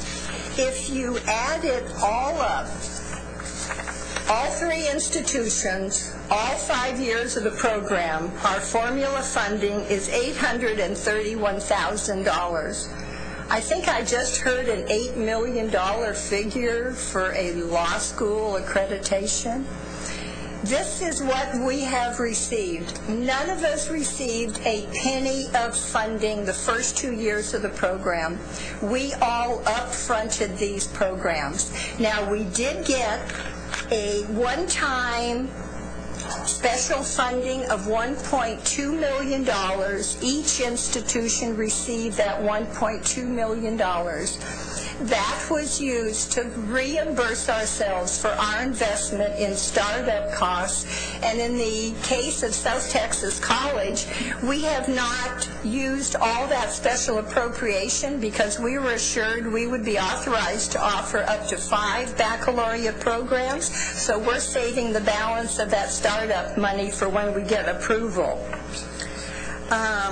It was also mentioned to us that it's very unusual for universities to get startup money, and we just did a little research on our own, and we found A&M Corpus received $4 million for startup for a baccalaureate engineering program.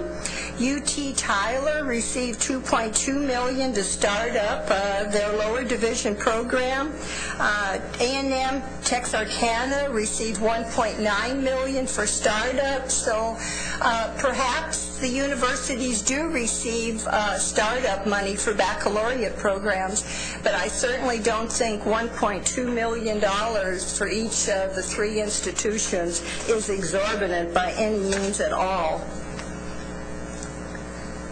When it's all said and done, this truly is a win for our students, it's a win for the state of Texas, and it's a win for all our employers. Our students get the career access and advancement that they are looking for. They are getting affordability with quality, and they're able to transfer their AAS degree. It's most challenging for a student with an AAS degree to transfer to a university, and certainly not within a 100-mile radius of the community college. Texas, the whole state benefits by leveraging very, very limited resources. Previously, the community colleges were receiving about 1/3 of their budget from the state. Dr. Valek and I are just finalizing our budget.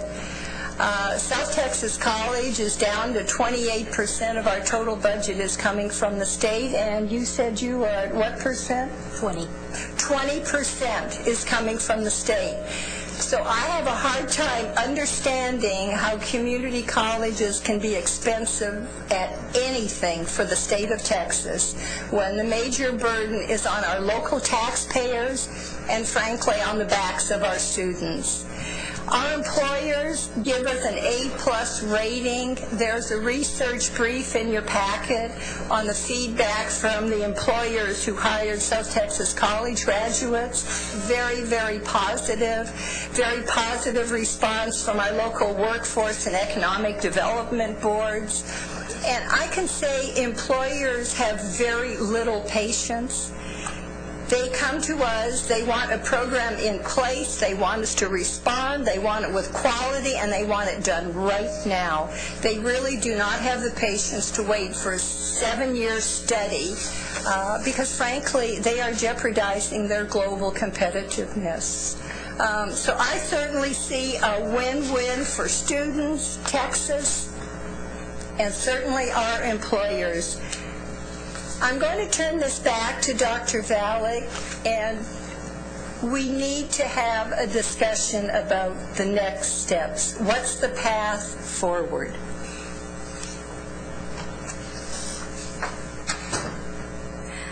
Thank you, and I really have these concluding thoughts organized around 2 points. One is the conclusions reached by staff in the report. We're going to start with a discussion of ideas relative to our 3 colleges moving forward, and then some reflections on the conclusions reached in the report about the possibility of expansion that I would think you would want to hear some different perspectives on. So with that being said, as the organization for this part, let's talk first about the degree approval process. This is for the statutory provision for 5 degrees per institution for the 3 colleges. At the current time, Brazosport College offers 1 degree program, Midland College offers 1 degree program, South Texas offers 2, has their request for a 3rd one placed on hold. We're all very keenly interested in having a clear path for working forward through the approval process based on our workforce needs. It is an especially sensitive subject. And let me tell you why. All of our colleges have developed master plans for their institutions based on the legislative authority granted them. In turn, our communities have granted the resources necessary to complete those master plans.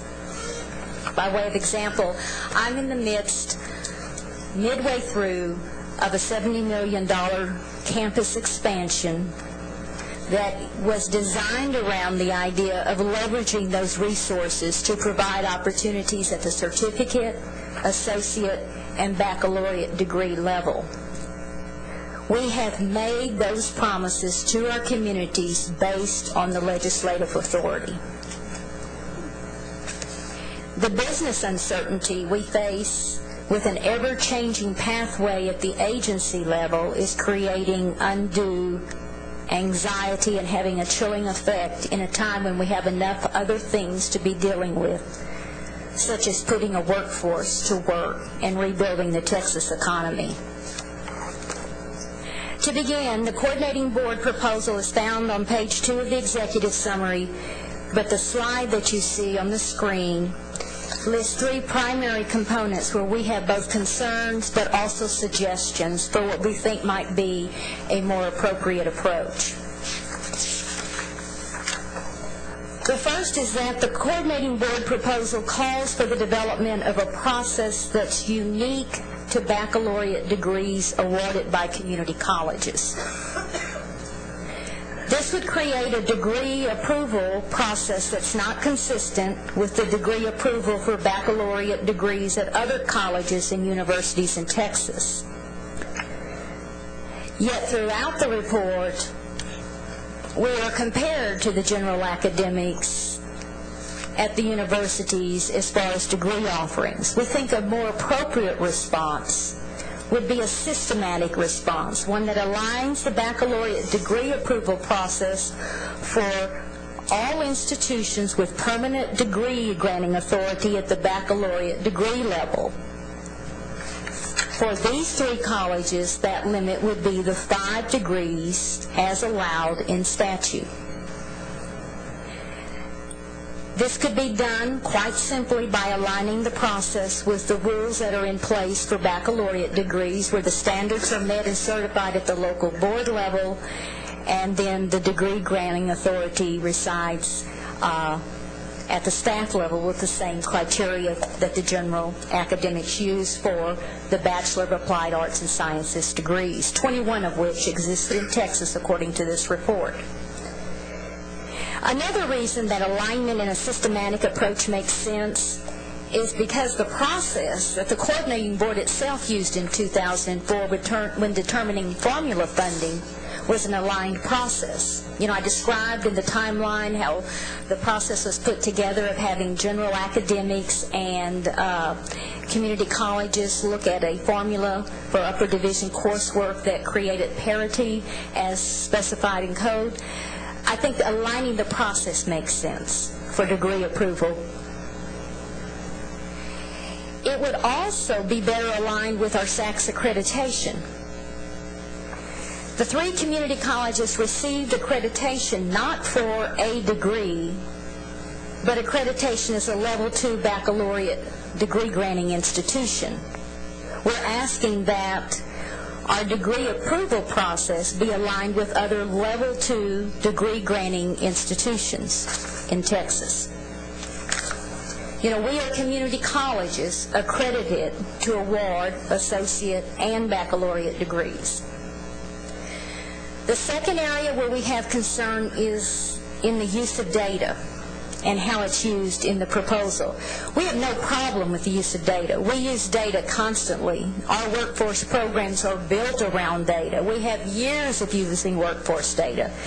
What we have objection to is the application of the data proposed in the report, because we don't think it will yield for this board the results that you want.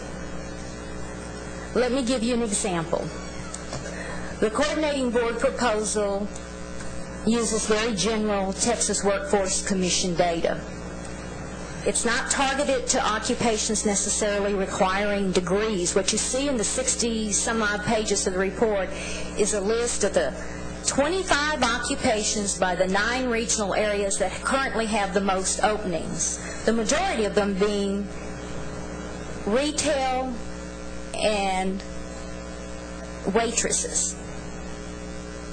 And indeed, there are a lot of openings there. That's where many of our students work while they're working on an associate degree or a baccalaureate degree, so you're going to have a lot of openings. But TWC has a more appropriate set of data. It's also organized around the 9 regional areas as presented in the report. But those local workforce boards don't use that 25 top opening list. What they use is a targeted list by industry cluster. An industry cluster is very important because no longer do you have a job that stays with one specific area in an industry. You have someone preparing for an industry cluster that may move into different arenas throughout their career. Let me give you an example to make this come home to life. If you were to turn in your report to page 30,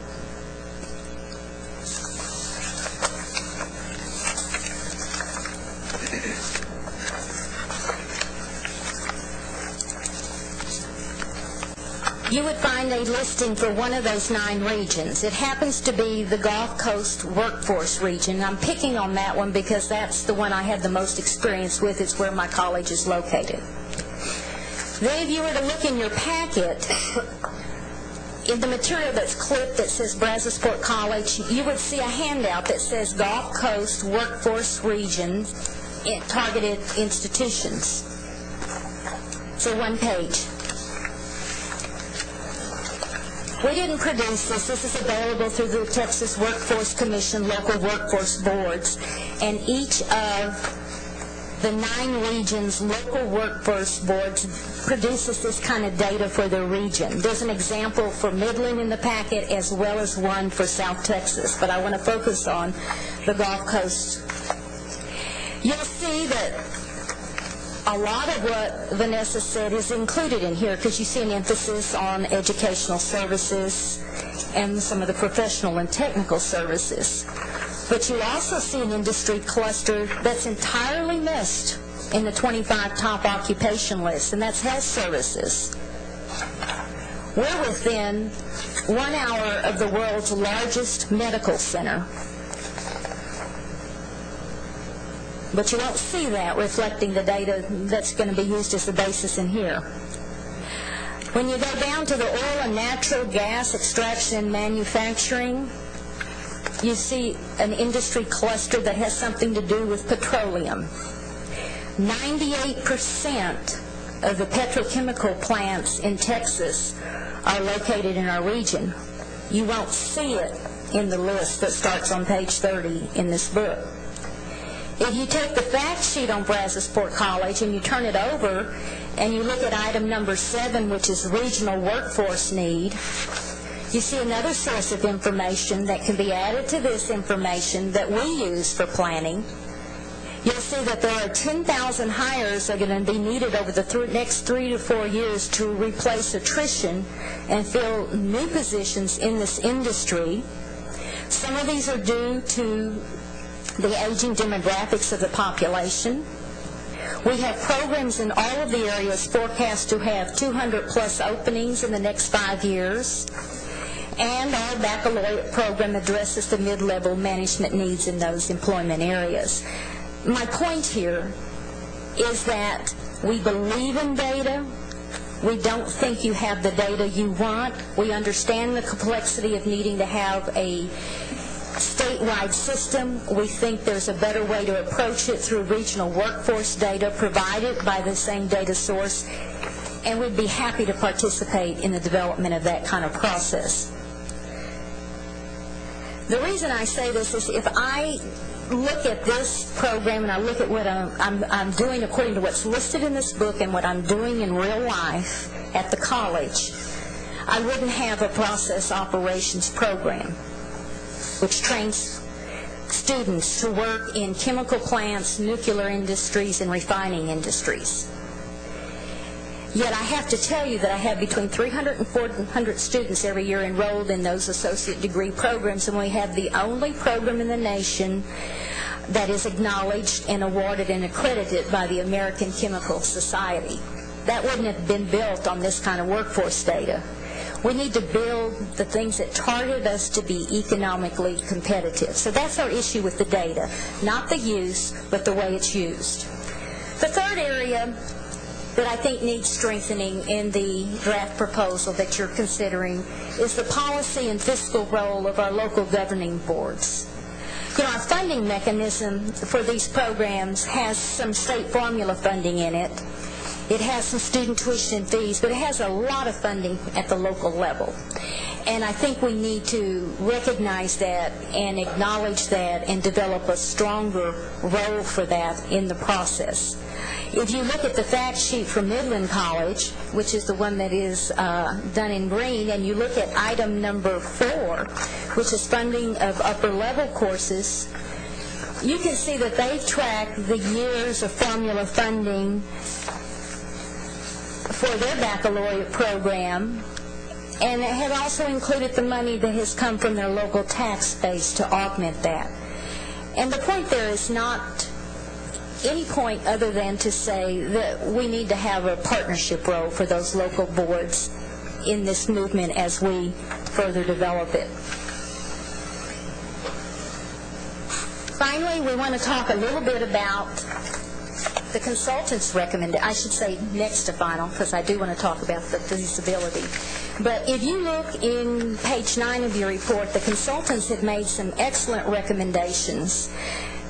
They're written on page 9, but the slide that you see on the screen captures the essence of their 5 bulleted items. I think if we were to really look at that and utilize that information, we would see that they provide a really excellent opportunity for strengthening the higher education plan for Texas. You know, the 3 colleges over the past 7 years, and then as many site visits and consultations that we have had a lot of experience. We have strong community partnerships, and we're most willing to be engaged. It should include our involvement in the alignment of the degree approval process, as I discussed previously, but it should also involve us in a system for regularly sharing information about these programs with the agency. If the higher education plan for meeting the goals of closing the gaps were to include expansion of applied baccalaureate degrees, we can also be a resource in that process to you and to other colleges who may go down that path. The way's been forged. The path forward doesn't need to be nearly as difficult for those who follow. So I know you have been presented with a report that suggests you should not consider expansion. We've read that. We have some different things that we would like for you to consider, and I would like to share some of those alternative perspectives. The first one is the argument of the high cost to the state. A simple analysis shows that the formula funding is less at the lower division and substantially the same at the upper division for the applied baccalaureates awarded by community colleges. If you look at formula to formula, then you know over the long haul that the state's cost in producing a baccalaureate graduate at a community college will be less, because 1/2 of the degree is funded at a formula that is less than what the formula is per contact hour at the upper division. That you will find in the report from the staff. Now, it does not take into account all of the other types of funding enhancements that the general academics received in their formula, nor does it take into account the special appropriation that was used to defer the fronted costs of startup for us. But as we heard it nowhere else than today listening to this meeting, it's very apparent that universities, as they should, have historically received support for startup costs.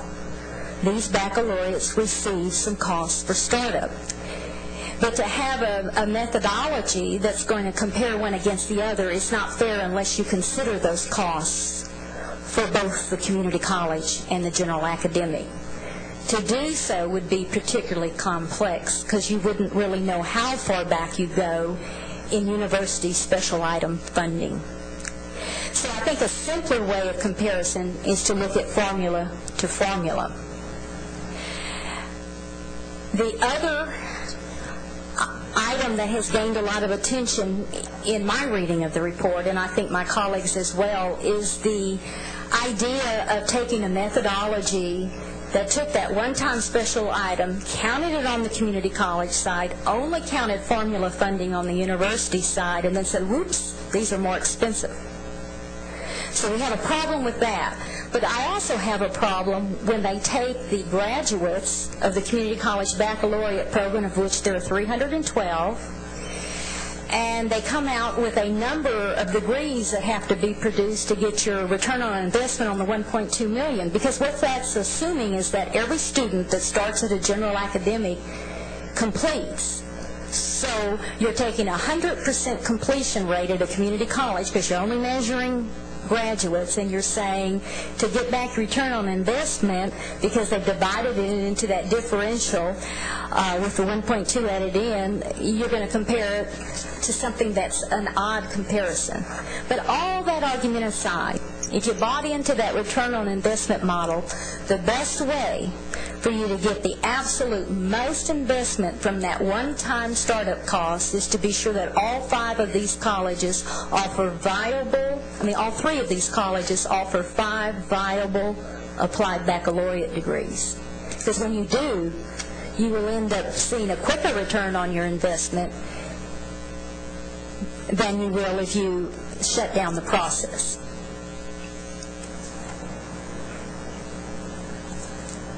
Two other factors related to cost I think have to be considered, and that is the efficiency of leveraging resources. We have excellent facilities at our campus, as do my two colleagues, and I don't know whether or not that becomes evident to everyone unless you've walked on a campus. We have student support systems in place. We have libraries in place. Sure, we've made enhancements to those libraries. Sure, we're making more enhancements to them. And as you heard today from some of our general academic colleagues, many of those enhancements come via technology. But we need to leverage those resources. Those aren't new costs to the state. And equally important leveraging, though, is in the cost of tuition to students. Our costs at the lower division level for a student to get the first 2 years of the baccalaureate are going to be about 1/4 the cost of going to a general academic. And at the upper division level, it's going to be about 1/3. The reason for that is we charge more for our upper division coursework than we do our lower division coursework through a special fee. So for students and families in dire economic times, and especially the students we serve, this is essential. For the state, it's absolutely important because it helps you leverage those scarce financial aid resource dollars that are available for student aid. Another concern was that it's expensive and time-consuming to secure accreditation as a Level 2 institution. Well, let me assure you, the process we all went through was rigorous, thorough, exhausting, just as it is to attain Level 1 status and retain it. But every community college, ours included, have offices already established with liaisons to the Southern Association of Colleges and Schools. We attend those meetings. We may now be going to different programs at those meetings, but it's again another example of leveraging established resources to seek accreditation that already exist. And I will say, while I would never wish a SACS accreditation on anyone, and it was a challenge, it was somewhat painful, we have emerged strengthened institutions as a result. Another concern was about changing faculty needs. From our collective experience, we have been successful in recruiting and retaining highly qualified faculty to teach in our baccalaureate programs. But we've also done something else. We've leveraged existing resources in faculty expertise. We have, on our staffs prior to having started these programs, faculty with terminal degrees in their field. Dr. Reed mentioned that SACS requires that at least 25% of the courses in upper division be taught by faculty with terminal degrees. We all exceed that. I can tell you that at Brazosport College, 87% of the upper division sections are taught by terminal degreed faculty. We have expertise. We can leverage it to better serve the state in meeting the goals of closing the gaps. Mission. I use the word mission. I think it's perplexing that the report calls it mission creep and continues to call it a significant concern. Our colleges, our 3 colleges, have found no evidence of this. In fact, it's been just the opposite. Our work in this endeavor has strengthened our focus on workforce programs and employer needs. The coordinating board found no evidence in their evaluation of our programs. The consultant's report states on page 92, and I quote, "The traditional mission of community colleges has not been endangered." The state statute clearly provides that participation does not alter the role and mission of community colleges. And by way of actual example, if you use South Texas demographics and enrollment patterns, they're anticipating having 30,000 students enrolled in credit programs this fall. About 300 to 400 of those will be in their 2 baccalaureate programs. They are a community college, as is Midland, as is Brazosport, that awards certificate, associate's, and baccalaureate degrees. To me, it seems somewhat illogical to hang on to this perception as a major outcome for this report.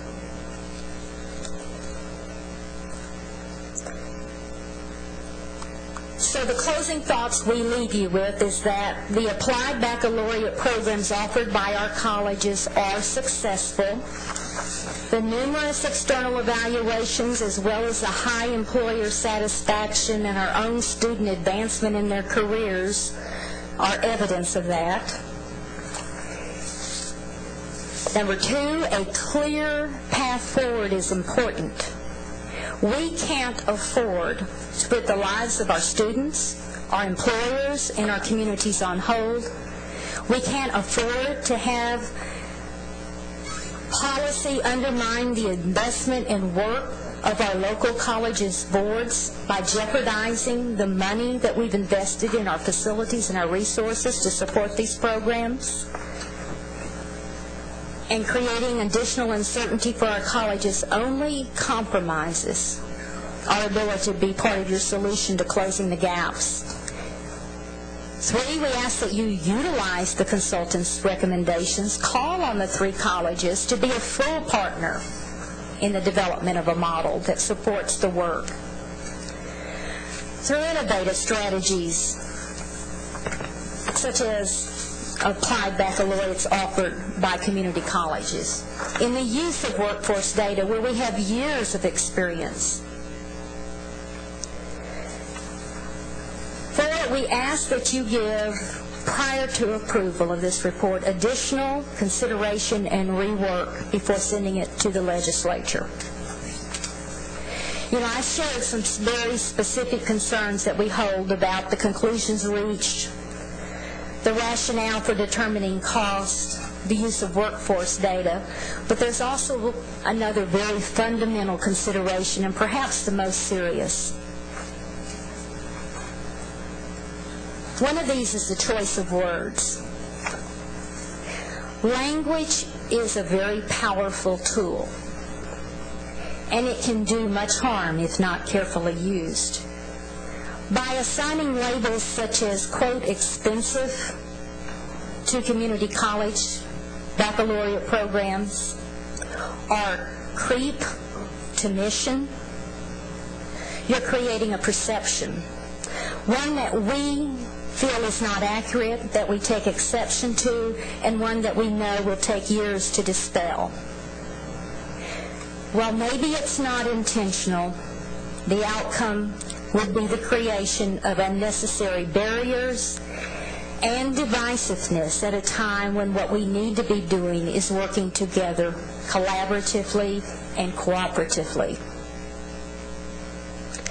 And finally, please know that many stakeholders are highly invested in the outcome of what is sent forward. As the consultants noted, what was surprising to them was, quote, the uncommon level of involvement and support with local business and civic leaders. In fact, they found it inspiring. They also noted that the on-campus interviews with local business and civic leaders were tremendously effective. From my personal perspective during the site visit, I can tell you that it speaks for itself that the major managers, not someone that reports to them, but the major managers of local industries such as Dow Chemical Company, BASF Corporation, ConocoPhillips, and South Texas Nuclear Plant, as well as their state representative, came to Brazosport College to participate in the discussion. That was in October. I see them frequently. I interact with them frequently. And the question they ask me is, what next? So again, we thank you for this opportunity, and we look forward to working with the coordinating board and its staff in producing students to meet the goals of closing the gaps. Thank you all so much. Before we take discussions, I want to just clarify something. For some of our newer members and our newest member, when you're talking about the approval process, you're talking about through the coordinating board. Yes. So we're talking about how we would, in South Texas's case, be able to come forward and have their third degree request approved, and for Midland and Brazosport our second, recognizing the statutory limitations of 5. I understand. That's correct. Okay. All right, members, questions, discussion? Commissioner, why don't you go first, and I'll follow. Well, I thought this was a very compelling presentation. I agree that we can use workforce data more effectively than we did in the draft of the report, and I promise that we will, in the next draft, do a better job and take into account some of the issues that you raised regarding the use of data. I agree that the language in the original draft was in some cases severe, in other cases provocative in a way that it should not have been. And I think you make a compelling case for expanding baccalaureate programs. I have no inherent opposition to community colleges offering baccalaureate programs, but I can tell you that I do have certain concerns. The first concern goes back to a point that Dr. Golden made earlier, and I've been saying this since I came home to Texas. We have, I point out, for example, we have 38 universities in Texas as opposed to 32 in California. It has a population that's almost 50% larger. We have 22 institutions in Texas that offer doctoral degrees as opposed to 12 or 13 in California, once again with a population that's 50% larger. Last session we created 3 new universities without any indication that we're going to fund those institutions at proper levels. Now we're being asked to consider the expansion of baccalaureate programs at a time when the budget is in great difficulty. I point out to you that we have not returned higher education, either community colleges and universities, to the levels of funding prior to the last economic crisis we had in Texas in 2003. We're still not up to 2003 funding levels. I also am concerned about the fact that we have started to take the position at the coordinating board that we are not going to expand programs at any level unless there are extremely compelling circumstances, unless institutions can demonstrate that they're doing well with their existing programs. I would argue that the biggest service that community colleges could perform in terms of workforce development in Texas is not to offer applied baccalaureate programs, but to have better rates of productivity in their existing programs, such as certificate programs, and associates programs, and transferring students to universities.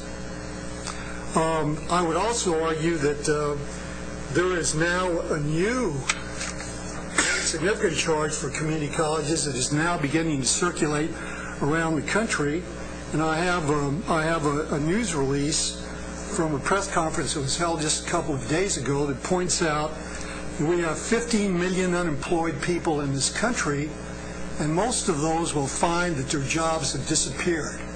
And those people are going to have to be retrained.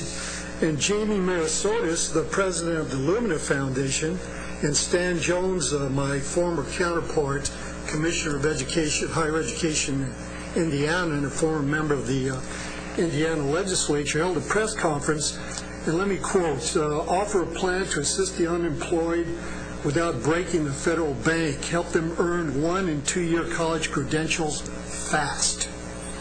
Most of the new jobs being created slowly but surely in this recovery require skills most unemployed Americans don't have. Yet the schools where they might get this training are not yet up to the task. So I would argue that we're going to ask community colleges to intervene and help deal with this very large unemployment issue. And the thing that disturbs me most about, or troubles me most, and once again I haven't decided what our appropriate response should be, is I looked at the data, your 3-year graduation data for your 3-year institutions. Now I know that's not a complete measure of your success rates. And I know that 3-year graduation rates don't capture everything. But in the 8-year period from the year 2000 to 2008, your 3-year completion rates at South Texas College went from 17.4 to 13.1%. For Brazosport, they went from 16.3 to 13.4%.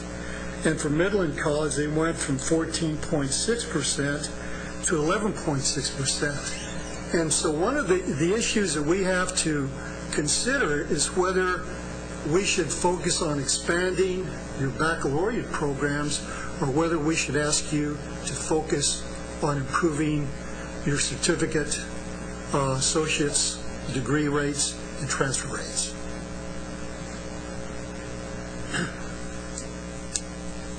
I'm not sure where the data that you're referring to is coming from. I'll have to take a look at that from Midland College. Just a comment. The accountability system. How do they calculate graduation? I think we ought to be doing all. Yeah, I think you're absolutely right. We have room for improvement in transfer. I know of excess of 30% of our students now transfer, so they're not going to be getting degrees. I do know that my working student body takes longer to get to a degree. I'm very committed to that.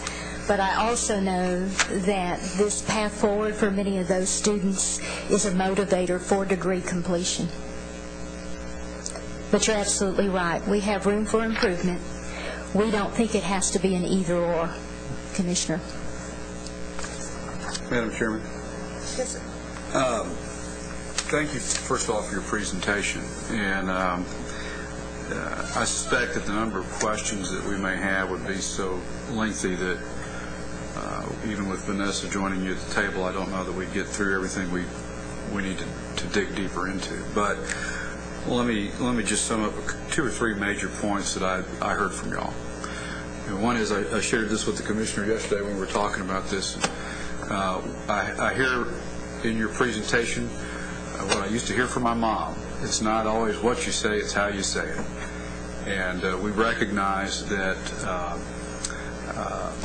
some of the language that was used may have had an unintended consequences or unintended sharper or more divisive meaning than was intended.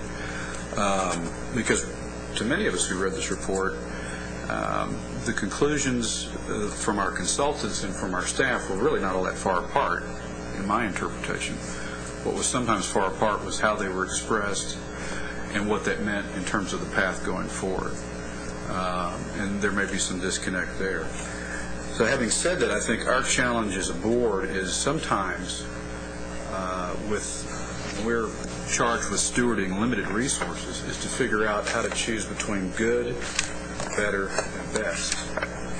And I think that's where we need your help, along with further analysis on the part of our staff, in figuring out, A, can we afford to do it all? Can we afford to do it all well? For instance, I found myself reading the report and asking, is the best solution to have a better statewide articulated lower division set of courses so that there is a seamless 2+2 transfer system where your students can complete their bachelor's or baccalaureates at 4-year institutions, or through the use of MITSEs and other partnership opportunities? Or are there instances in which the BAT, through a set of process decision steps, is the best solution for a given market area and industry need? It's my sense, and I'm speaking just personally here, it's my sense after reading the report that the BATs should perhaps be limited and targeted rather than a global solution as Florida seems to view. But neither should anyone be shutting the door on this tool, the Applied Baccalaureate. So I think what I would encourage us as a board and our staff to do is to commit to partner on a pathway forward that assures, on the one hand, that we are figuring out we're meeting unmet needs and that this is the best answer. And on the other hand, that there is not another solution that represents a better use of resources that might accomplish the same end.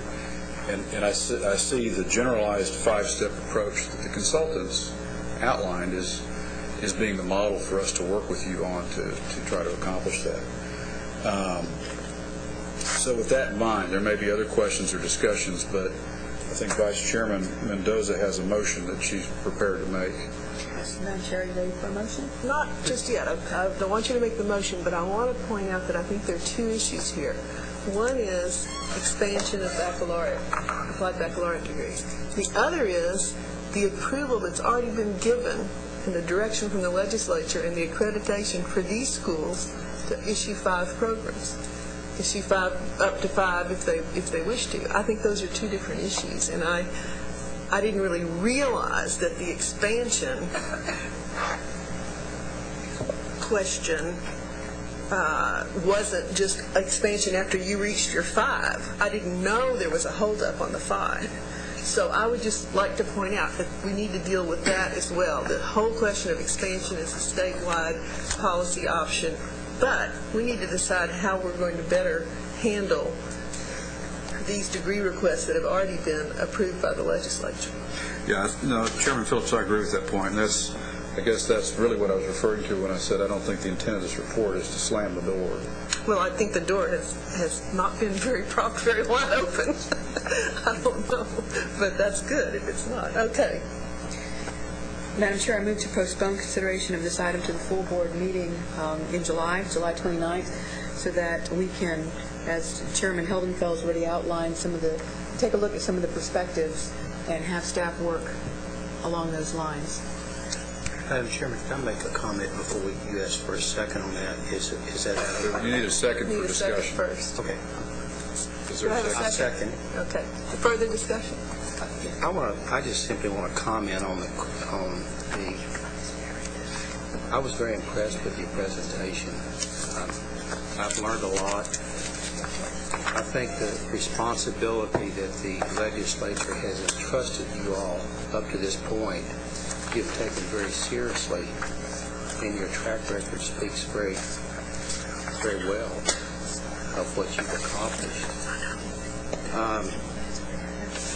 Having said that, as a community college in this state, we serve a unique mission, and I'm concerned that we don't want to abandon that mission, and that's maintaining an open access,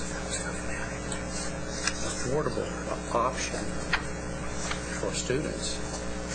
And so I, for one, find it very intriguing that you can take what responsibility that we've entrusted you with and do what I see as an outstanding job.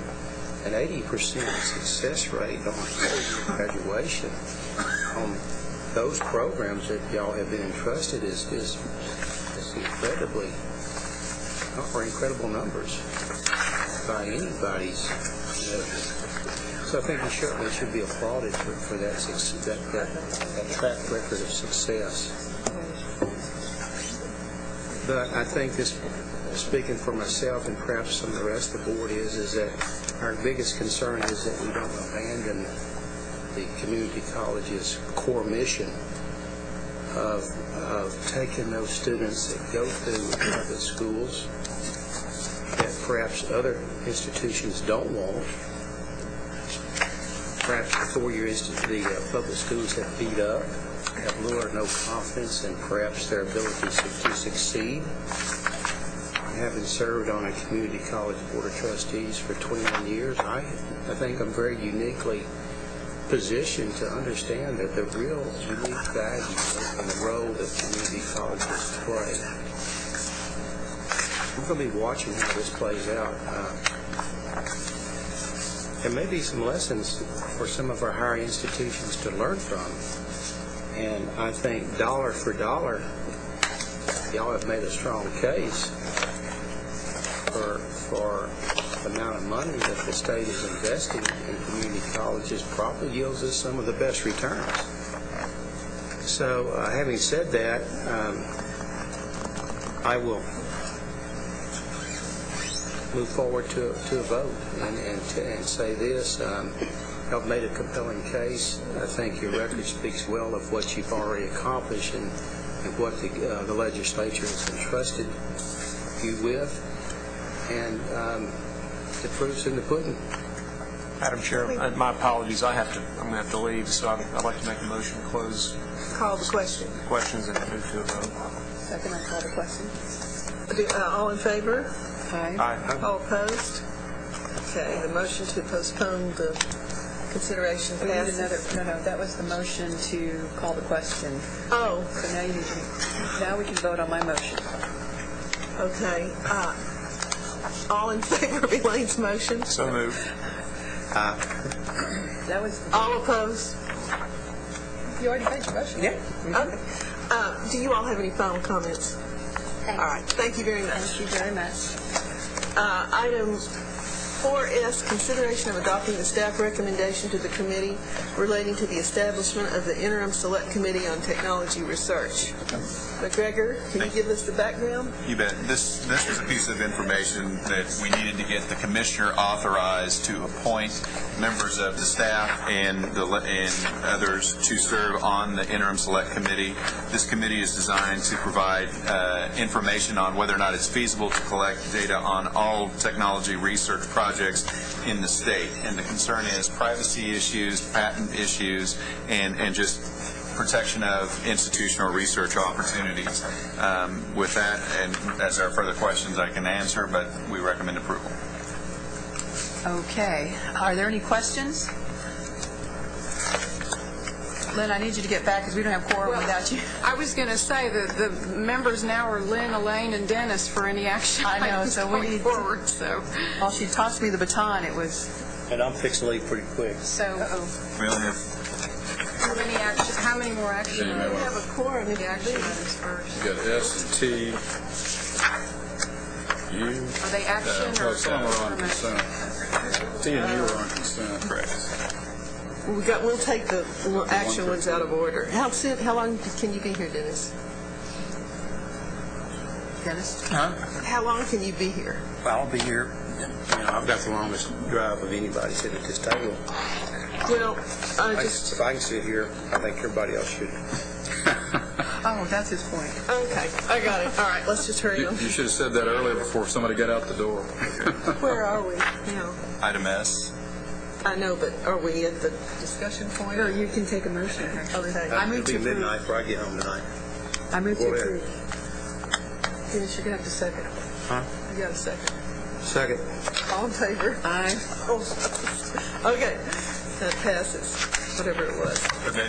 Madam Chair, if I may suggest, item 4B, 4.5, however that's supposed to be. 4B. Update on low producing program does not require an action item. It was actually included for Mr. Hall's benefit as an update from what we had done previously. So if we can move on to 4W. TU and V are on the, on the consent and Was W on leaving out. consent? There's No, only one of those.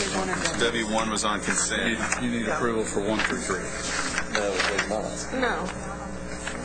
For I know, but you TU does and not V. require action. And 4T and U are on consent. 4V doesn't require action. Gives information. 4W, proposed rule changes. I'm sorry. Hang on, I 4W1.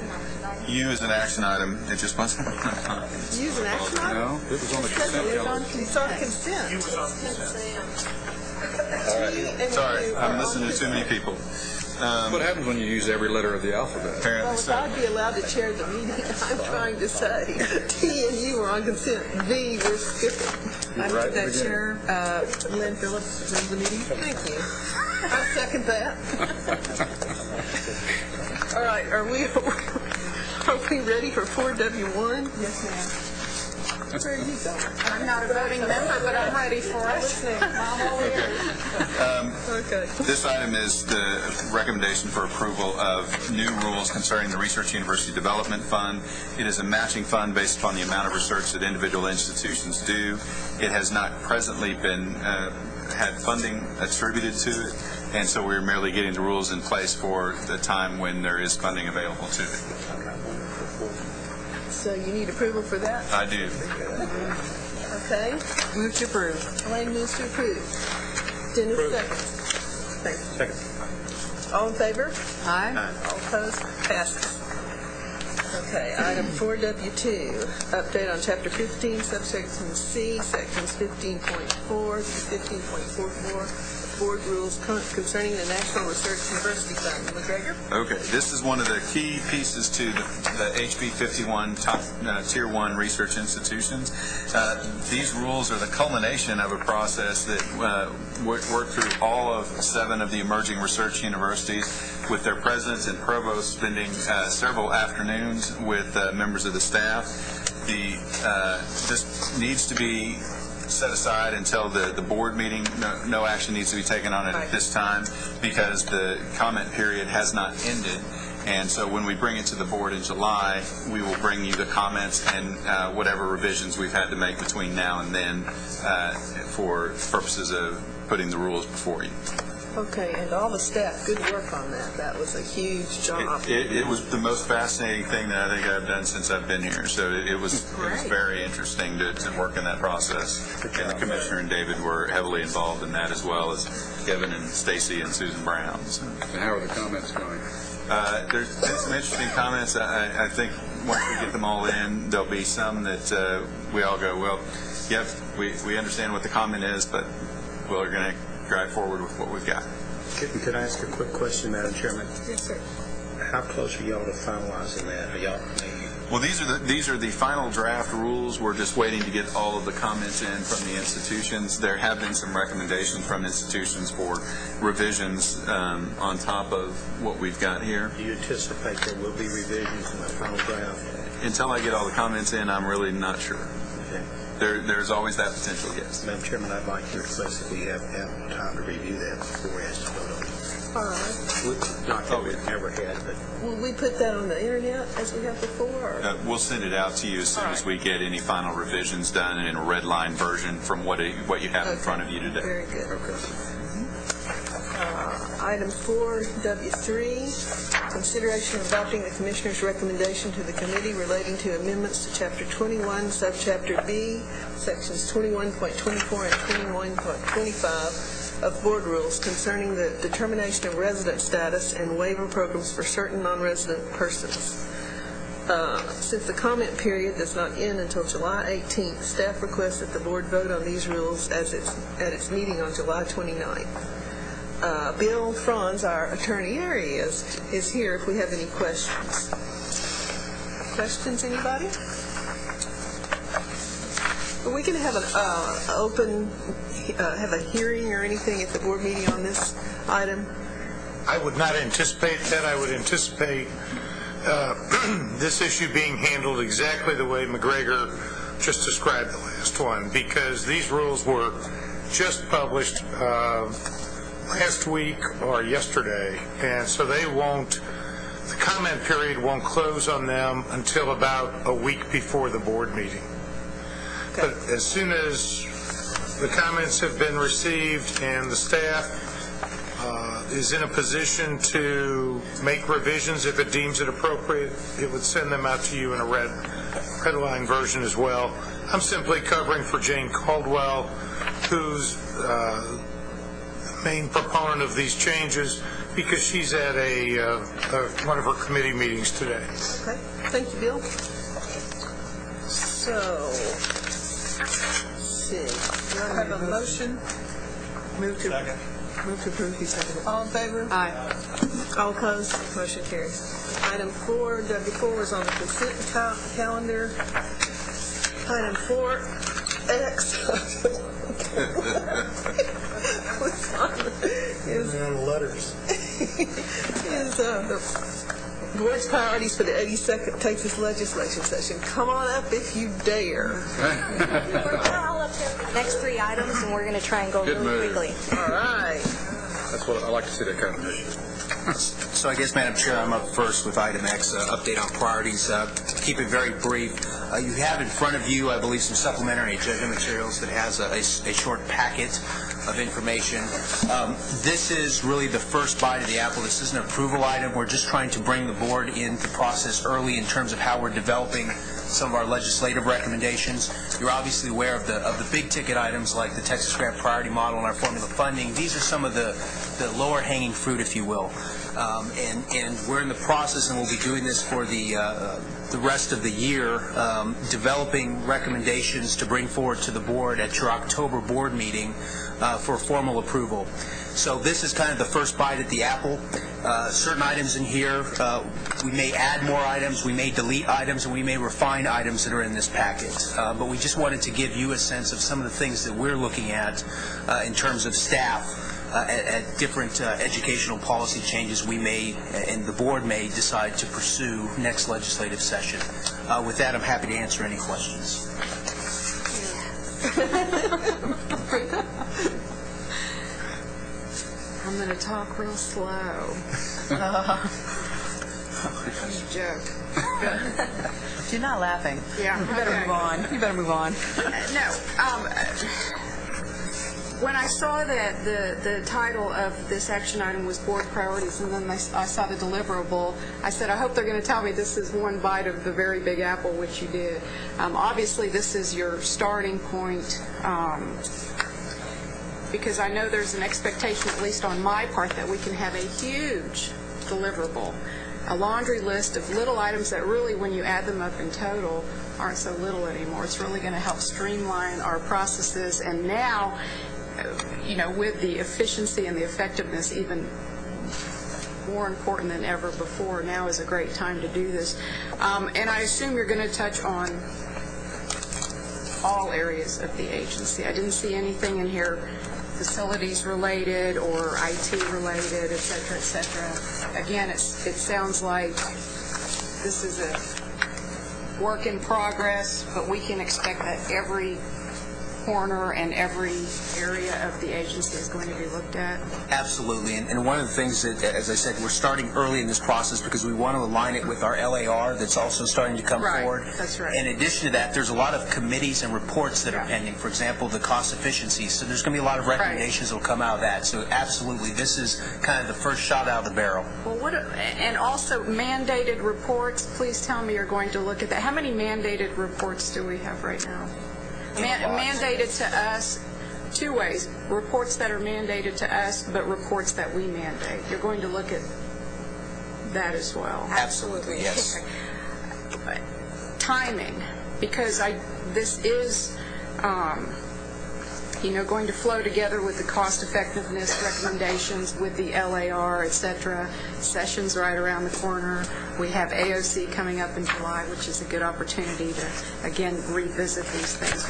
What is the timing on this? I think ultimately the final decision point, we can back up from there, and we want to have as many touch points with the board as possible. But I think ultimate timing would be October, ideally, that if we could adopt an agenda going into the session, but that doesn't preclude other opportunities within there. What we were planning on doing was talking to the leadership of the board to talk about when we can have a board retreat. Yeah, So that is where you would have some more in-depth discussions about the recommendations before you actually vote in October. Okay, because this is something I'm very interested in, and I would be more than happy to be a part of any subgroup or, Historically, leading up to the session, and Brenda, I think you participated probably the last go-through, we've had at least one board retreat where we take a half a day to a day, just to focus on the legislative priorities. And I would ask, as we begin to prepare for that, I would organize this material with major policy changes and strategies, and then separate out housekeeping and mandatory reporting issues. Yes. Put those in different categories that, frankly, probably won't need the time and attention of the board. And then, part of the reason for having a retreat to discuss it is just to talk about how best to present it to the policymakers. Yes, I think the categorization is going to be very important when we're working with the legislators on this. But I have a feeling that they're going to be very open this session to looking at a document like this. So thank you for your work. I look forward to seeing this process through to the end. This is exciting. And I think for all the board members and for everyone working on this is the perfect year to really drill down, as our engineer has said, and find those policy changes that maybe don't even cost a cent that could make a difference in the whole pipeline. And this is really the time for us to do that. And even call on some of our former members who might have ideas. We should try for the most we can get this time. They'll feel sorry for us. So if it doesn't cost anything, we might get it. Yeah, we may need to divide policy change recommendations into fiscal note and no fiscal note. Yeah, there you go. Love it. It's a great idea. And the middle category is maybe not a fiscal note. Could I make a comment, Madam Chairman? Yes. picking up a little bit on the tail end. I stepped out for a second, so I'm picking up on the fact that you are talking about our legislative priorities for the next session, which I think it's important that we articulate those very clearly and very precisely, but also very timely. I've learned through the years that once the session starts, for the most part, a lot of the decisions have already been made. And legislatures have become less accessible as you get into the session, particularly in the latter days of the session. So I would urge us to begin to formulate and make it real clear among the members, and maybe form some type of legislative team which would include as many people as we can possibly put together, and begin to go to work as soon as we can. Actually, we started in December, and we've been meeting with legislative staff. The commissioner's been meeting individually, one-on-one with legislators. We've met with the Mexican American Legislative Caucus, the Black Caucus. We've had several, what Dominic coined as listening tours with legislative staff. We bring them together in small groups, and we talk about the key issues such as the Texas Grant Priority Model and formula funding recommendations and so forth. The ones that we know the board is very interested in pursuing next session, to provide them with the information and the data so there are no surprises next session. And we're just starting way in advance. We've got a number of other outreach activities that we're doing, not only with legislators and their staff, but also our external stakeholders.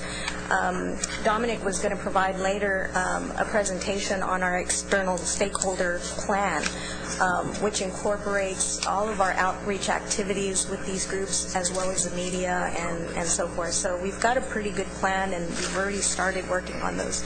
Commissioner has been working also with boards of regents. We're getting ready to work with the Community College Board of Trustees organization and get some of the board members involved in that discussion. Good luck on that group. I just think that there's opportunities that are presenting themselves almost on a daily basis, where board members here, as well as other stakeholders, are interacting one-on-one with the legislature, and we need to be taking that opportunity to get our message out. Absolutely. And I assume we can email you all with any thoughts or... Yes, ma'am. Thank you. Agenda item 4Y, discussion regarding the Coordinating Board's legislative appropriation request for the 2012-2013 biennium. The Commissioner and Dr. Alonzo will provide information. Thank you, Madam Chair. There is a revised agenda item on at your places. The revision is very simple. In the book, it says that we were to present to you a detailed plan of our LAR. We're not quite at that stage, so we deleted that reference, and I'm just going to give you a very high-level update of where we are, what we're doing, when, and a couple of details. The LAR that is done every year, every even number of years for the next biennium, is due on August the 2nd. We are currently in the process of developing that with the intentions of bringing it to the AOC in July, and of course the next day to the full board for formal adoption before it is due on August 2nd to the LBV. What we are doing, and just to set the context, is in the current biennium, I think all of you know, we were instructed to cut 5% from our GR and GR dedicated appropriations for the 10-11 biennium. That revised appropriation with the 5% cut becomes our new base for FY 12 and 13. Those are the instructions that came from the leadership. So we will be submitting a base budget, which is essentially 95% of GR and GR dedicated for the 12-13 biennium. In addition to that, the leadership has asked all state agencies and institutions of higher ed to identify an additional 10% on top of that 5% for further cuts. It's important to know that 10% has been requested in supplemental schedules. It won't be in as cuts to the budget, but in priority order in case they have to go that deep into the cuts to balance the budget. They have asked for that in 2 5% increments. And so staff is in the process of compiling those recommendations. We'll come to David. The commissioner has charged David, Linda, and I with reviewing that, bringing to him the recommendations. He will then vet it, and then we will send it out to you with so that you can be familiar with it and ask the questions before we get to the AOC and have the discussion and the vote. We plan to get those to you sometime in early July. That's our target. And I just want to quickly give you the guidelines that we're operating under besides the instructions from the LBB. But the commissioner, as always, has maintained that there will be no across the board cuts. That was applicable to the 5%, and he has instructed us to follow that same guiding principle for the 10% identification. Number two, he has asked that the agency's number one priority must be protected from the reductions, which is programs that promote student success, specifically student financial aid, to the extent possible. Number three, protect programs that are critical to closing the gaps.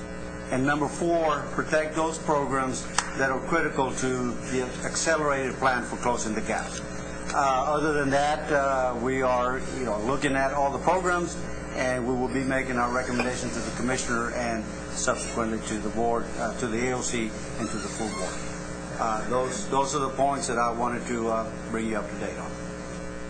Any discussion, Brenda? No, but I agree with all the commissioners' points, and I was happy to hear about no across the board. I don't think that's the intent from the leadership regarding this 10% cut, and I think,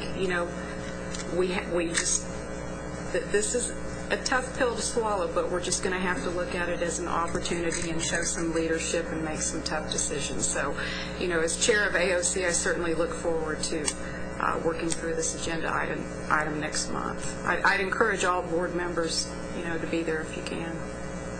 We understand that you need time to look at the recommendations. So, once again, our goal is to get you this material in early July. And I hope there's no slippage in that, because we really do need it.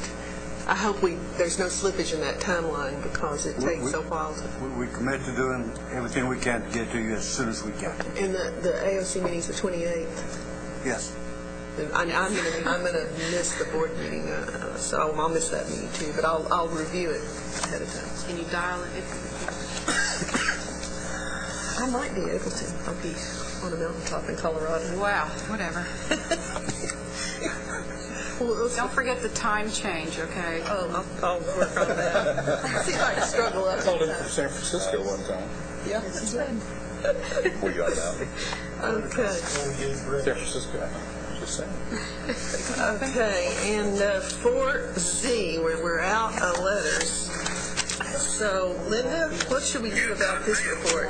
Oh, well, there's no action. It's just an information item. These are recommendations that our strategic planning consultants, FSG, social impact advisors, have been working with the commissioner and senior staff on how the agency will move forward in pursuit of its priorities that were identified in the accelerated plan, and how we're going to be engaging key stakeholders.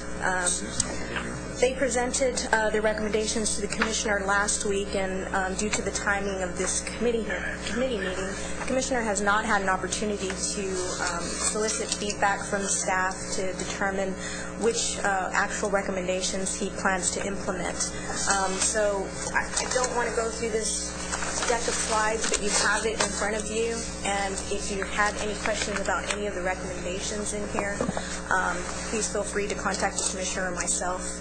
And Dominic was going to go over the stakeholder engagement plan. That's another deck that looks like this, and if you have any questions there. But I really don't want to take up any more of your time, because I know you want to get home. I just want to say very quickly, the two recommendations, there were a number, but I thought that the two most compelling recommendations that FSG came up with in terms of the organizational structure and the areas that we needed to beef up were these. Number one, that we needed tighter and stronger connections with the economic development community of Texas. That means working very closely with organizations like Texas Association of Business, Texas Association of Manufacturers, regional workforce development boards, and so forth, to make certain that we are attuned to what is needed not only on a statewide level but locally and regionally. The second recommendation we're going to take action on, and Linda and Arturo and David and I will talk about this very soon, is beefing up our ability to interact effectively with two-year institutions. And we will come up, there are several recommendations, putting together a group within the current staff of the coordinating board that meets regularly to talk about community college issues, designating individuals currently on staff with particular responsibilities related to community colleges and other two-year institutions. And then the third recommendation is beefing up staff related to two-year institutions, particularly with help from outside foundations. For example, the Gates Foundation has expressed an interest in providing some funding to strengthen our capacity in that area. Okay. You all, either one of you or both, if you want us to take a look at particular things in here, since we aren't going to go over it today, I sure would appreciate it if you'd email us and just say, here's what we, just as the commissioner did, here's what we've been thinking, or take a look at this particular thing because of this or that, so that we can really, dig into this and won't just carry it home. Okay. I can actually tell you which slides I was going to okay, please do. Focus on today. Slide 3, 5, 6, 7, 14. Which packet? I'm sorry. 17 and 20. It's the THECB organizational implications. 3, 5, 6, 7, 14, 17, and 20? Yes. I don't think there's any particular slide. The one comment I'd make is Dr. Golden said, we're being very aggressive in terms of reaching out to stakeholders out there, the legislature and others, and that's what's spelled out in this plan, is a plan with very clear milestones and actionable items to do just that, and we're in the process of implementing that. So that's one takeaway I'd leave. Thank y'all. It's good to see you here.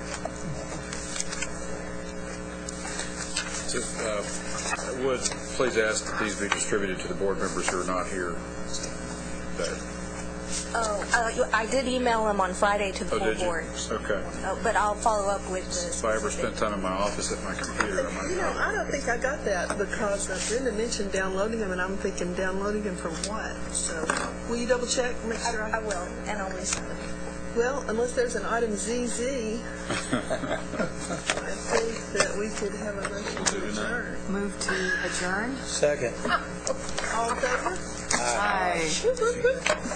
Great. Aye, aye.